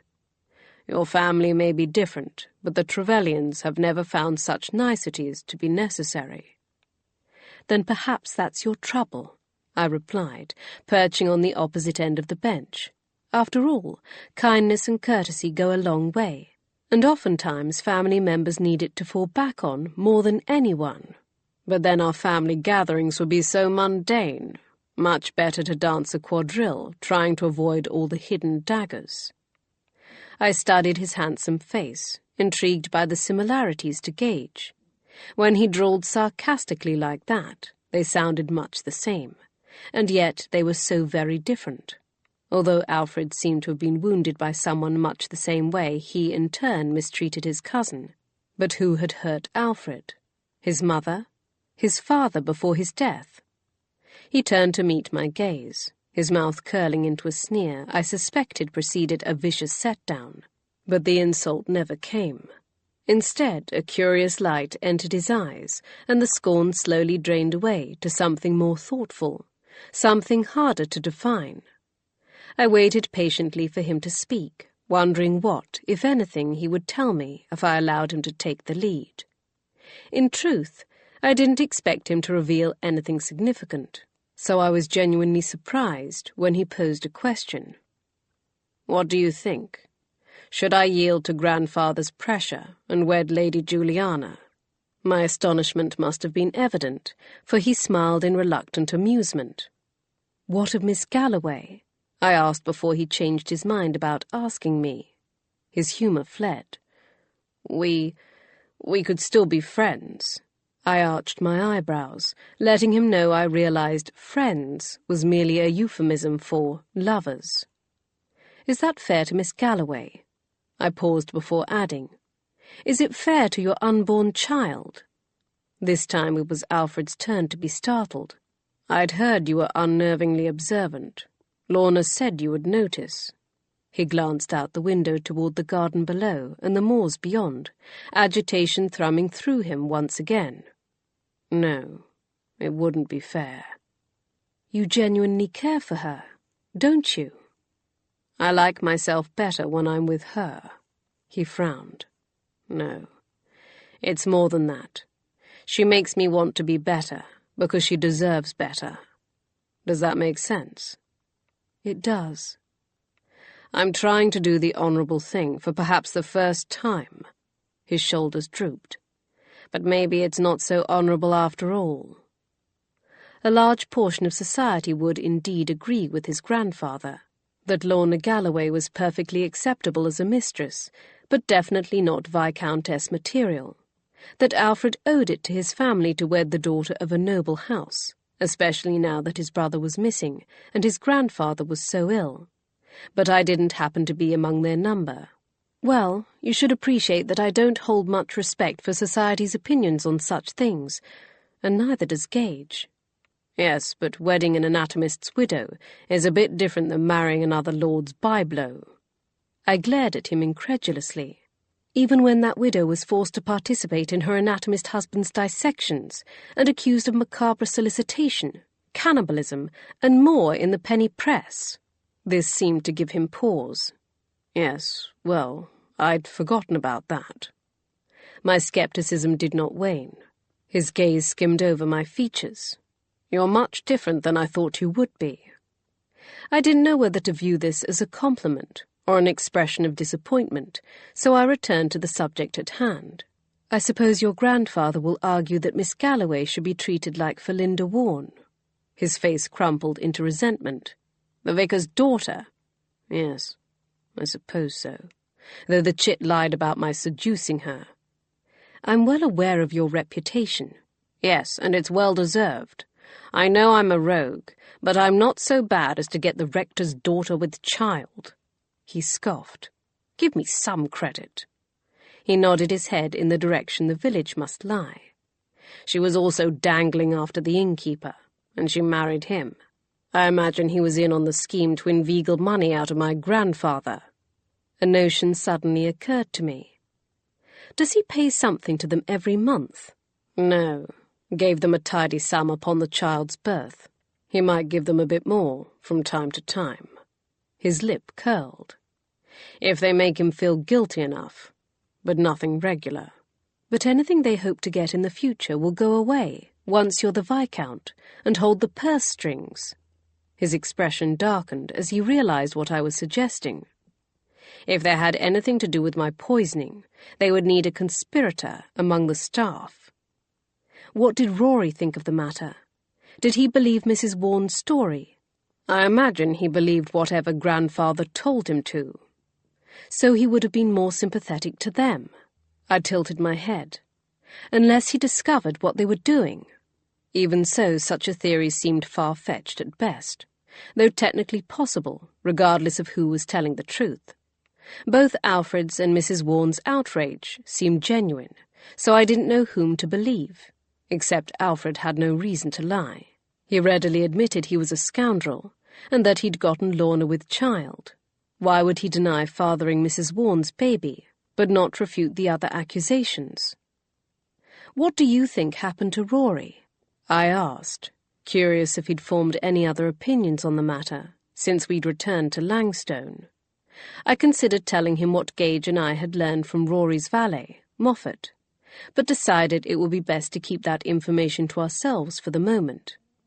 I haven't the foggiest. As I said earlier, I was almost convinced he was the one behind my being poisoned, but I can't see how his going missing fits into that scenario. He was never one for theatrics. He would be more likely to bide his time, or claim that given the amount of time that had passed, the bloody coat must indicate my death. And he might have, at that. Except Gage and I had been there to examine the coat, and raise doubts that the blood on the fabric was enough to clearly indicate death. But I agreed on one point. Rory did appear to be a very patient, methodical man. Alfred, on the other hand, was not. I only hoped that whatever occurred in the next few days, he would not do something rash. Life-changing decisions should not be rushed, and neither should his bid for his grandfather's goodwill. Chapter 29. The morning of Gage's 34th birthday dawned grim and dreary, but I was not going to let that keep me from making his day as enjoyable as possible. I would be glad I ensured it began in such an agreeable way, for I would have no control over everything that came later. We still lay in bed, wrapped in each other's arms, pleasantly dozing, when someone rapped on the bedchamber door. I yawned and lifted the sheets to be certain I was sufficiently covered, while Gage pulled his dressing gown over his broad shoulders. After our disagreeable visitor the night before, we'd elected to lock all the doors and place chairs under the handles. This meant the hearth was still cold, for the maid could not enter to tend it, but that was a small price to pay for peace of mind. It simply meant we had to rely on each other for heat. He removed the chair and unlocked the door to admit Bree, who hovered uncertainly near the door, glancing back and forth between us. Such timidity was not normal for her, and I sat up straighter, puzzled by her reaction. A closer look at her face made my heart begin to beat faster. What is it? What's happened? 'Tis Lord Tavistock. She turned to Gage. He's taken a turn for the worse. Gage turned on his heel and strode toward the connecting door while I scrabbled for my dressing gown. "Andalie's waiting for you," she called after him. I hurried over to the dressing table. "Help me dress. Something simple," I ordered her. 10 minutes later we reached the corridor outside his grandfather's bedchamber, only to find Alfred and the Dowager badgering a footman to let them enter. "I'm sorry, Mr. Hammett gave me strict instructions that no one was to enter until the physician finished his examination, not even family." "This is an outrage," Lady Langstone protested.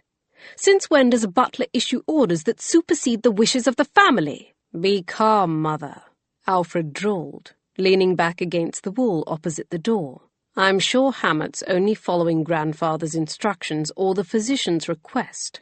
After all, who wants a woman pacing back and forth, flapping her arms while you're trying to do an examination?" I felt quite certain this was meant to be directed at his mother, and not women in general. In either case, the insult hit its mark. "I do no such thing," she snapped.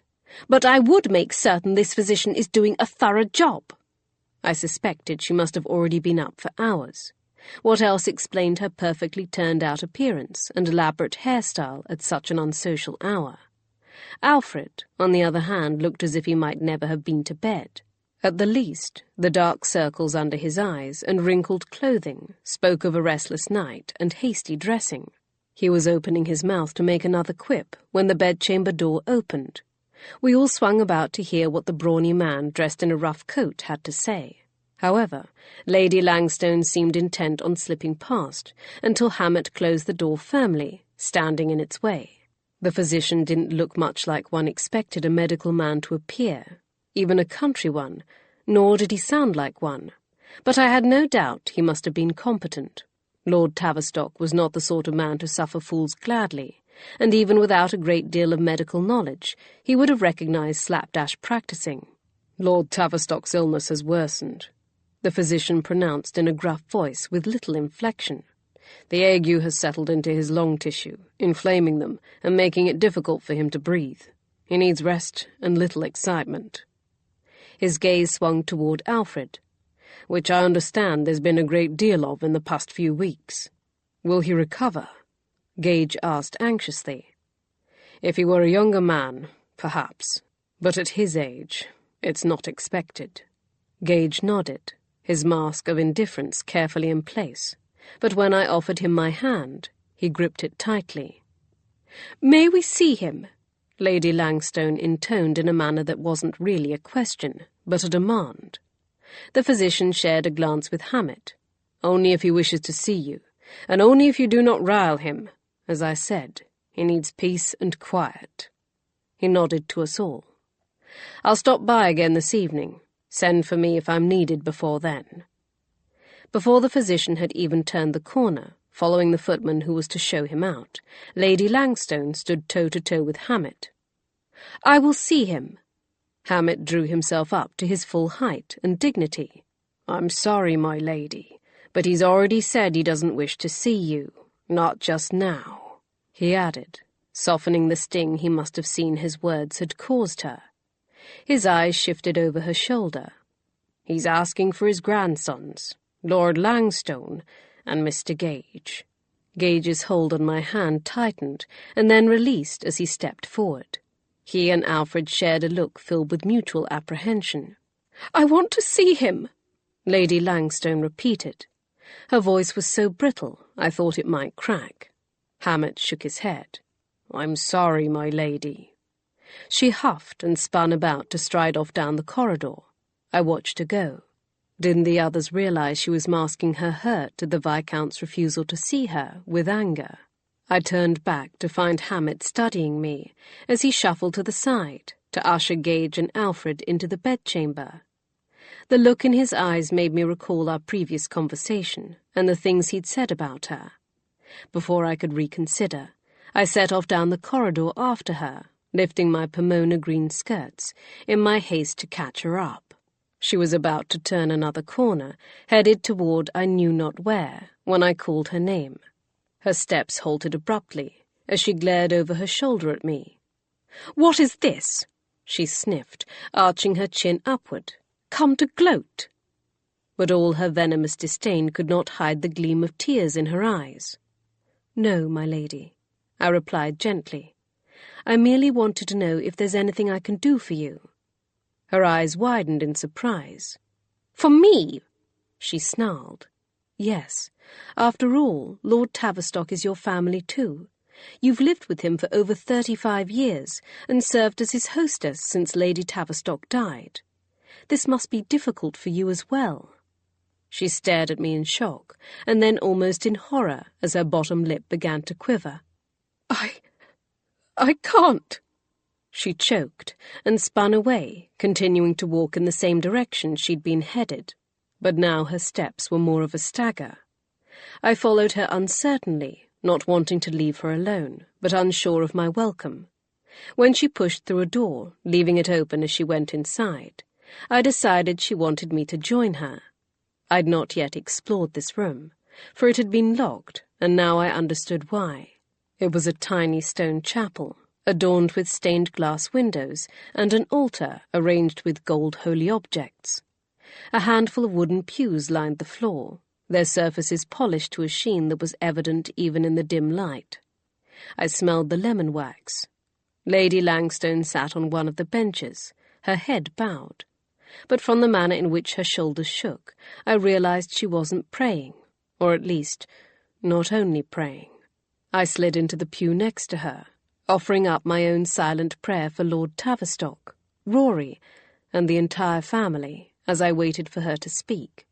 She sniffed, and then dabbed at her eyes as she inhaled a quivering breath. "I've been a good hostess for him, you know, and a good mother. I've seen to everything with nary a word of complaint. And what thanks do I receive? A son who sneers at me, and a father-in-law who won't even—" She hiccuped on a sob. "Who won't even see me on his deathbed." Her voice constricted with tears again as she broke off. I moved closer, silently offering her what comfort she would take. "I've given them everything," she murmured breathlessly. "I could have remarried, you know. Even to this day, I still receive offers. Instead, I chose to devote myself to my sons and the Tavistock estate. Fool I've been!" She snapped open her handkerchief and then folded it again and again, as if she could straighten her tangle of emotions like she could the piece of cloth. "I can't blame you for feeling hurt and angry," I replied. "I would be too, but perhaps Lord Tavistock will ask to see you later." She scoffed. Perhaps he merely felt an urgency to speak to his grandsons first. She shook her head. "Lord Tavistock has never been fond of me. He approved of my marriage to his son well enough because I came from a good family and I comported myself perfectly. My parents made certain of that," she added almost under her breath. "But he has never liked me, not with anything that comes close to the affection he showed his own daughters, particularly Emma." She spat Gage's mother's name, as if she'd just bitten into something sour. "Why do you dislike her so?" I had to ask, not understanding this extreme animosity to her sister-in-law.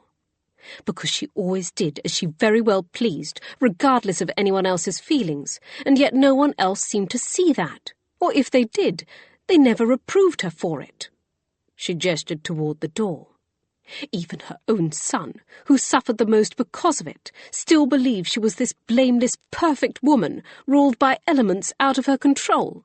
Her poisoning at the hands of her own maid underlined that image. Well, that was certainly out of her control." "Was it?" she challenged. "She brought that incompetent girl with her from Plymouth, and kept her on rather than let her go. She could have given her a good reference, one that would have helped her easily find a position elsewhere, but she didn't, because it suited her to be coddled and thought generous.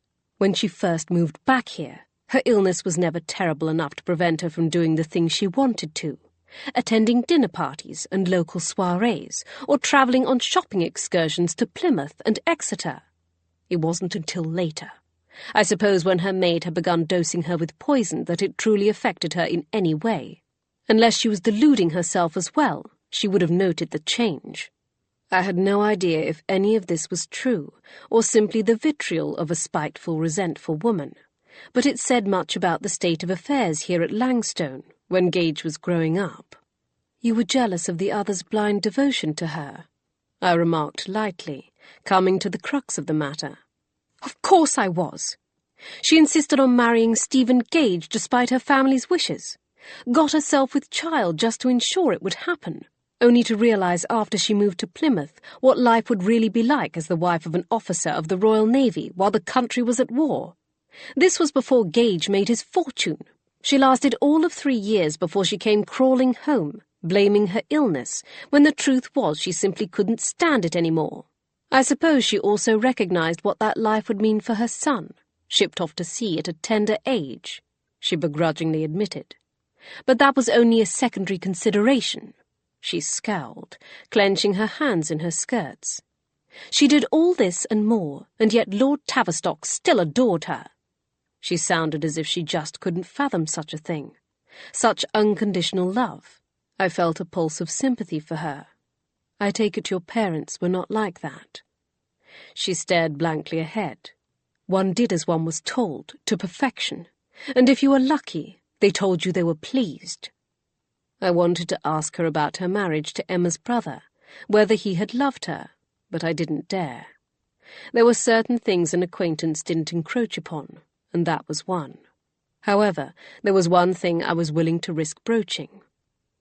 "I suppose Emma Gage got her just deserts when her husband attempted to initiate a relationship with you.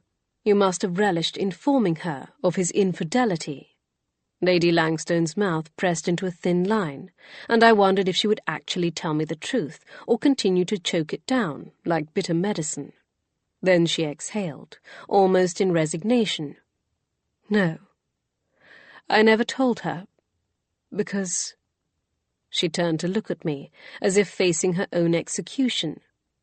"Stephen Gage wasn't the only one who wrote letters." "But I thought you despised him." "I did." She frowned. Or was it more I despised the fact that Emma had married someone of such a lower rank and little fortune and not been ostracised for it? but Stephen Gage was a very attractive man and extremely charming, even to one such as me. She stared down at her lap, where she fiddled with her handkerchief. And I was lonely. It was after my husband died, and I felt so very unwanted at times here.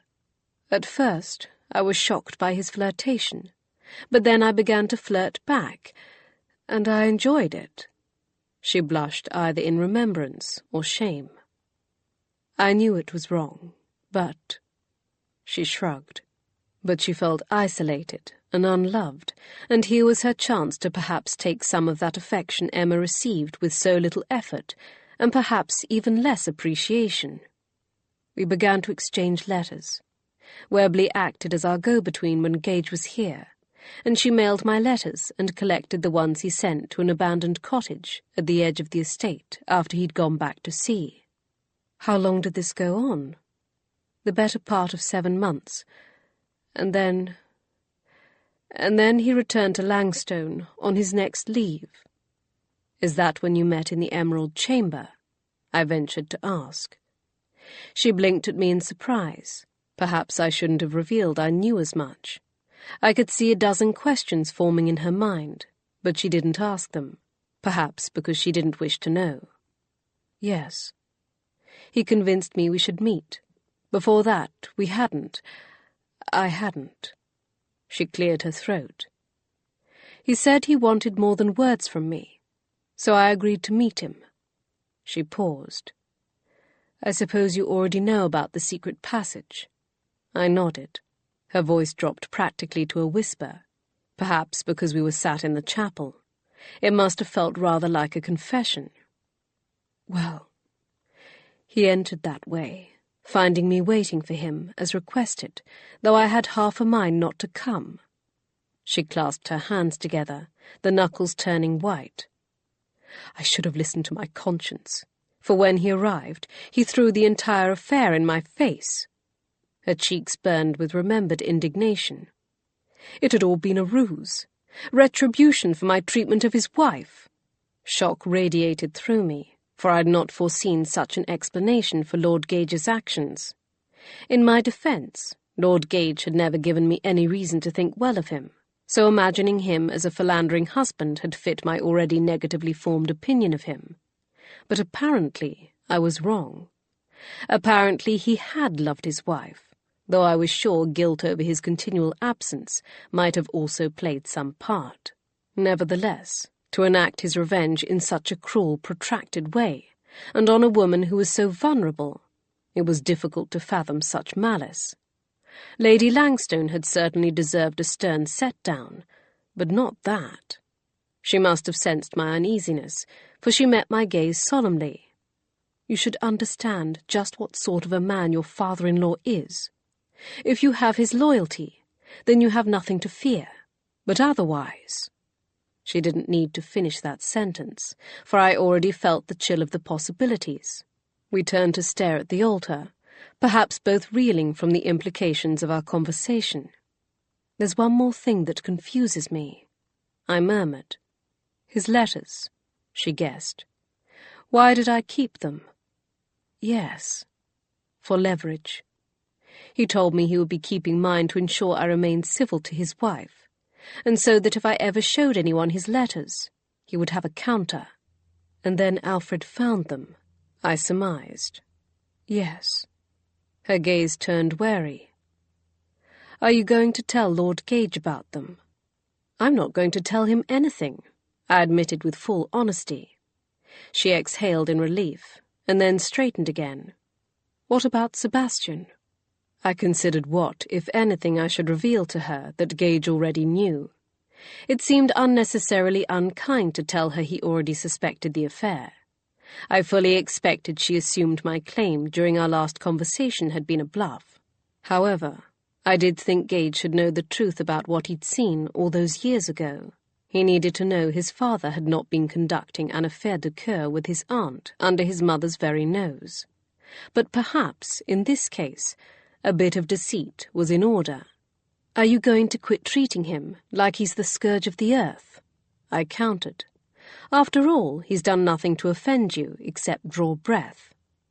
"You're right," she admitted. I was surprised to hear genuine remorse in her voice. "I can treat him better. I will." I met her gaze, letting her know I would hold her to that. "Then Gage never need know," I replied, crossing my fingers behind my back. Chapter 30. Somehow it seemed appropriate that today of all days Gage should finally decide to visit his mother's grave, even though I knew it had been his grandfather's worsening illness and whatever words he'd imparted to him this morning that drove him here, and not the fact it was his birthday. But whatever the rightness, my breath constricted and my heart clenched at the sight of him kneeling before the ornate grave marker, topped with a cross. Upon leaving the dowager in the chapel, I'd returned to our bedchamber, thinking to find Gage there. However, Anderley told me Gage had changed into his riding boots, though he'd not said where he intended to go.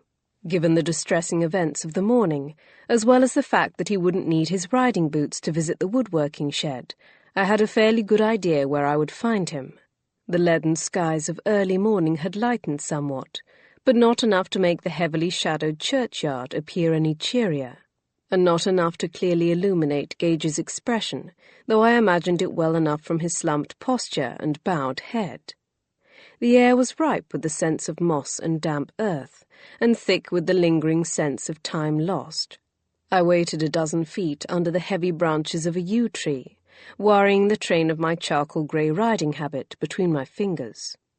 My eyes stung as I struggled to suppress my answering emotions. It didn't matter that my own mother was buried hundreds of miles away. She was still with me, at least in my memories. When finally Gage lifted his head, I decided this meant he was ready for me to approach, though he never looked at me. Stepping up next to him, I turned to face his mother's grave and the stark letters of her name carved in granite. He clutched his hat between both of his hands, spinning the brim round and round between his fingers. There were no flowers planted before her grave, but then there were few in the entire graveyard. The overshadowing trees didn't allow enough sunlight through their branches for them to grow. However, the grave had evidently been carefully maintained, and I supposed he had Lord Tavistock to thank for that. "When Mother died," he began softly, "I was so furious with Father, furious with them all." He heaved a sigh. "But later I realized I was mostly furious with myself." "Oh, Gage," I murmured, my heart breaking to hear the pain, the self-recrimination in his voice. "Why?" "Because I didn't do more to protect her, to shield her. And this was before I ever knew she'd been poisoned." "But, darling, you were so young, just 18 upon her death. You take too much on yourself." "I know that now," he admitted, "but at the time I was just so angry, so overwhelmed by it all. All I could do was lash out." "You were grieving, with no one to help you through it. Your father was away at sea. Not that he would have been very consoling had he been there. But at least you wouldn't have been on your own." I studied his face and reflected on all the things that had been mentioned in passing during the last few weeks. All the things I hadn't understood. "Is that what happened at her funeral? You lashed out?" He nodded. I didn't behave in a very becoming manner." "Well, I imagine not. It was your mother's funeral, after all." I found it difficult to imagine the amount of composure such a thing would take. Having been only 8 years old, I'd been deemed too young to attend my mother's funeral, as had my 10-year-old brother. But we'd snuck away from our governess to visit her grave, just a few days later, and stood immobile before it for hours, unable to fully contemplate or accept our loss. If our father hadn't found us and taken us away, I'm not sure we would have ever torn ourselves from the spot. "Yes, but—" he faltered, as if he didn't know how to put his recollections into words, or if he even wanted to. "Tell me," I coaxed him, hoping this time he would trust me. He closed his eyes and exhaled a ragged breath. The entire event was one long torment. I was already struggling to maintain my composure. I'd travelled by coach for days from Cambridge in order to escort my mother's casket. I'd barely slept since her death. His face tightened in remembered pain, and I couldn't help but wonder why his cousins, who would have been also up at university, had not ridden with him. What a lonely final vigil. And then I heard Alfred and Rory whispering with one another, jesting about how perhaps she should have been buried in a plot in a Royal Navy graveyard, and then they made some rather crude insinuations. "That's horrid," I gasped. "The insensitivity, the cruelty." I swung around in the middle of the rector speaking words over her grave and told them to shut their mouths. He shifted his feet, though I used rather more vulgar language than that. Then Rory tried to justify his comments by saying they were only thinking of my father, how he was unlikely to be buried in the family plot next to his wife. "Oh, my," I replied, guessing how this stray comment would have ignited Gage's smouldering temper, already made raw from grief and lack of sleep. He grimaced. "Yes. In the end I had to be escorted from the graveyard before I pummeled my cousins before my mother's open grave." "Oh, Sebastian."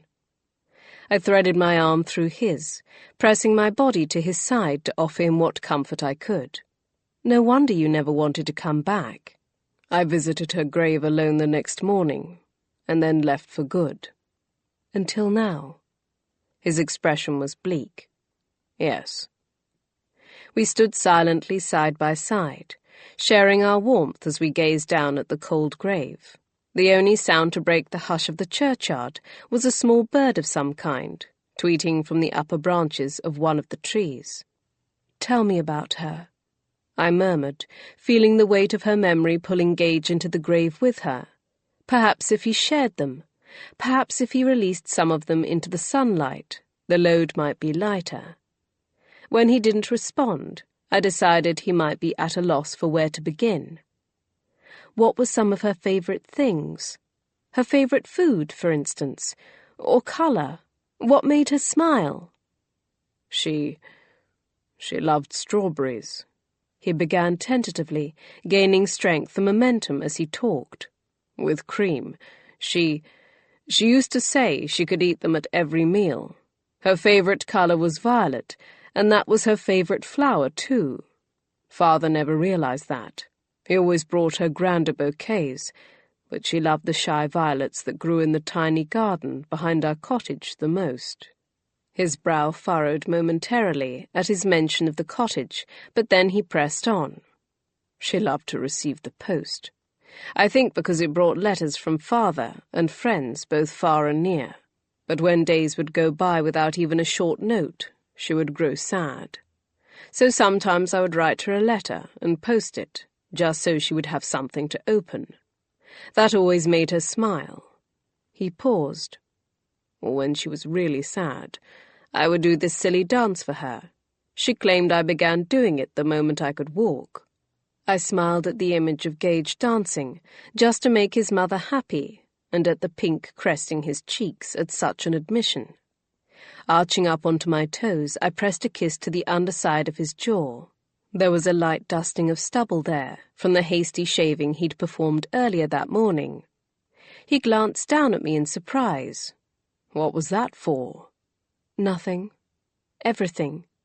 For reminding me how much I love you." His lips pressed together, and his eyes grew suspiciously bright. Wrapping his arm around my waist, he pulled me to his side and tucked my head against his chest, jostling my bonnet. I heard the telltale sniff of someone fighting tears, but I didn't speak. If he didn't wish to be seen openly weeping in a graveyard, I couldn't blame him, so I held him just as tightly and waited for his grip to loosen. In the end, it was a light rain that staved off Gage's brimming emotions and propelled us out of the graveyard. In our haste to leave the manor, neither of us had grabbed an umbrella. Not that they would have proved very useful on horseback anyway. Resigned to a little dampness, we paused for a moment beneath the covering of the lich gate. "If I may be so bold," I said, "what did your grandfather wish to speak with you and Alfred about?" Gage turned to stare at the horses tethered outside the gate. "He told Alfred to quit dodging his responsibilities and find the courage to decide what he really wanted." He paused, furrowing his brow. I leaned in to catch his eye. "And you?" "He asked for my forgiveness." He sounded uncertain and still slightly shocked. "He said he hadn't made my mother live at Windy Cross Cottage, that it was her choice to reside there. And after he learned she'd died from being poisoned by her maid, he tore it down because he was ashamed, not of her, but of himself. That if he'd made her live at the manor, perhaps she wouldn't have been made ill so often in our draughty, damp cottage, that someone would have realized what her maid was doing." "It sounds like he blames himself for her death," I murmured, just as surprised by his confession, though I'd suspected something of the sort. He nodded numbly. "I think he does. He also apologized for not stepping in more often to halt my cousin's teasing and Aunt Vanessa's spiteful gossip. He said he thought it would make me stronger, that it would better prepare me for society's slights and insults. Except they never came. Father proved to have even higher-ranking friends than himself, and I was accepted based on them and on my own merits. It never mattered that father held no rank. And then he was given a barony, so the point was moot." All of this should have made Gage feel relieved, but instead he still seemed troubled. "I would have thought your grandfather's apology would please you, or at least reassure you. But it doesn't." I prodded, hoping he would explain. "No, it does. It's only—" He reached out a hand to touch the rough wood of the arch holding up the lich gate, running his gloved fingers over a set of initials carved there. I believed hearing those words was what I wanted, more than anything. To prove my family wrong, for my sake and for my mother's. To show them I'm as worthy a descendant as any of them. Worthier, even. And yet, "It rings hollow." He nodded. "What does any of that matter? I know I'm worthy. You know it. Those I count closest to me do also. I'm glad grandfather and I reconciled, but now he's dying. Why couldn't it have happened sooner? Would he have confessed all of this if I'd come home sooner?" "Darling, you can't punish yourself like that." I urged him to face me. "There's no way to know whether coming home would have made any difference. It's just as likely it could have made relations between you even worse." I pressed a hand to his chest over his heart. "You know as well as I do that life doesn't always turn out like one would wish. You have to embrace the good when it comes, and let go of the bad. And your reconciling with your grandfather, no matter how late it came, is good." He inhaled a shaky breath. "You're right." He might say he agreed with me, but it would be a long time before he truly believed it. I tucked my arm through his again and pulled him toward where the horses were tethered. "The important thing now is that you should spend as much time with your grandfather as you still can.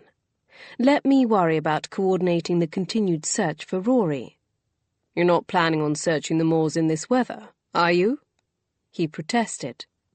Our eyes lifted to the sky where the latest cloud bank had slid past, allowing a sliver of sunlight to pierce through before the next one smothered it again. Normally I wouldn't have been overly concerned with such weather. Rain was more often than not a daily occurrence in Britain, but the wary manner in which Gage watched the skies, like they were a portent to something worse, gave me pause. Perhaps the fast-moving clouds were even more indicative of the capricious shifts to come. Not unless it clears, and not alone. If I do set out from the manor, I'll be certain to take a few servants with me. Speak to Hammett. He'll know which men would be best." "Is that Anderley?" I asked in surprise, as our horses cantered into the courtyard upon our return to Langstone Manor. The valet stood next to the stables, chatting with one of the groomsmen, but as soon as he caught sight of us, he swiftly moved forward. Gage's expression turned stony, anticipating poor news about his grandfather. As we brought our horses' heads around, He vaulted from his steed's back. "What news?" "We've uncovered some information you should know straight away. Miss McAvoy's waiting for us in your chambers." I could see relief tremble through my husband as he exhaled. This was about the investigation, not his grandfather. I scrambled to dismount, allowing Gage to assist me, and then led the men through the manor and up the stairs to our rooms. Bree stood inside my bedchamber next to the young maid who tended the fires, the same one who was infatuated with Anderley. Her skin flushed a fiery red the moment the valet entered the room behind Gage and me. "Tell them what you told us," he coaxed her. He smiled encouragingly when she seemed to falter. "Go ahead. I assure you, they don't bite."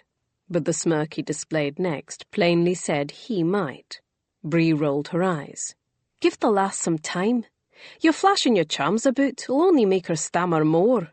The maid swallowed, glancing at each of us nervously. I just finished sweeping out the hearth in Mr. Trevelyan's room when I saw Lord Langstone hurry past. He looked like he was going out, so I decided I'd best sweep his too." She worried her fingers.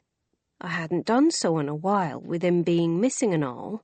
Her eyes communicated she was worried she would get in trouble for this dereliction. I nodded. "Go on." "But when I got to his room, I found this lying on the ashes, in his hearth." She pulled pieces of paper from the pocket in her apron. "I normally would never have taken 'em," she hastened to say, flicking her eyes toward Anderley. But Mr. Anderley told me I should tell him if I saw anything strange, and I thought this might be what he meant." "Indeed it is," Anderley confirmed. I took the paper from her grasp as she beamed shyly at the valet, and turned to allow Gage to read over my shoulder. The paper had been torn in only 4 pieces, so I was easily able to fit it back together, to tell that it was a letter, one hastily jotted off. "Alfred, I know where your brother is. Meet me at my cottage as quickly as you may. Lorna." I looked up at Gage, seeing the same dawning worry in his eyes. There was no indication whether Rory was alive or dead, but if he were dead, why would he have phrased it so?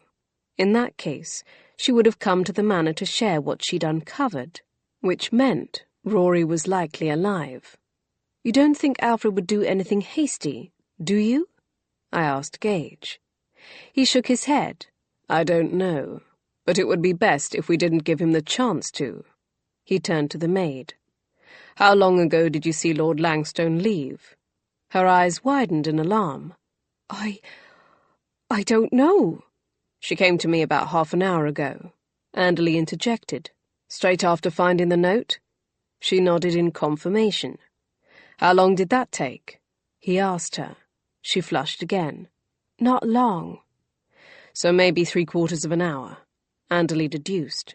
Gage's expression turned grim. "Too long." He moved toward the window, staring out at the swirling, cloud-strewn sky. "Gather as many men as can be spared," he told Anderley. "Then have the groomsmen saddle horses." Anderley nodded and hastened out the door. "I'm coming with you," I said, when Gage swiveled to face me. I wasn't about to be left behind, not when Lorna was somehow mixed up in all of this. He glowered at me for a moment, but did not protest. "Dress for rain and wind," he replied, as he strode toward the connecting door. "It's not going to be a comfortable ride." Chapter 31. Gage was right. No sooner had we set off across the moor toward Lorna Galloway's cottage than the rain began to fall in earnest. That wouldn't have been so bad had the wind also not decided to kick up a fuss. Our range of vision swiftly deteriorated as the rain blurred the landscape, making it all too easy to become disoriented. Out of necessity, we were forced to slow the horses to a steady walk, bowing our heads against the periodic gusts that flung icy raindrops into our faces. By the time Lorna's cottage came into view, my cloak was thoroughly soaked, and my cheeks stung with cold. We must have looked a sorry, bedraggled sight, and Lorna's wide eyes, as she emerged from her cottage with the shawl draped around her shoulders, only confirmed it. "Where's Alfred?" Gage demanded to know as we drew our horses to a stop before the porch. She blinked, glancing at me. I don't know. What do you mean? I haven't seen him since he left with you yesterday. Her skin appeared extremely pale in the dim light. Why? Has something happened to him? But Gage was not so easily swayed. We found your letter. What letter? The one you sent him today, telling him to meet you here, that you know where Rory is. Her mouth gaped slightly as she looked to me and each of the other men in turn. I never sent him a letter. I've been here all day. Is Alfred inside? No! Her voice grew agitated. He's not. But he could have been. She glared at me and Gage. You said he would be safe. You said nothing would happen to him while you were there to keep watch. Gage's voice softened with concern. He truly isn't here. No! She shook her head, clutching her shawl tighter as she turned to stare out at the rain drumming down on her roof. I could almost hear her anxious thoughts, for this was not the sort of weather to be caught out on the moors. Well, we know he took a horse and set off in this direction. Gage glanced around him. Even if Alfred was hiding inside, he couldn't very well conceal a horse. Then where is he? I haven't seen or spoken to a soul all day, until you. And I haven't heard the sound of a rider. Her voice rippled with panic. I think the more important question is, who actually wrote that note luring him here? I grunted, guiding my horse around, so that I could use the edge of the porch to dismount. For if they elected to do so by falsely impersonating Miss Galloway, then I doubt their intentions were noble. That was the gentlest way I could think of to phrase the fact that Alfred was in serious trouble. Lorna's eyes were stricken with alarm, so much so that she didn't even balk at my offer of support as I draped an arm around her waist. If someone were going to surprise one of your visitors coming from Langstone, where would they lie in wait? Gage asked. Near the river. She inhaled a deep breath, lowering her shoulders and smoothing the fear from her features. You mean if they wished to ambush someone? She replied, recovering her usual cool insouciance and insistence on calling a spade a spade. Yes, I suppose the river would be best, though I don't know which path he took, the drier one that loops to the north or the boggier trail you used. We'll search both. Gage's eyes flicked to mine. You'll stay here with Miss Galloway? He was asking more than that simple question, but all I did was nod. Keep a sharp eye out, he added before ordering Anderley to take 2 of the men to search the path on which we'd come for any signs of a struggle, while he took the other servant and rode north to the shallow river crossing there. As we watched them canter away, I was grateful for the solid weight of my pistol pressed against my side, inside the pocket of my deep sapphire-blue redingote, lest we should encounter any trouble. Then Lorna and I turned as one to enter her cottage and escape the cold and damp. She bustled forward to set a kettle of water over the fire, while I tried my best to shake the damp from my outer garments. Though Gage's unspoken urging had been clear, I didn't expect to find Alfred inside the cottage. Lorna's reaction had been too genuine, and far more pronounced than her almost taciturn answers to our questions during our first visit, when she'd known all the while Alfred was hidden under her trap door. Even so, I glanced around for signs of his presence. I thought my searching had been unobtrusive, but Lorna turned to face me with a resigned expression. I suppose you need to see beneath the cottage. My lips curled into a humorless smile. I'm sorry, but yes. It was always difficult to tell a person you genuinely liked, whom you wanted to believe, that you didn't entirely trust them. But such was the lot of an inquiry agent. However, perhaps more distressing than people's usual annoyance or outrage was Lorna's easy acceptance of the matter. It was clear she was used to others' mistrust, and that made me squirm with remorse. I looked around the bedroom and peered underneath the cottage in the small space revealed by the trap door, though I didn't go down inside. That seemed excessive. In any case, Alfred would have had to squeeze up into the joists located below where we were standing and lift his feet for me not to see him. Lorna closed the trap door and spread her rug back over it before joining me back in the main room, where the water in the kettle had begun to boil. She busied herself with the tea things, moving to and fro, fretting over small details. It was so unlike her that I knew she was mulling over something troubling. "What is it?" I finally asked. She looked up at me blankly. "What's put that furious furrow between your eyebrows?"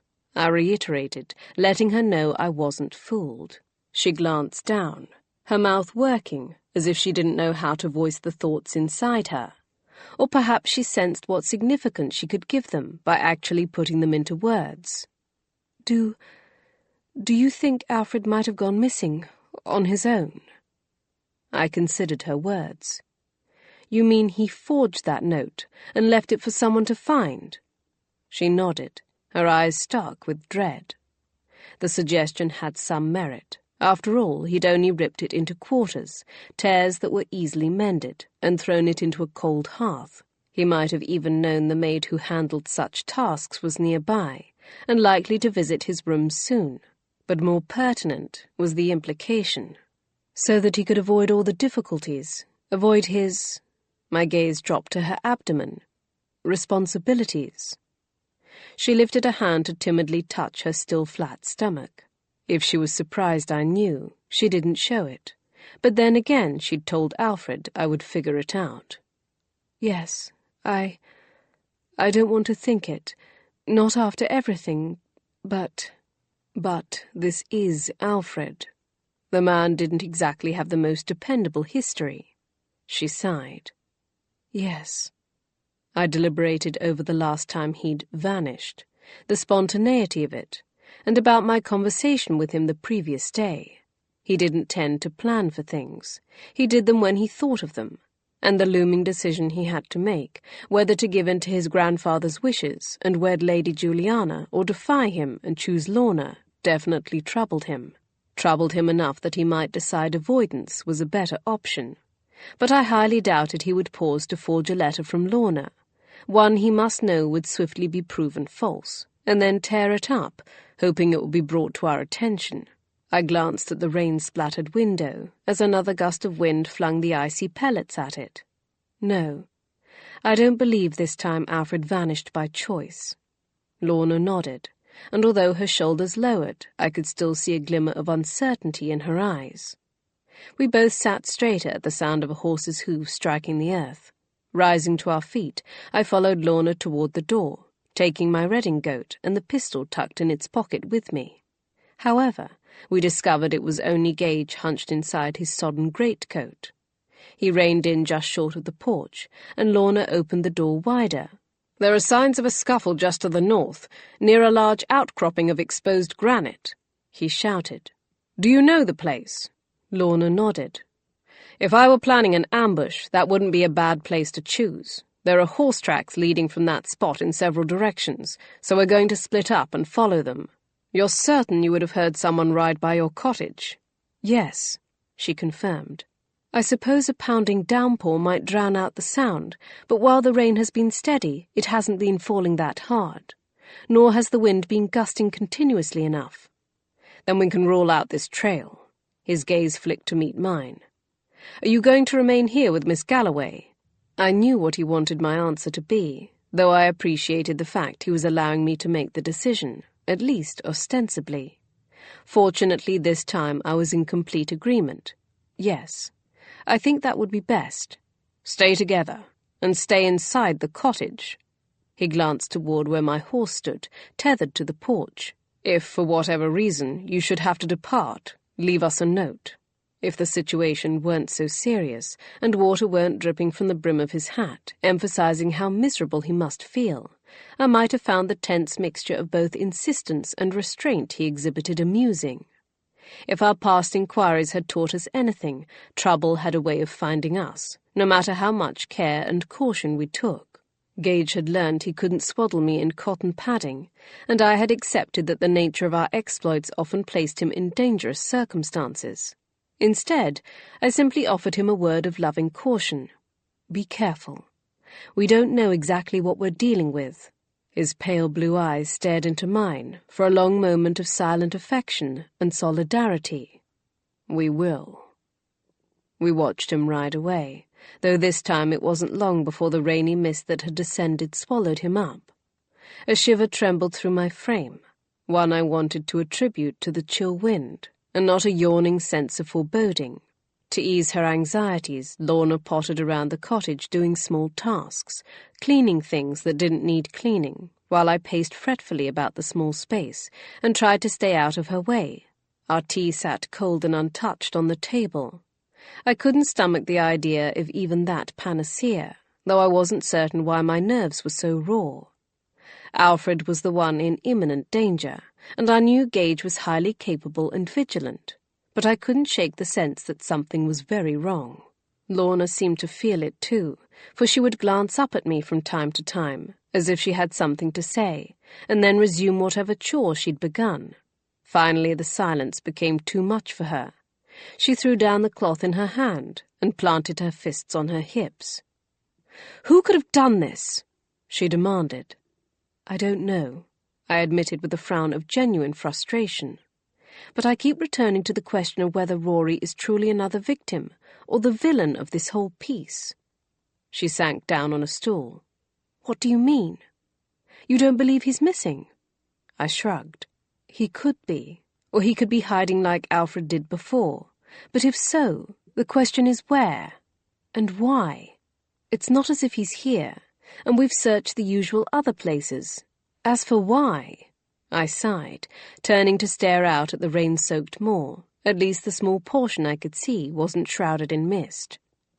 I can only think of two options.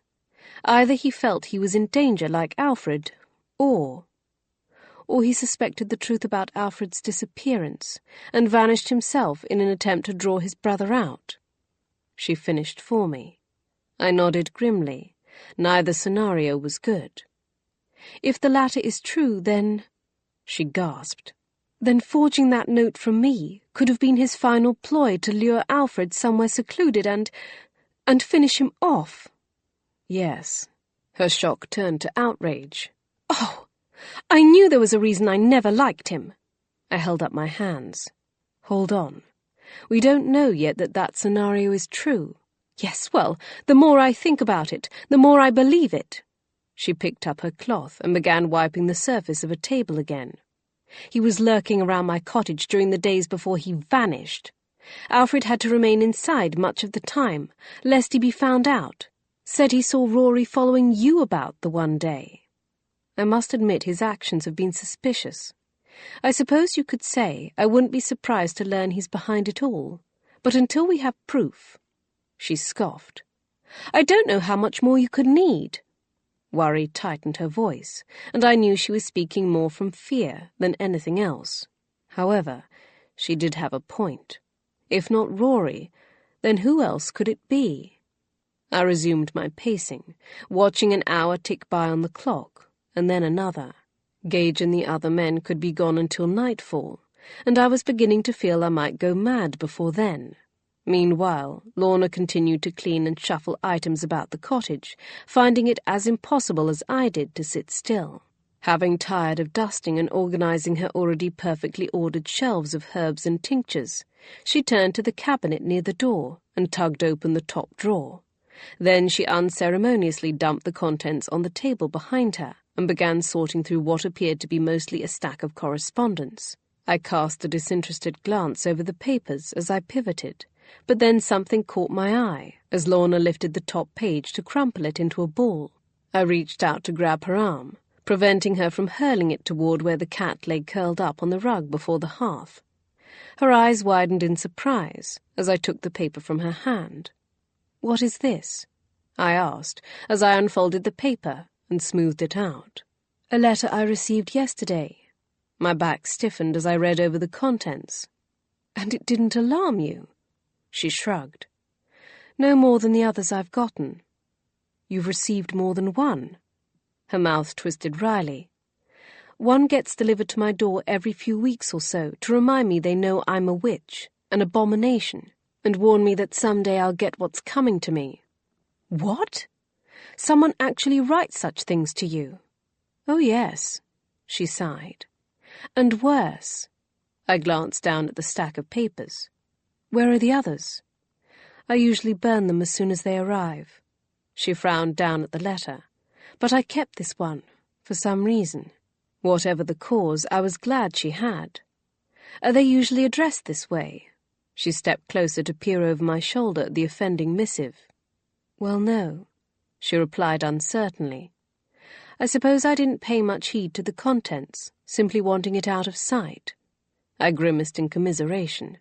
"Take a closer look now, and see if anything leaps out at you. Vixen, you and yours will get what's coming to you, a short, swift drop." Lorna inhaled sharply, grasping the same implication I had, an implication that would not have been so clear the day before. "You and yours." Precisely. What do you think they meant by a short, swift drop? I suppose hanging, or some other witch trial. I tried not to give it much consideration. I couldn't blame her, not if her receipt of these letters was a common occurrence, not when there was nothing she could do about them. I would want to ignore them too. "And what do you make of the fact they addressed you as Vixen?"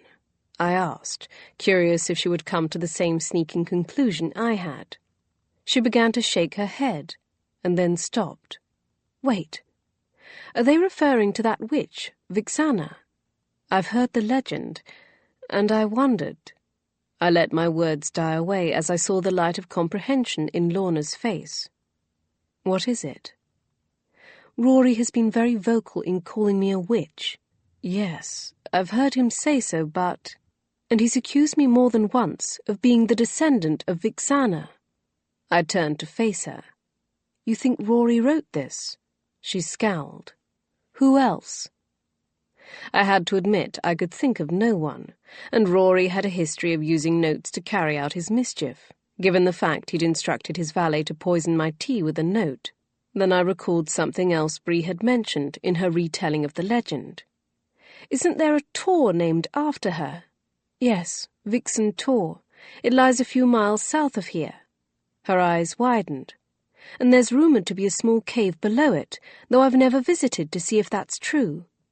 Do you think—" I understood what she was asking, even without her saying the words. "I think that if there is a cave there, that might be an excellent spot to hide, so long as one isn't afraid Vixana's spirit haunts it. Rory would believe himself immune to such things." I suspected she might be right about that. "We need to go there," she insisted, grabbing her boots from beside the door and sitting down on one of the benches to remove her slippers. "Hold on." I glanced at the window, where outside the rain fell and the mist swirled unabated. "I understand your urgency, but in this weather, I've been told over and over how dangerous the moor can be, even with fair skies." I gestured toward the door. "These conditions are far from favourable." "Yes, but you forget I've lived out on these moors all my life. I've travelled to Merivale many times, even if I've never gone beyond to Vixen Tor. All we have to do is follow the river. We can't get lost if we do that." I deliberated over what she'd said, not doubting what she claimed, but still hesitant to go.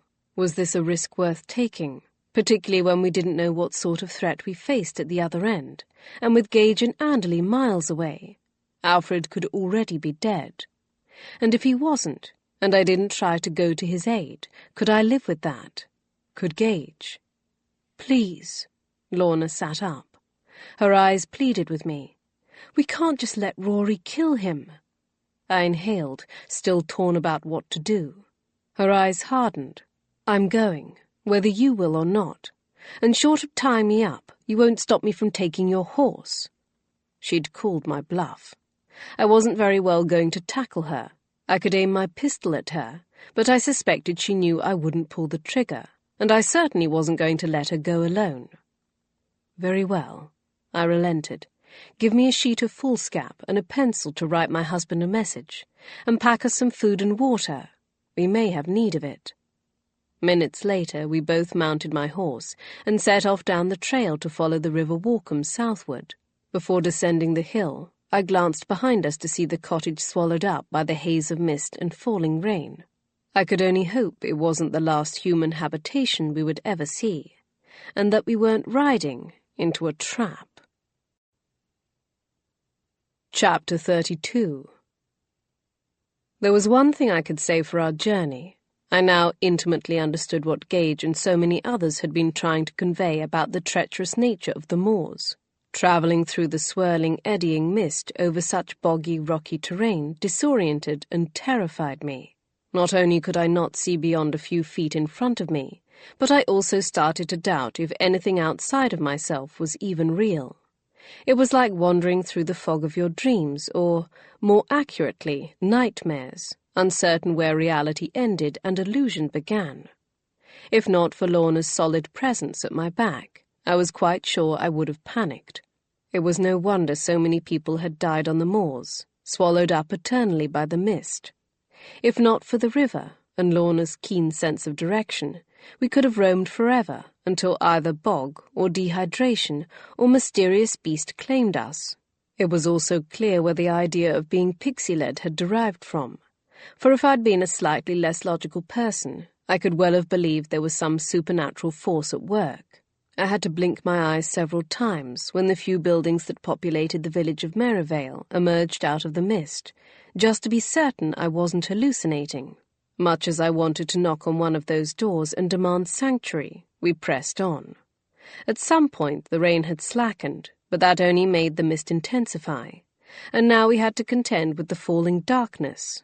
Although we couldn't see the sun, we could still sense its setting, taking what little light it had afforded us with it.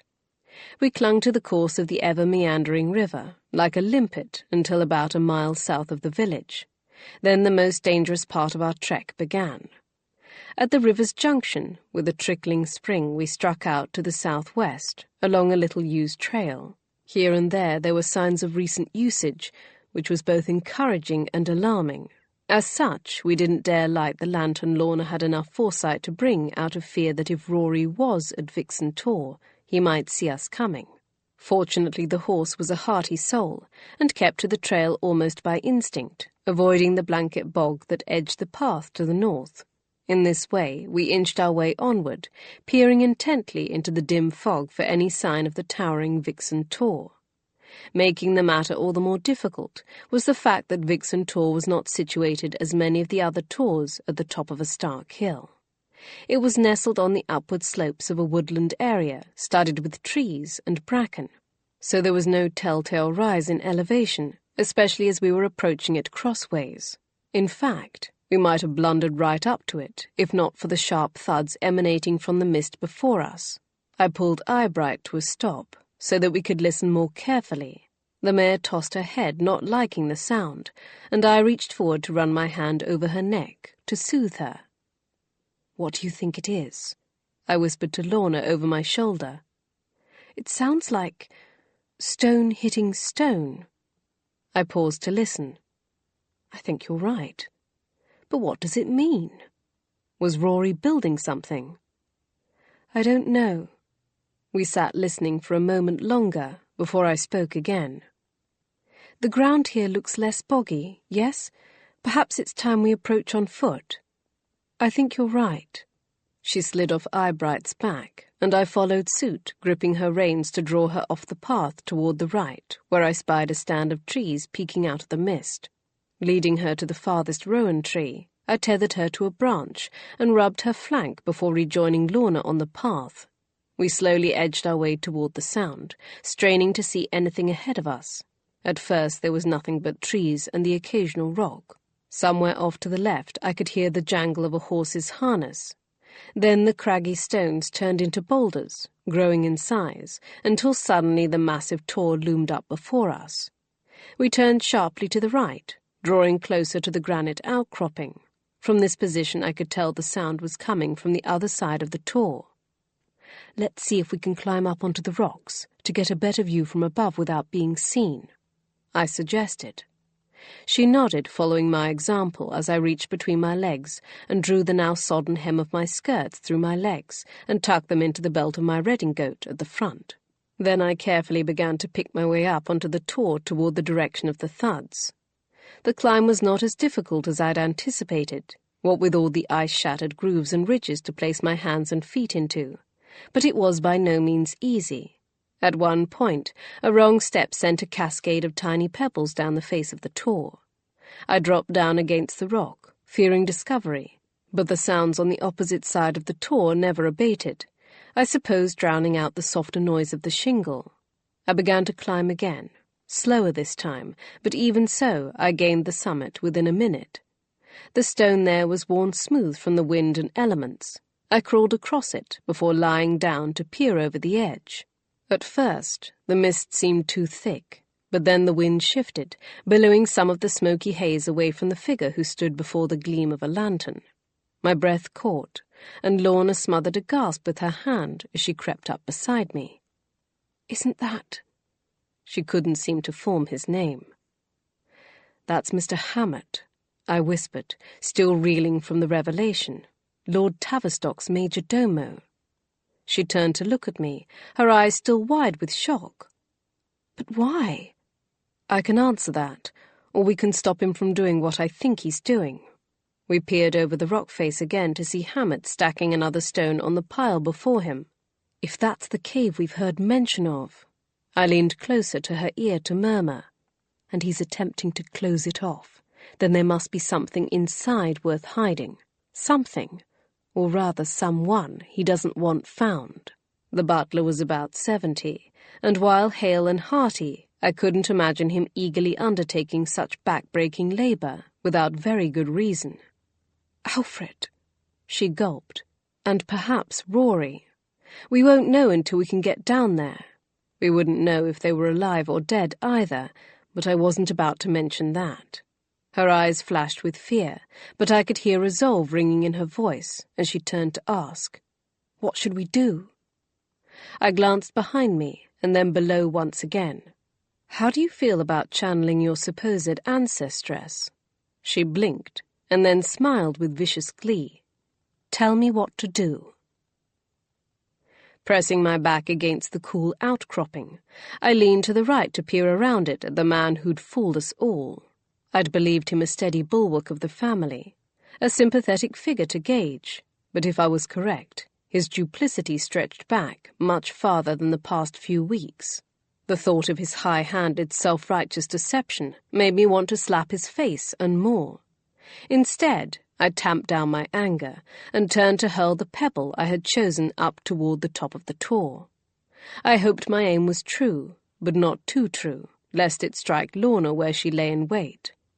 Then I transferred my pistol to my right hand and pressed close to the rock, waiting to see how Hammett would react. I only hoped he would prove himself a proper Dartmoor man about superstitions, so I wouldn't have to use it. A hair-raising shriek pierced the air, making me jump even though I'd been expecting it. "How dare you use this place for your own purposes!" Lorna screeched, glaring down at Hammett from above. Hammett startled, dropping the rock he hefted. He howled in pain and stumbled back a step. "You have no right to meddle in my domain, or with my people. Begone from here! I knew you were in league with the devil, an eye-biter to tempt our young." He fairly spat the words, though he trembled with evident terror. "I warned 'em not to have anything to do with you, that naught good could come of it." The sound that issued from Lorna's throat, a sort of hiss shriek, made my heart rise into my throat. Had I not known any better, I would have been tempted to believe her act. "I said begone, or that first stone won't be the last to strike you," she shrieked. "I'll hurl this entire tor down on you if I must." Hammett shuffled backward. "Keep 'em. There's naught you can do now, for either of 'em. The Trevelyan's honour is restored." My stomach dipped. Were they dead? Both Alfred and Rory. I wanted to charge around the rock and discover for myself, but I forced myself to remain still. Revealing myself would not help. It was safer to let Hammett believe what he would and escape, rather than have to confront him now. There was no telling how he would react, or whether he would do something to precipitate Alfred and Rory's demises sooner, if they were not, in fact, dead. I felt Lorna's answering scream in the pit of my stomach, and I instinctively shrank away from all the fury and distress it contained. It was far too genuine. Hammett recoiled and turned to hobble off toward his horse, whose harness we'd heard jangling. His body moved in an awkward shamble, his shoulders hunched in discomfort. The foot he'd dropped the rock on visibly pained him, but the other leg also appeared to do so. I realized then the other leg must have been injured during his scuffle with Gage in the middle of the night. He had been our intruder. Once Hammett moved out of sight, I dared to skirt around the rock and pick my way around the face of the tor to the place where Hammett had been at work. At first, I didn't understand what he'd been endeavouring to conceal. The tor was riddled with cracks and crevices, but then I saw it. Just below the base of one of the outcroppings was a hole. If I hadn't known something was there, I would have assumed it was merely another ice-shattered fissure in the granite. However, when I placed my hands inside, I could pull back the stones below it. Working quickly, I wrenched as many of the rocks from their places as I could. I started at the sound of a horse's whinnying somewhere in the distance, but when I turned about, I could see nothing but the swirling mist. It must have been Hammett, setting back off across the moor. I resumed my frantic work, and moments later Lorna arrived to help. We scrabbled to remove the stones, panting from the exertion. All the while we called out to both Alfred and Rory, praying one of them would answer. Regrettably, the lower in the pile we progressed, the heavier the rocks became, until neither of us could budge them, even working in concert. I sat back, gasping for breath. "They're too big." I touched her arm when she continued to strain. "Lorna, stop. You'll only hurt yourself. They're simply too big." She leaned against the side of the outcropping. "We can't stop. Alfred could be in there." "Then let's see if he is." I stood to examine the opening we'd created. "I think I can squeeze through here, but I'll need the lantern to see. Do you think—" Before I could even finish the question, she hurried off into the mist, presumably to draw our horse and the lantern she carried closer. I pried at some of the other stones, but while a few shifted, they were too unwieldy to dislodge. That Hammett had managed such physically demanding labour, and at his age, amazed me. Clearly I'd underestimated him in more ways than one. Or had he purposely been misleading us all with his shambling walk and creaky voice? I heard the clack of the horse's hooves before I saw the light of the lantern Lorna had lit.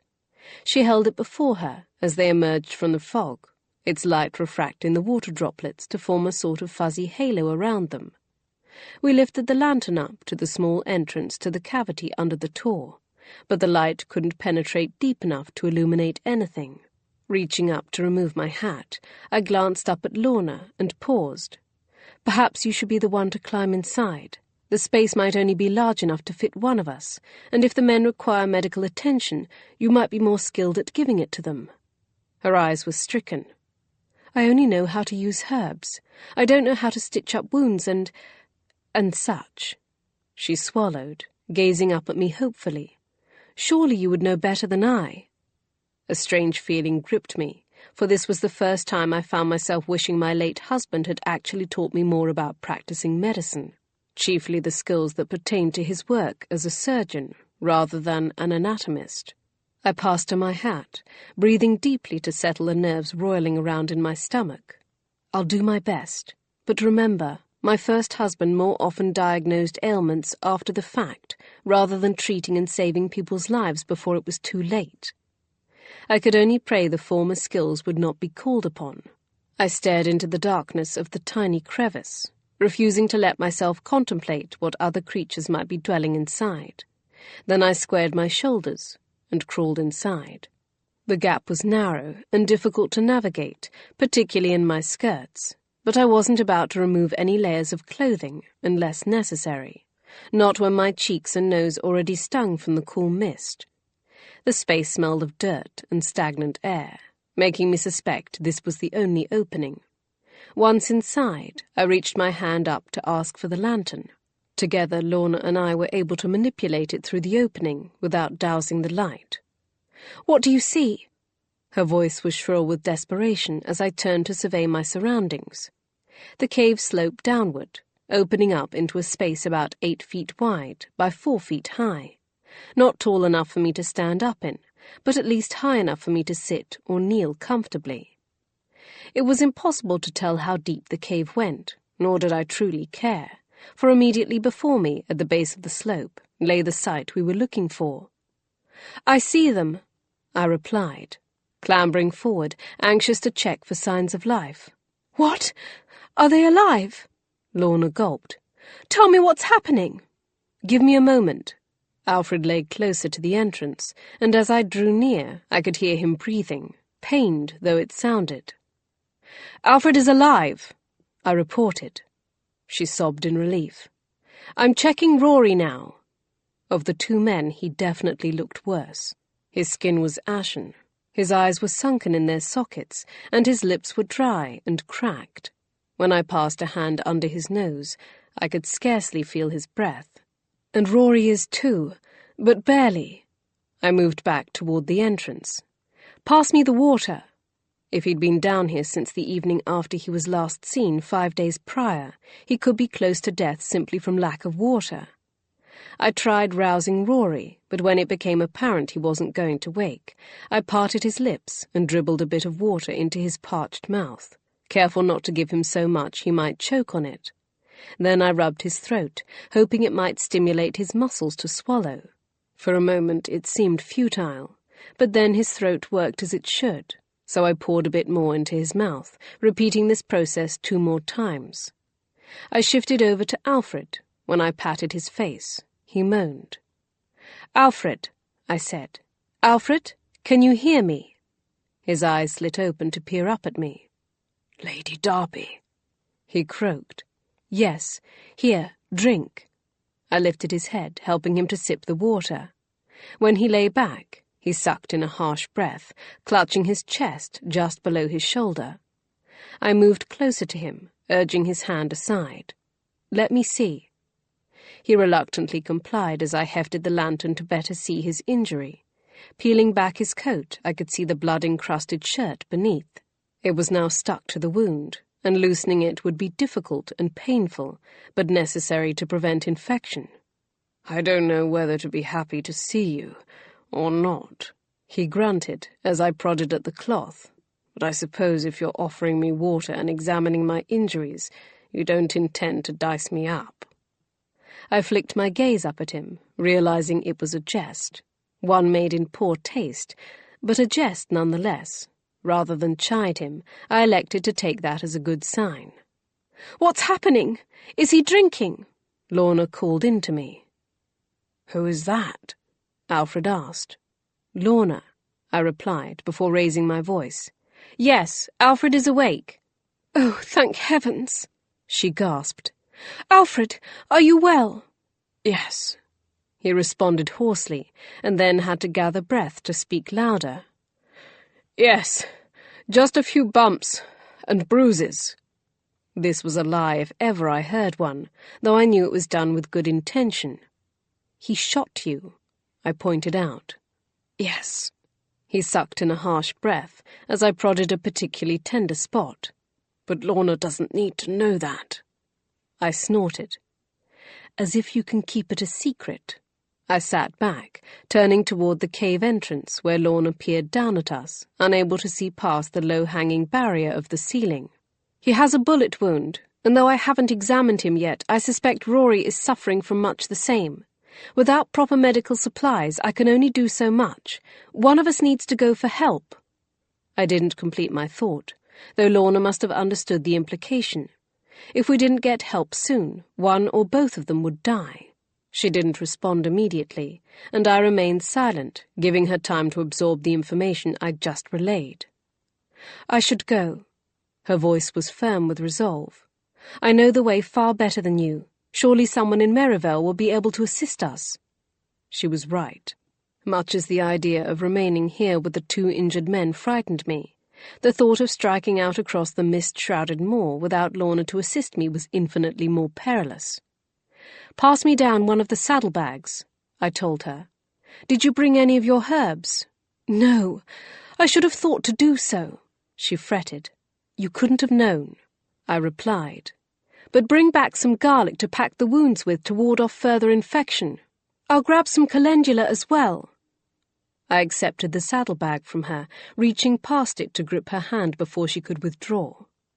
"I'll do everything I can," I promised her, hoping it would be enough.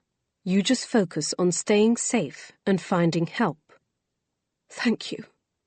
Her voice shook with repressed emotion, but she smoothed it out as best as she could as she called down to Alfred. "I'm going for help, Alfred." Then almost as an afterthought she added, "Don't die on me." "Is she out there alone?" Alfred asked as I heard the sounds of her moving away. "Yes." He shoved my hand aside as I reached again for his wound. "You can't let her go alone." "We don't have any other choice," I replied. "She's certainly not going to let me leave you and Rory here alone." "Well, make her." I arched an eyebrow at his petulant tone. "I don't think you're in any position to make demands. Now lie still. This is not going to be pleasant." There was one positive thing about his peevish behavior. It made it easier for me to do what I needed to. I trickled cold water over the wound to loosen the encrusted fabric, and then peeled it upward. He winced and gritted his teeth. When I'd finished, he was breathing hard, and the sweat I'd already observed dotting his brow ran in rivulets down his face. "Maybe I spoke too soon," he panted. "Maybe you do mean to finish me off." "Hush," I retorted, prying carefully at the skin around the wound. It was red and inflamed, but the placement and the relatively minor loss of blood suggested the bullet hadn't hit any major organs or veins. If we could combat the infection and get him help soon, he should survive, so long as there weren't worse injuries. "Where are your other injuries?" I asked, sweeping my gaze over his form. "There are none." I glared at him. "From the laboured sound of your breathing, I know that's not true. Did he crack your ribs?" "I don't know," he replied honestly. I leaned closer, inspecting the stain on his shirt and skin just above his shirt collar, where his cravat had been removed. "Lady Darby, I hardly think this is the time," Alfred quipped weakly. I looked up past his dry lips, a few inches from mine, to meet his eyes. "What is this?" I demanded to know, ignoring his attempt at levity. "What is smeared on your neck? It's not blood."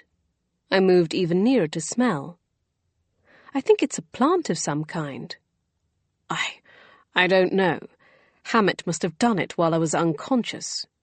I flicked a glance at Rory's neck, seeing the same stain. Then a speck of something on his coat sleeve caught my eye. I reached across to pick it up, bringing it closer to the light. It was a cluster of leaves, rue, if I wasn't mistaken. "Why would he rub rue into your skin?" I voiced out loud. "It's not a poison I know of." "Perhaps because it's supposed to ward off spells."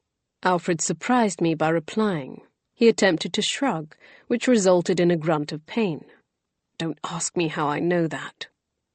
I suspected Alfred knew a great deal more than he wished others to realize, but I didn't comment on that. I suppose that makes sense, given the fact he believes Lorna is a witch. He blinked up at the rock ceiling. He kept babbling something about saving us from our own sinful inclinations and restoring the family honor. I didn't question him about it further, wanting to focus on what was most important here and now, keeping both men alive. I shifted across the cave again, settling next to Rory's side. "Has he woken? Has he spoken to you?" I asked Alfred while I searched him for injuries. "For a short time." His voice grew rough, though I'm not certain he was in his right mind. He kept trying to apologize, said he swore Lorna was behind my disappearance. Then he saw me one day on the moor, probably the same day you did, and he made the mistake of saying something to Hammett instead of you and Gage, thinking the butler might be an ally. He swallowed. He was worried the two of you might not take him seriously, that you already knew he'd been hindering your investigation. I guess he initially hadn't wanted me found. He was angry and wanted me to stew in whatever trouble I'd gotten myself into. But then he'd changed his mind, growing worried I might truly be in some sort of danger." Alfred coughed, gritting his teeth in pain. I lifted a hand to halt his flow of words, but he pressed on, urgent to relay it all. He wanted to tell Grandfather what he'd seen, that I was alive and well, but Hammett insisted they needed proof. However, when he took it to him, Hammett attacked him instead. What proof? He wasn't very coherent, but I gathered it was a drawing of Lorna. She was wearing a necklace with a piece of amber strung on a chain. The piece of amber I'd found one day on the moors, when we were boys. He knew I always kept it in my pocket. The sketch of Lorna at Great Miss Tor. That's why Rory had taken my sketchbook. He'd noticed the distinctive amber necklace when my book fell open to that image that second day we met on the moor. It was something that, as an outsider, I'd had no chance of discerning. I frowned, unable to find the source of Rory's injury. Did he tell you how he was attacked? Shot. Just like me. Where? Frustration tightened my voice, and I pressed my hand into the ground beside his arm in order to reach up by his head. It sunk into wet earth, and I nearly recoiled. I must have made a sound, for Alfred's eyes snapped to mine in the darkness. I didn't spare time for an explanation, sliding my knee between the two men where they lay side by side in order to try to gain enough leverage to roll Rory onto his side. There I found the hole near the centre of his back, and from the scent emanating from it, it had already begun to fester. My heart rose into my throat. I laid him back as gently as I could and turned to meet Alfred's gaze. I could see the same horror and pain I was feeling glimmering in his eyes in the lantern light. Placing my hand around his wrist, I felt for Rory's pulse. It was faint. I counted its beats, recalling something I'd overheard my late anatomist husband telling his assistant about the time he'd served as a surgeon during the Napoleonic Wars. He'd said that one of a field surgeon's most important skills was his ability to distinguish between those injuries that were survivable and those which were not. Not only could he save more lives by focusing his time and attention on those he could mend, but by staying his hand, he also prevented further suffering for those who couldn't survive by not forcing them to endure an unnecessarily long and painful death when they could already be at peace. No matter how much I wanted to balk at the truth, somewhere inside me I recognized reality. This wound was not survivable. Even had the best surgeon in all of England swooped in at that very moment to attend him, the chances of his recovering from such a wound while in such an advanced state of dehydration were infinitesimal. If the bullet had damaged an organ, the odds could be even smaller than that. He would lie in bed, slowly waiting to die, perhaps even praying for it. It was far kinder not to do anything, but infinitely more difficult. I could see the moment Alfred recognized the same thing I had, though from the way his mouth worked, he seemed to want to fight it. "I'm sorry," I murmured, not knowing what else to say. After all, the men were brothers. Regardless of everything else, there was still that bond between them. His throat worked as he swallowed, and then he nodded in acceptance. I glanced at Rory one last time, blinking through a sheen of tears. I hated that I'd allowed myself to think the worst of him, when the truth was he'd been trying to protect me. Those letters he purportedly wrote telling his valet to poison me and threatening Lorna almost certainly had come from Hammett, not him. If only he'd trusted us with his suspicions, and not Hammett, all of this could have turned out differently.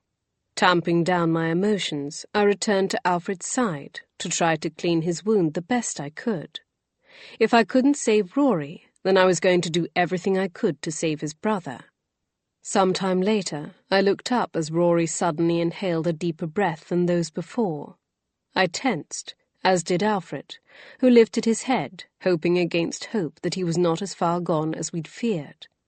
But then Rory exhaled one last long sigh, and I sensed the change in him.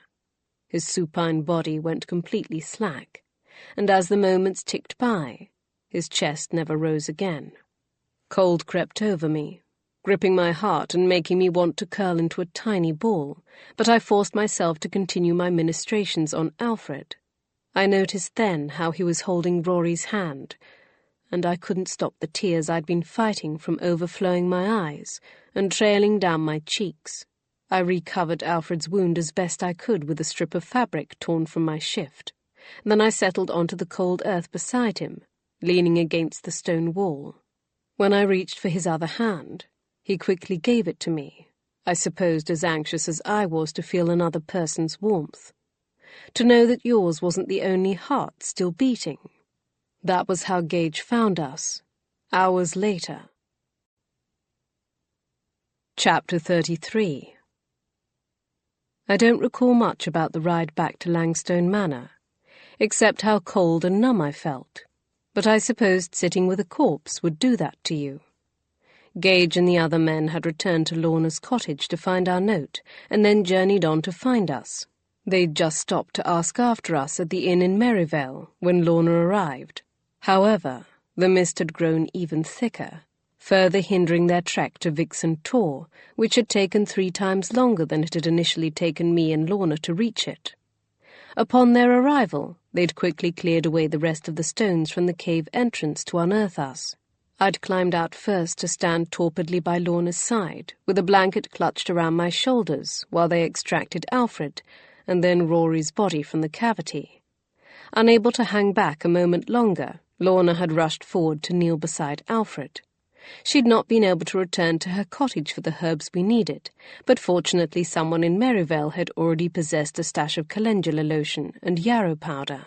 I packed the wound with the yarrow to slow his continued bleeding, while she rubbed the calendula lotion into the inflamed skin surrounding it to combat the infection.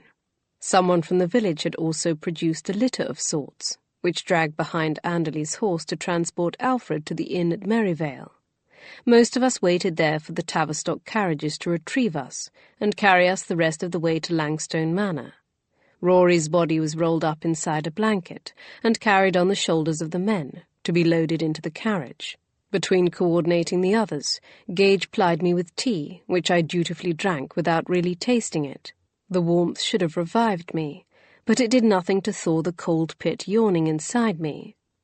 Apparently the entire household had been informed of what had happened, for when we returned to Langstone, despite our dawn arrival, they were lined up waiting to be assigned tasks. The first footman stood in Hammett's customary place, next to the housekeeper, so I assumed the duplicitous butler had been detained.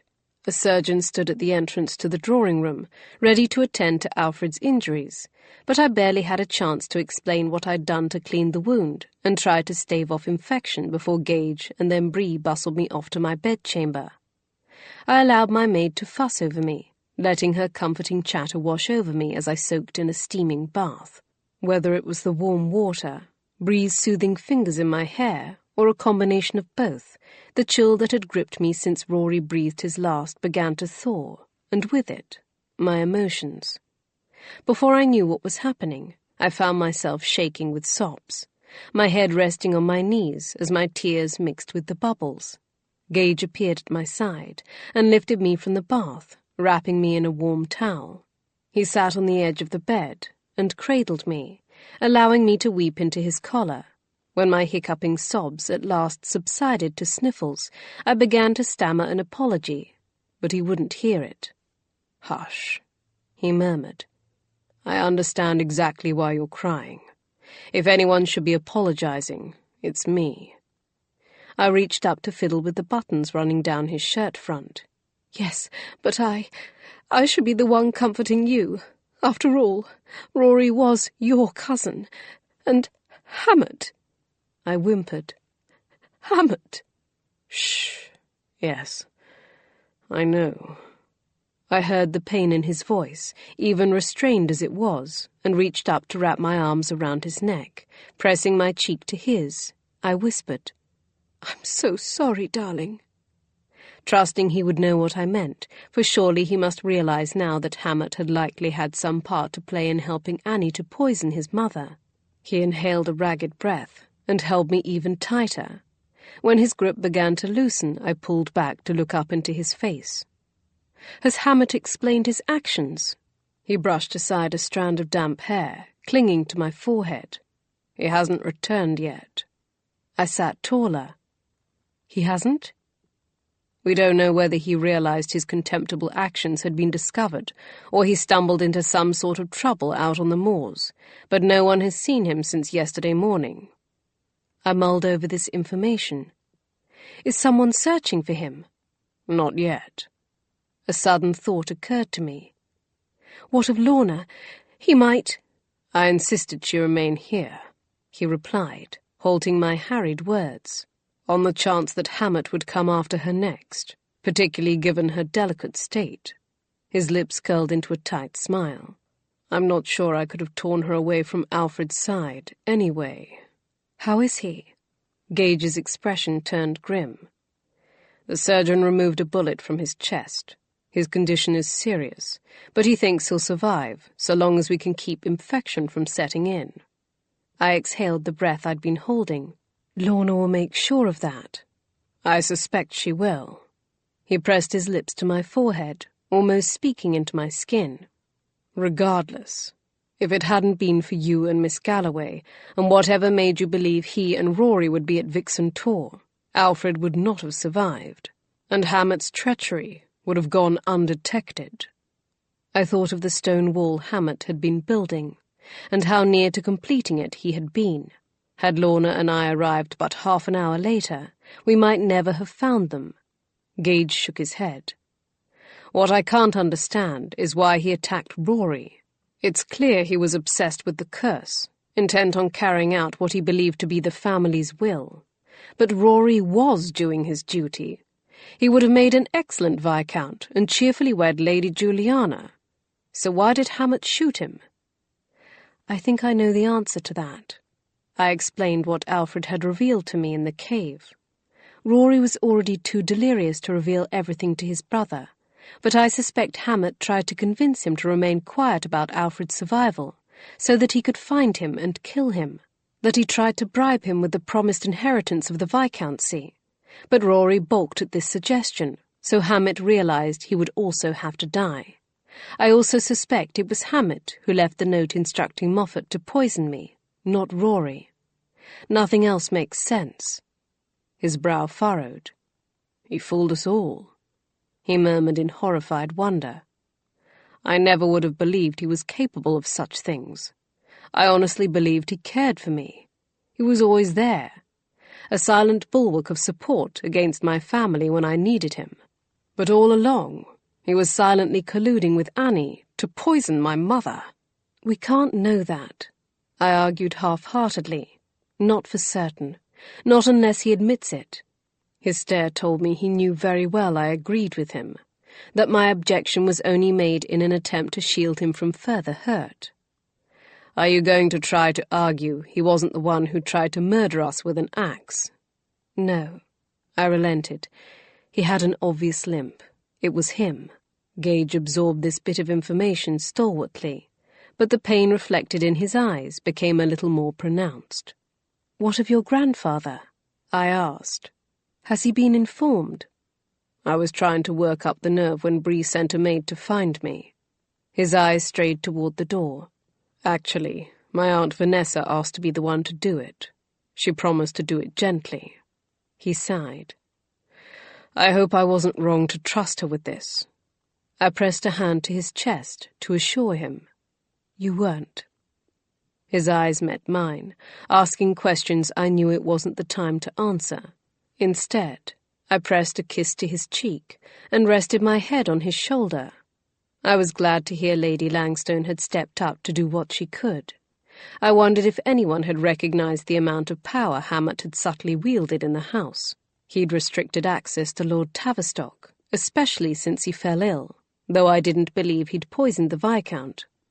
Given what we knew about Hammett's motives, such a move made little sense. But he had controlled who and what information reached the Viscount whenever possible. Lady Langstone, in particular, had been blocked from his presence, and I couldn't help but wonder if that was because he'd feared her perception. Unfortunately, her sour demeanour toward most everyone had made such an action seem justified. But now I could see it for the manipulative move it was, just as his defence of her had clearly been employed to keep my trust by making me think he was fair and impartial. Will you go to him, now that I'm recovered? Are you? He asked, forcing me to look him in the eye. Well enough, I responded honestly. It will take some time for me to heal completely. I inhaled a shaky breath. And I suspect the memory will always cause me some distress, but I promise I won't shatter. I sank limply against him. "I just want to rest." He searched my eyes, as if ascertaining my truthfulness, and then nodded. "I'll send Bree to sit with you." I opened my mouth to protest, but he overruled me. "I'm not leaving you alone. Not after your ordeal." "I am fine. Really." He cupped my jaw gently with his hand. "Kiera, please, just humor me." I sighed in surrender. "Wake me if there's news." In the end, I was only allowed to sleep for 3/4 of an hour. Then Bree woke me with a shake. "My apologies, my lady. Lord Langstone is asking for you." I pushed myself upright, trying to clear the sleep from my mind. Bree handed me a cup of coffee to sip, as she coiled and pinned my hair. Even so, my thoughts still seemed a bit bleary when I descended the stairs a short time later. I found Alfred lying in a bed that had been hastily assembled in the drawing-room. Lorna stood at his side, clutching his hand, while Gage and the Dowager lined up along the opposite side of the bed. At first, I feared the surgeon had been wrong, that Alfred's injuries had been even more severe than he realized, and the man in the clerical collar who stood at the end of the bed didn't ease my dread. But then I noticed the gentle smile on Lorna's face and the glimmer in Alfred's eye, despite the pain he must have been feeling. "You needed me?" I asked in confusion.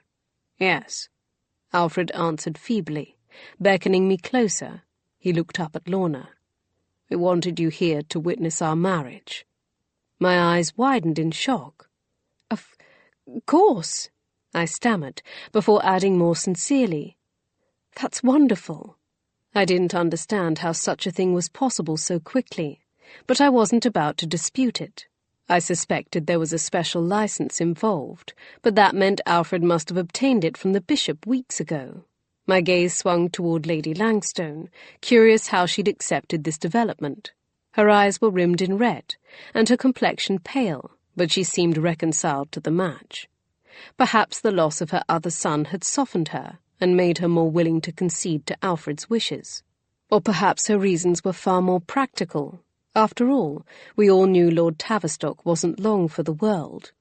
If the worst should happen, and Alfred succumbed to his injuries, the title and estate would then go to Lord Tavistock's younger brother, or some other distant relative.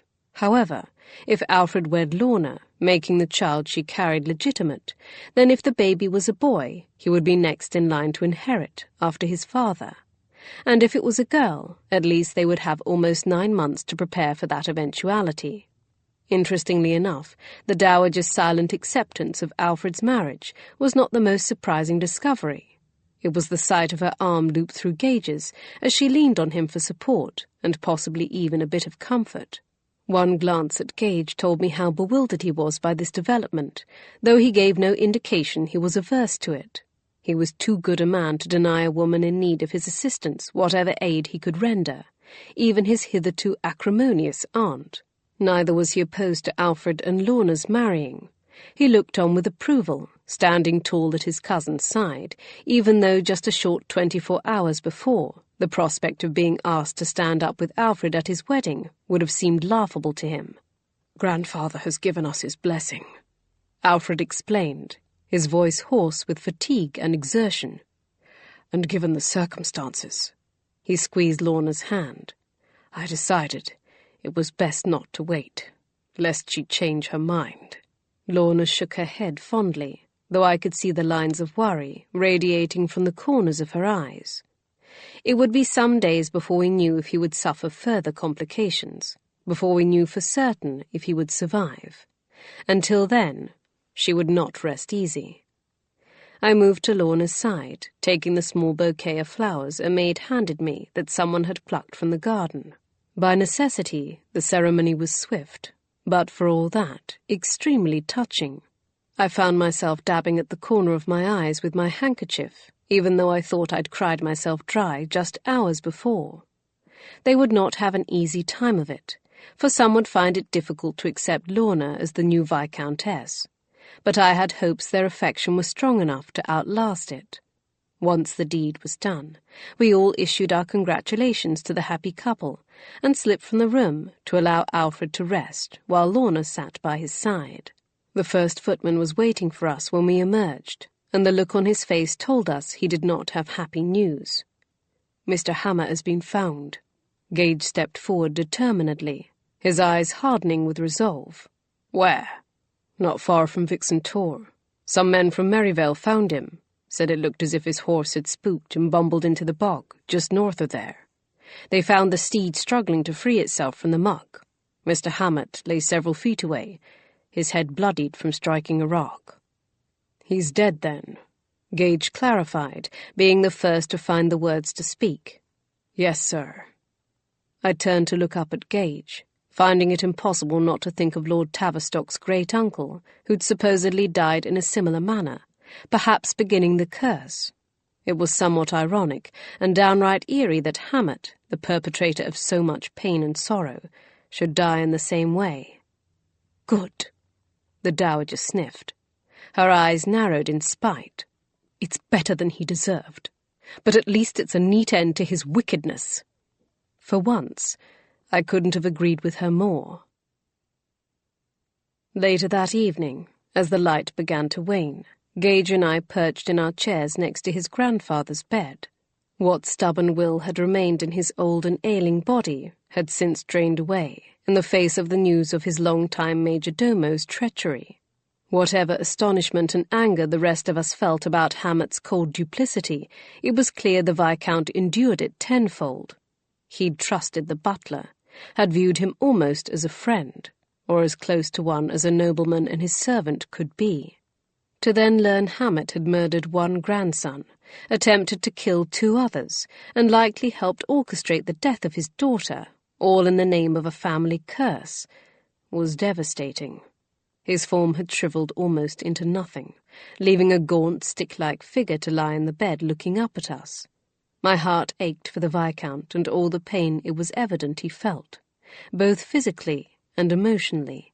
And it ached for Gage, who was losing his grandfather after only just reconciling with him. I supposed if one blessing had come out of this entire sordid tragedy, it was that. But my heart also ached for myself. I'd grown fond of the cantankerous Viscount, and I was sorry to lose him so soon after meeting him. We hadn't planned to push the Viscount for any answers he could supply about his butler's actions, but Lord Tavistock seemed to want to discuss it, to try to understand what had happened and why no one had realized it sooner. "My father groomed him, you know," he said, "starting from a very young age, when he was but a stable boy." I recalled Hammett admitting as much to me. "When I was younger, I wondered at that interest, wondered if maybe he was perhaps my father's bye-blow or the product of another illicit relationship in the family. But then later I decided it didn't matter. Hammett was good at his position, indispensable even, so I never asked. I never pushed either my father or Hammett for the truth." He heaved a sigh, his eyes staring off into the twilight. "Perhaps I should have." Gage gently shook his head. "I don't think knowing whether Hammett was your bastard brother or not would have made a difference. In fact, it might have only made you even blinder to the possibility he could commit such horrible acts." He paused.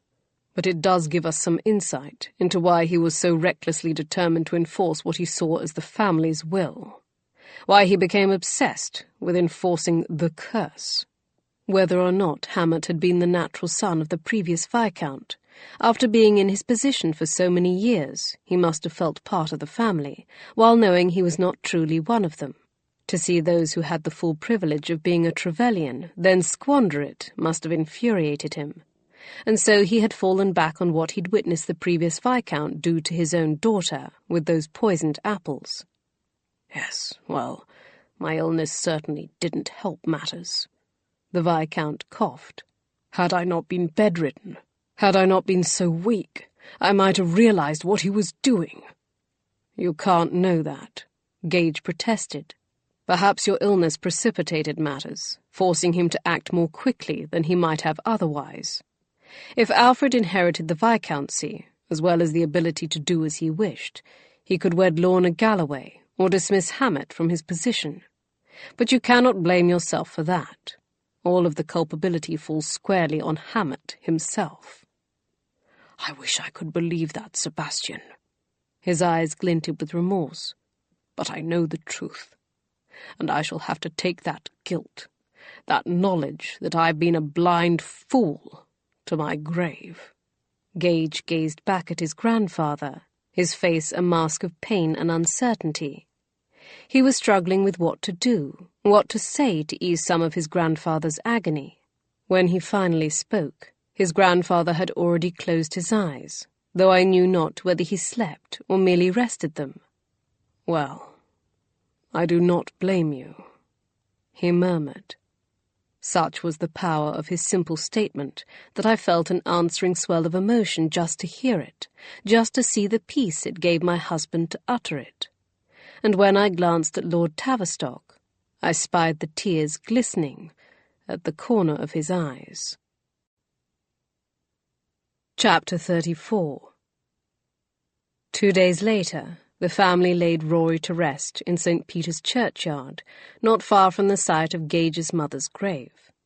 And sadly, Lord Tavistock joined him a week later. The pain and shock had simply been too much, and he'd succumbed to his illness and his advanced age. The entire family, in fact, the entire household and surrounding communities, mourned his passing greatly.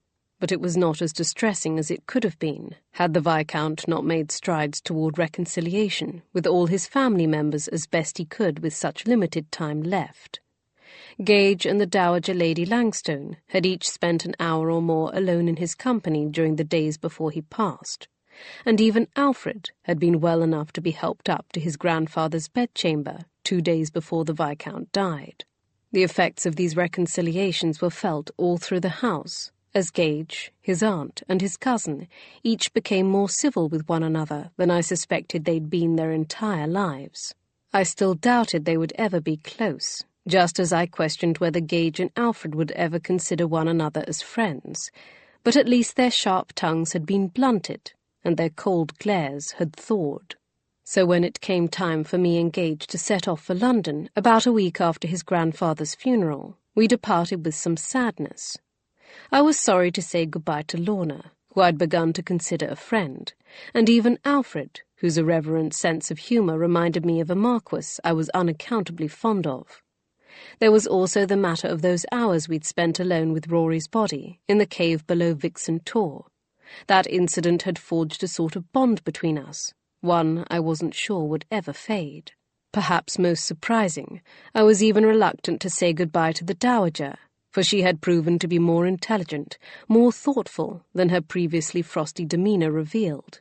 As we turned from the Manor's long lane onto the road that would carry us east, I settled back against the plush cushions of the Tavistock carriage Alfred had allowed us to borrow for our journey, and sighed.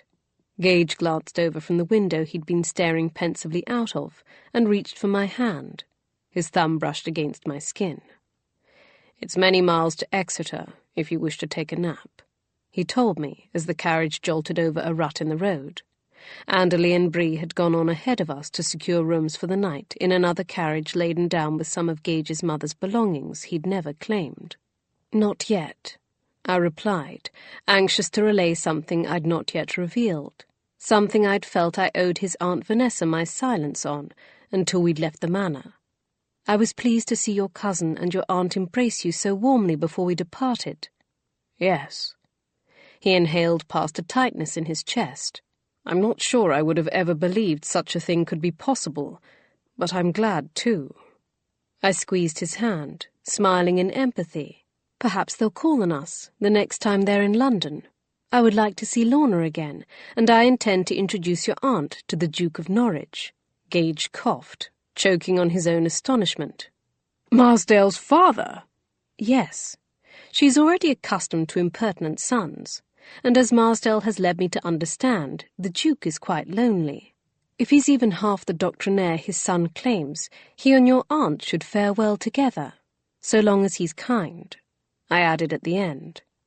After so many years of unhappiness, even partially of her own making, the dowager deserved some contentment.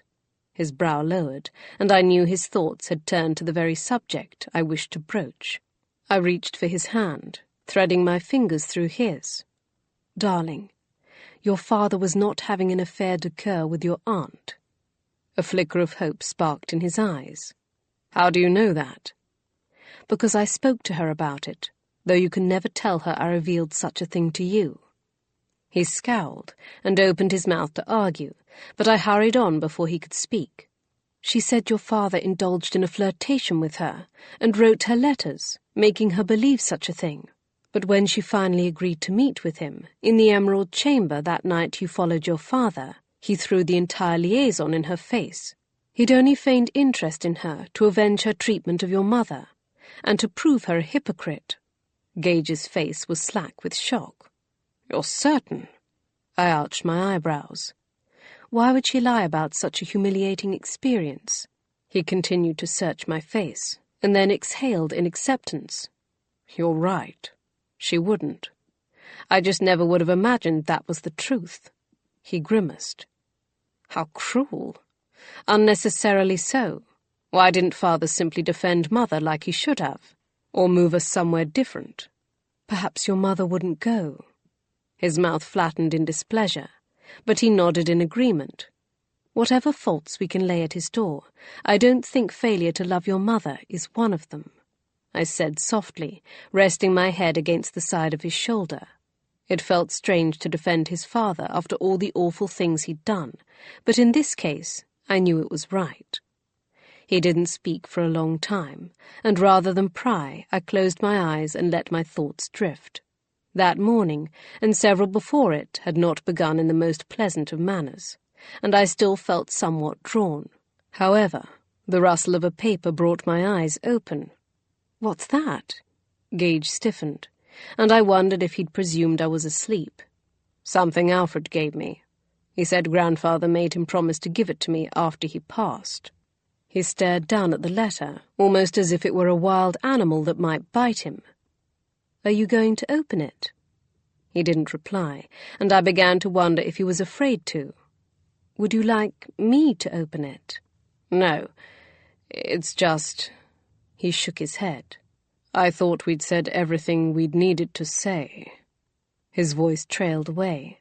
"And you're worried this will reveal something that will change that? Something you don't wish to know?" He smiled grimly. "Yes." When he still didn't move to break the seal, I gently prodded him. "There's only one way to find out." His finger slid beneath the folded paper and paused for a second before tugging upward, breaking the seal. I sat upright, affording him the privacy to read his correspondence without my interfering, unless he wished me to, but I couldn't stop myself from observing his reactions. At first his expression was stony, braced for unpleasant news, but it quickly transformed into disbelief, and then amazement, although the further he read, the darker his countenance became, until I wished I'd never suggested he read the note. It might have been better if he'd simply ripped it up. "Grandfather has left me 3 of his mines," Gage suddenly declared without preamble, "as well as any artwork of your choosing." His eyes glimmered at me with affection. "He says that you would value and appreciate it more than any Trevelyan, heathens that we are." "That's generous," I stammered, touched beyond measure that he'd thought of me, and slightly overawed by the prospect of selecting from Langstone Manor's impressive collection of artwork. "He also says he wants you to honor your agreement to paint a portrait of me to be hung in the gallery alongside my mother." His eyebrows arched in question. I cleared my throat. "I may have failed to mention that, but in my defense, I thought it was something your grandfather should tell you." My eyes flicked down toward the letter. "I suppose this is his way of doing so," I remarked wryly. Gage's mouth curled in an attempt at a smile. I waved my hand. "Does all this mean we'll be returning?" But when Gage failed to respond or elaborate, I began to reconsider. Or am I presuming too much? After all, there was no guarantee Alfred would honour his grandfather's wishes in regard to my preferences in the artwork, and I hadn't the slightest notion how time-consuming or profitable the mines Gage had been given were. It is generous, and I don't believe my cousin or aunt will begrudge us any of it, not when grandfather still left the bulk of his estate to Alfred, he replied. Then what has brought that thunderous expression to your face? He lowered the letter to meet my bemused gaze. He also says you wrote to the king and asked him to consider granting me a title for my services to the nobility and the crown. I blinked wide eyes. Well, that hardly seems something to become angry over. He held up his hand to forestall me. There's more. He also says he wrote to father to ask if he would do the same, or at least consider doing so. This must have been what that letter Rory had referred to had been about, the one from Lord Gage he'd seen on his grandfather's nightstand. As far as I knew, Lord Tavistock had never explained it. And? His pale eyes gleamed with fresh hurt. Father told him to mind his own business, that he had no concept of what he was speaking of. I gasped in outrage. Grandfather thought I should know. He thought it was important that I be aware of what a cad your father is, I declared furiously. Of all the nasty, dirty, despicable. Gage reached out to clasp my arm. Don't get worked up, Kiera. I appreciate your indignation on my behalf, but it's doubtful the king would ever give me a title of my own, even if I had earned it, which I'm not sure I have. Not when I'll eventually inherit father's. Yes, but your father could at least lend his support. Perhaps. He sighed. But you know him. Are you honestly surprised by this information? Yes. I understood he was eager for you to rise in rank. I thought that was his main objection to our marriage. Or is he keen for that to happen so long as it doesn't take you completely out from under his thumb or overshadow him? I sneered. I'm sure that's a part of it, he murmured wearily. I looped my arm through his, my temper abating at the sight of his evident distress. I'm sorry, Sebastian. That's rotten. He frowned. Yes, well, I've suffered worse insults when it comes to my father. I'm simply glad my inheritance from my mother allows me the freedom to ignore him when I choose. Perhaps you should choose to do so more often, I retorted. He nodded, his gaze straying toward the window. Perhaps. I sank my head against his shoulder, wishing there was some way I could ease this hurt, but short of miraculously transforming his father into a better man, there was little I could do. Kiera, perhaps you should lie down. I glowered up at him. Why do you keep insisting that? I'm not some fragile doll. I recovered from my ordeal in that cave weeks ago, unless... I gazed up into his soft, expectant eyes, and felt my cheeks grow warm at the implication that he knew, or at least he suspected. I recognized I needed to say something, but my tongue stuck against the roof of my mouth, making speech impossible, coherent speech, in any case. Kiera, he murmured, cupping my face between his hands. I had no intention of forcing the issue, but you do realize I'm an observant person. I swallowed and nodded. Then unless you're suffering from some sort of ailment or lingering effects of the poison, I can only assume your recent illness in the morning and uncharacteristic lethargy is from something else. Perhaps something happier? I swallowed again, feeling tears begin to well in my eyes, though I didn't know why. I think, I whispered, but I don't know. Not for certain. I haven't... He smothered the rest of my words with his lips, kissing me once, twice, 3 times, as his face broke into a wide grin that fairly made my heart burst from the joy it contained. I was glad I'd been forced to tell him, no matter my conflicting emotions over the discovery, for it had all but erased the pain of his father's disloyalty from his eyes. But this is wonderful. He stroked his thumbs over my cheeks, wiping the tears from my face. Kiera, love, why are you crying? I don't know, I blubbered. But Alana used to do the same thing when she was with child." He laughed, lifting me unceremoniously up from the seat and onto his lap in order to hold me closer. I started to object, and then subsided, nestling into his shoulder. After all, in his arms was exactly where I wanted to be. Propriety be dashed.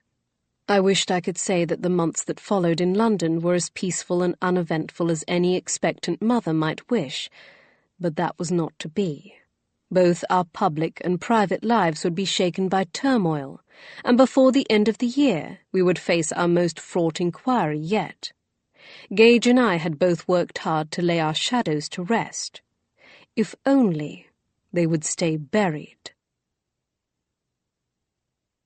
This concludes A Brush with Shadows by Anna Lee Huber, narrated by Heather Wilds. Copyright 2018 by Anna Aycock. This unabridged audiobook is recorded by arrangement with the Berkeley Publishing Group, an imprint of Penguin Publishing Group, a division of Penguin Random House, LLC, and was produced in the year 2018 by Tantor Media Incorporated, a division of Recorded Books, which holds the copyright thereto. Please visit tantor.com for more information on our growing library of unabridged audiobooks.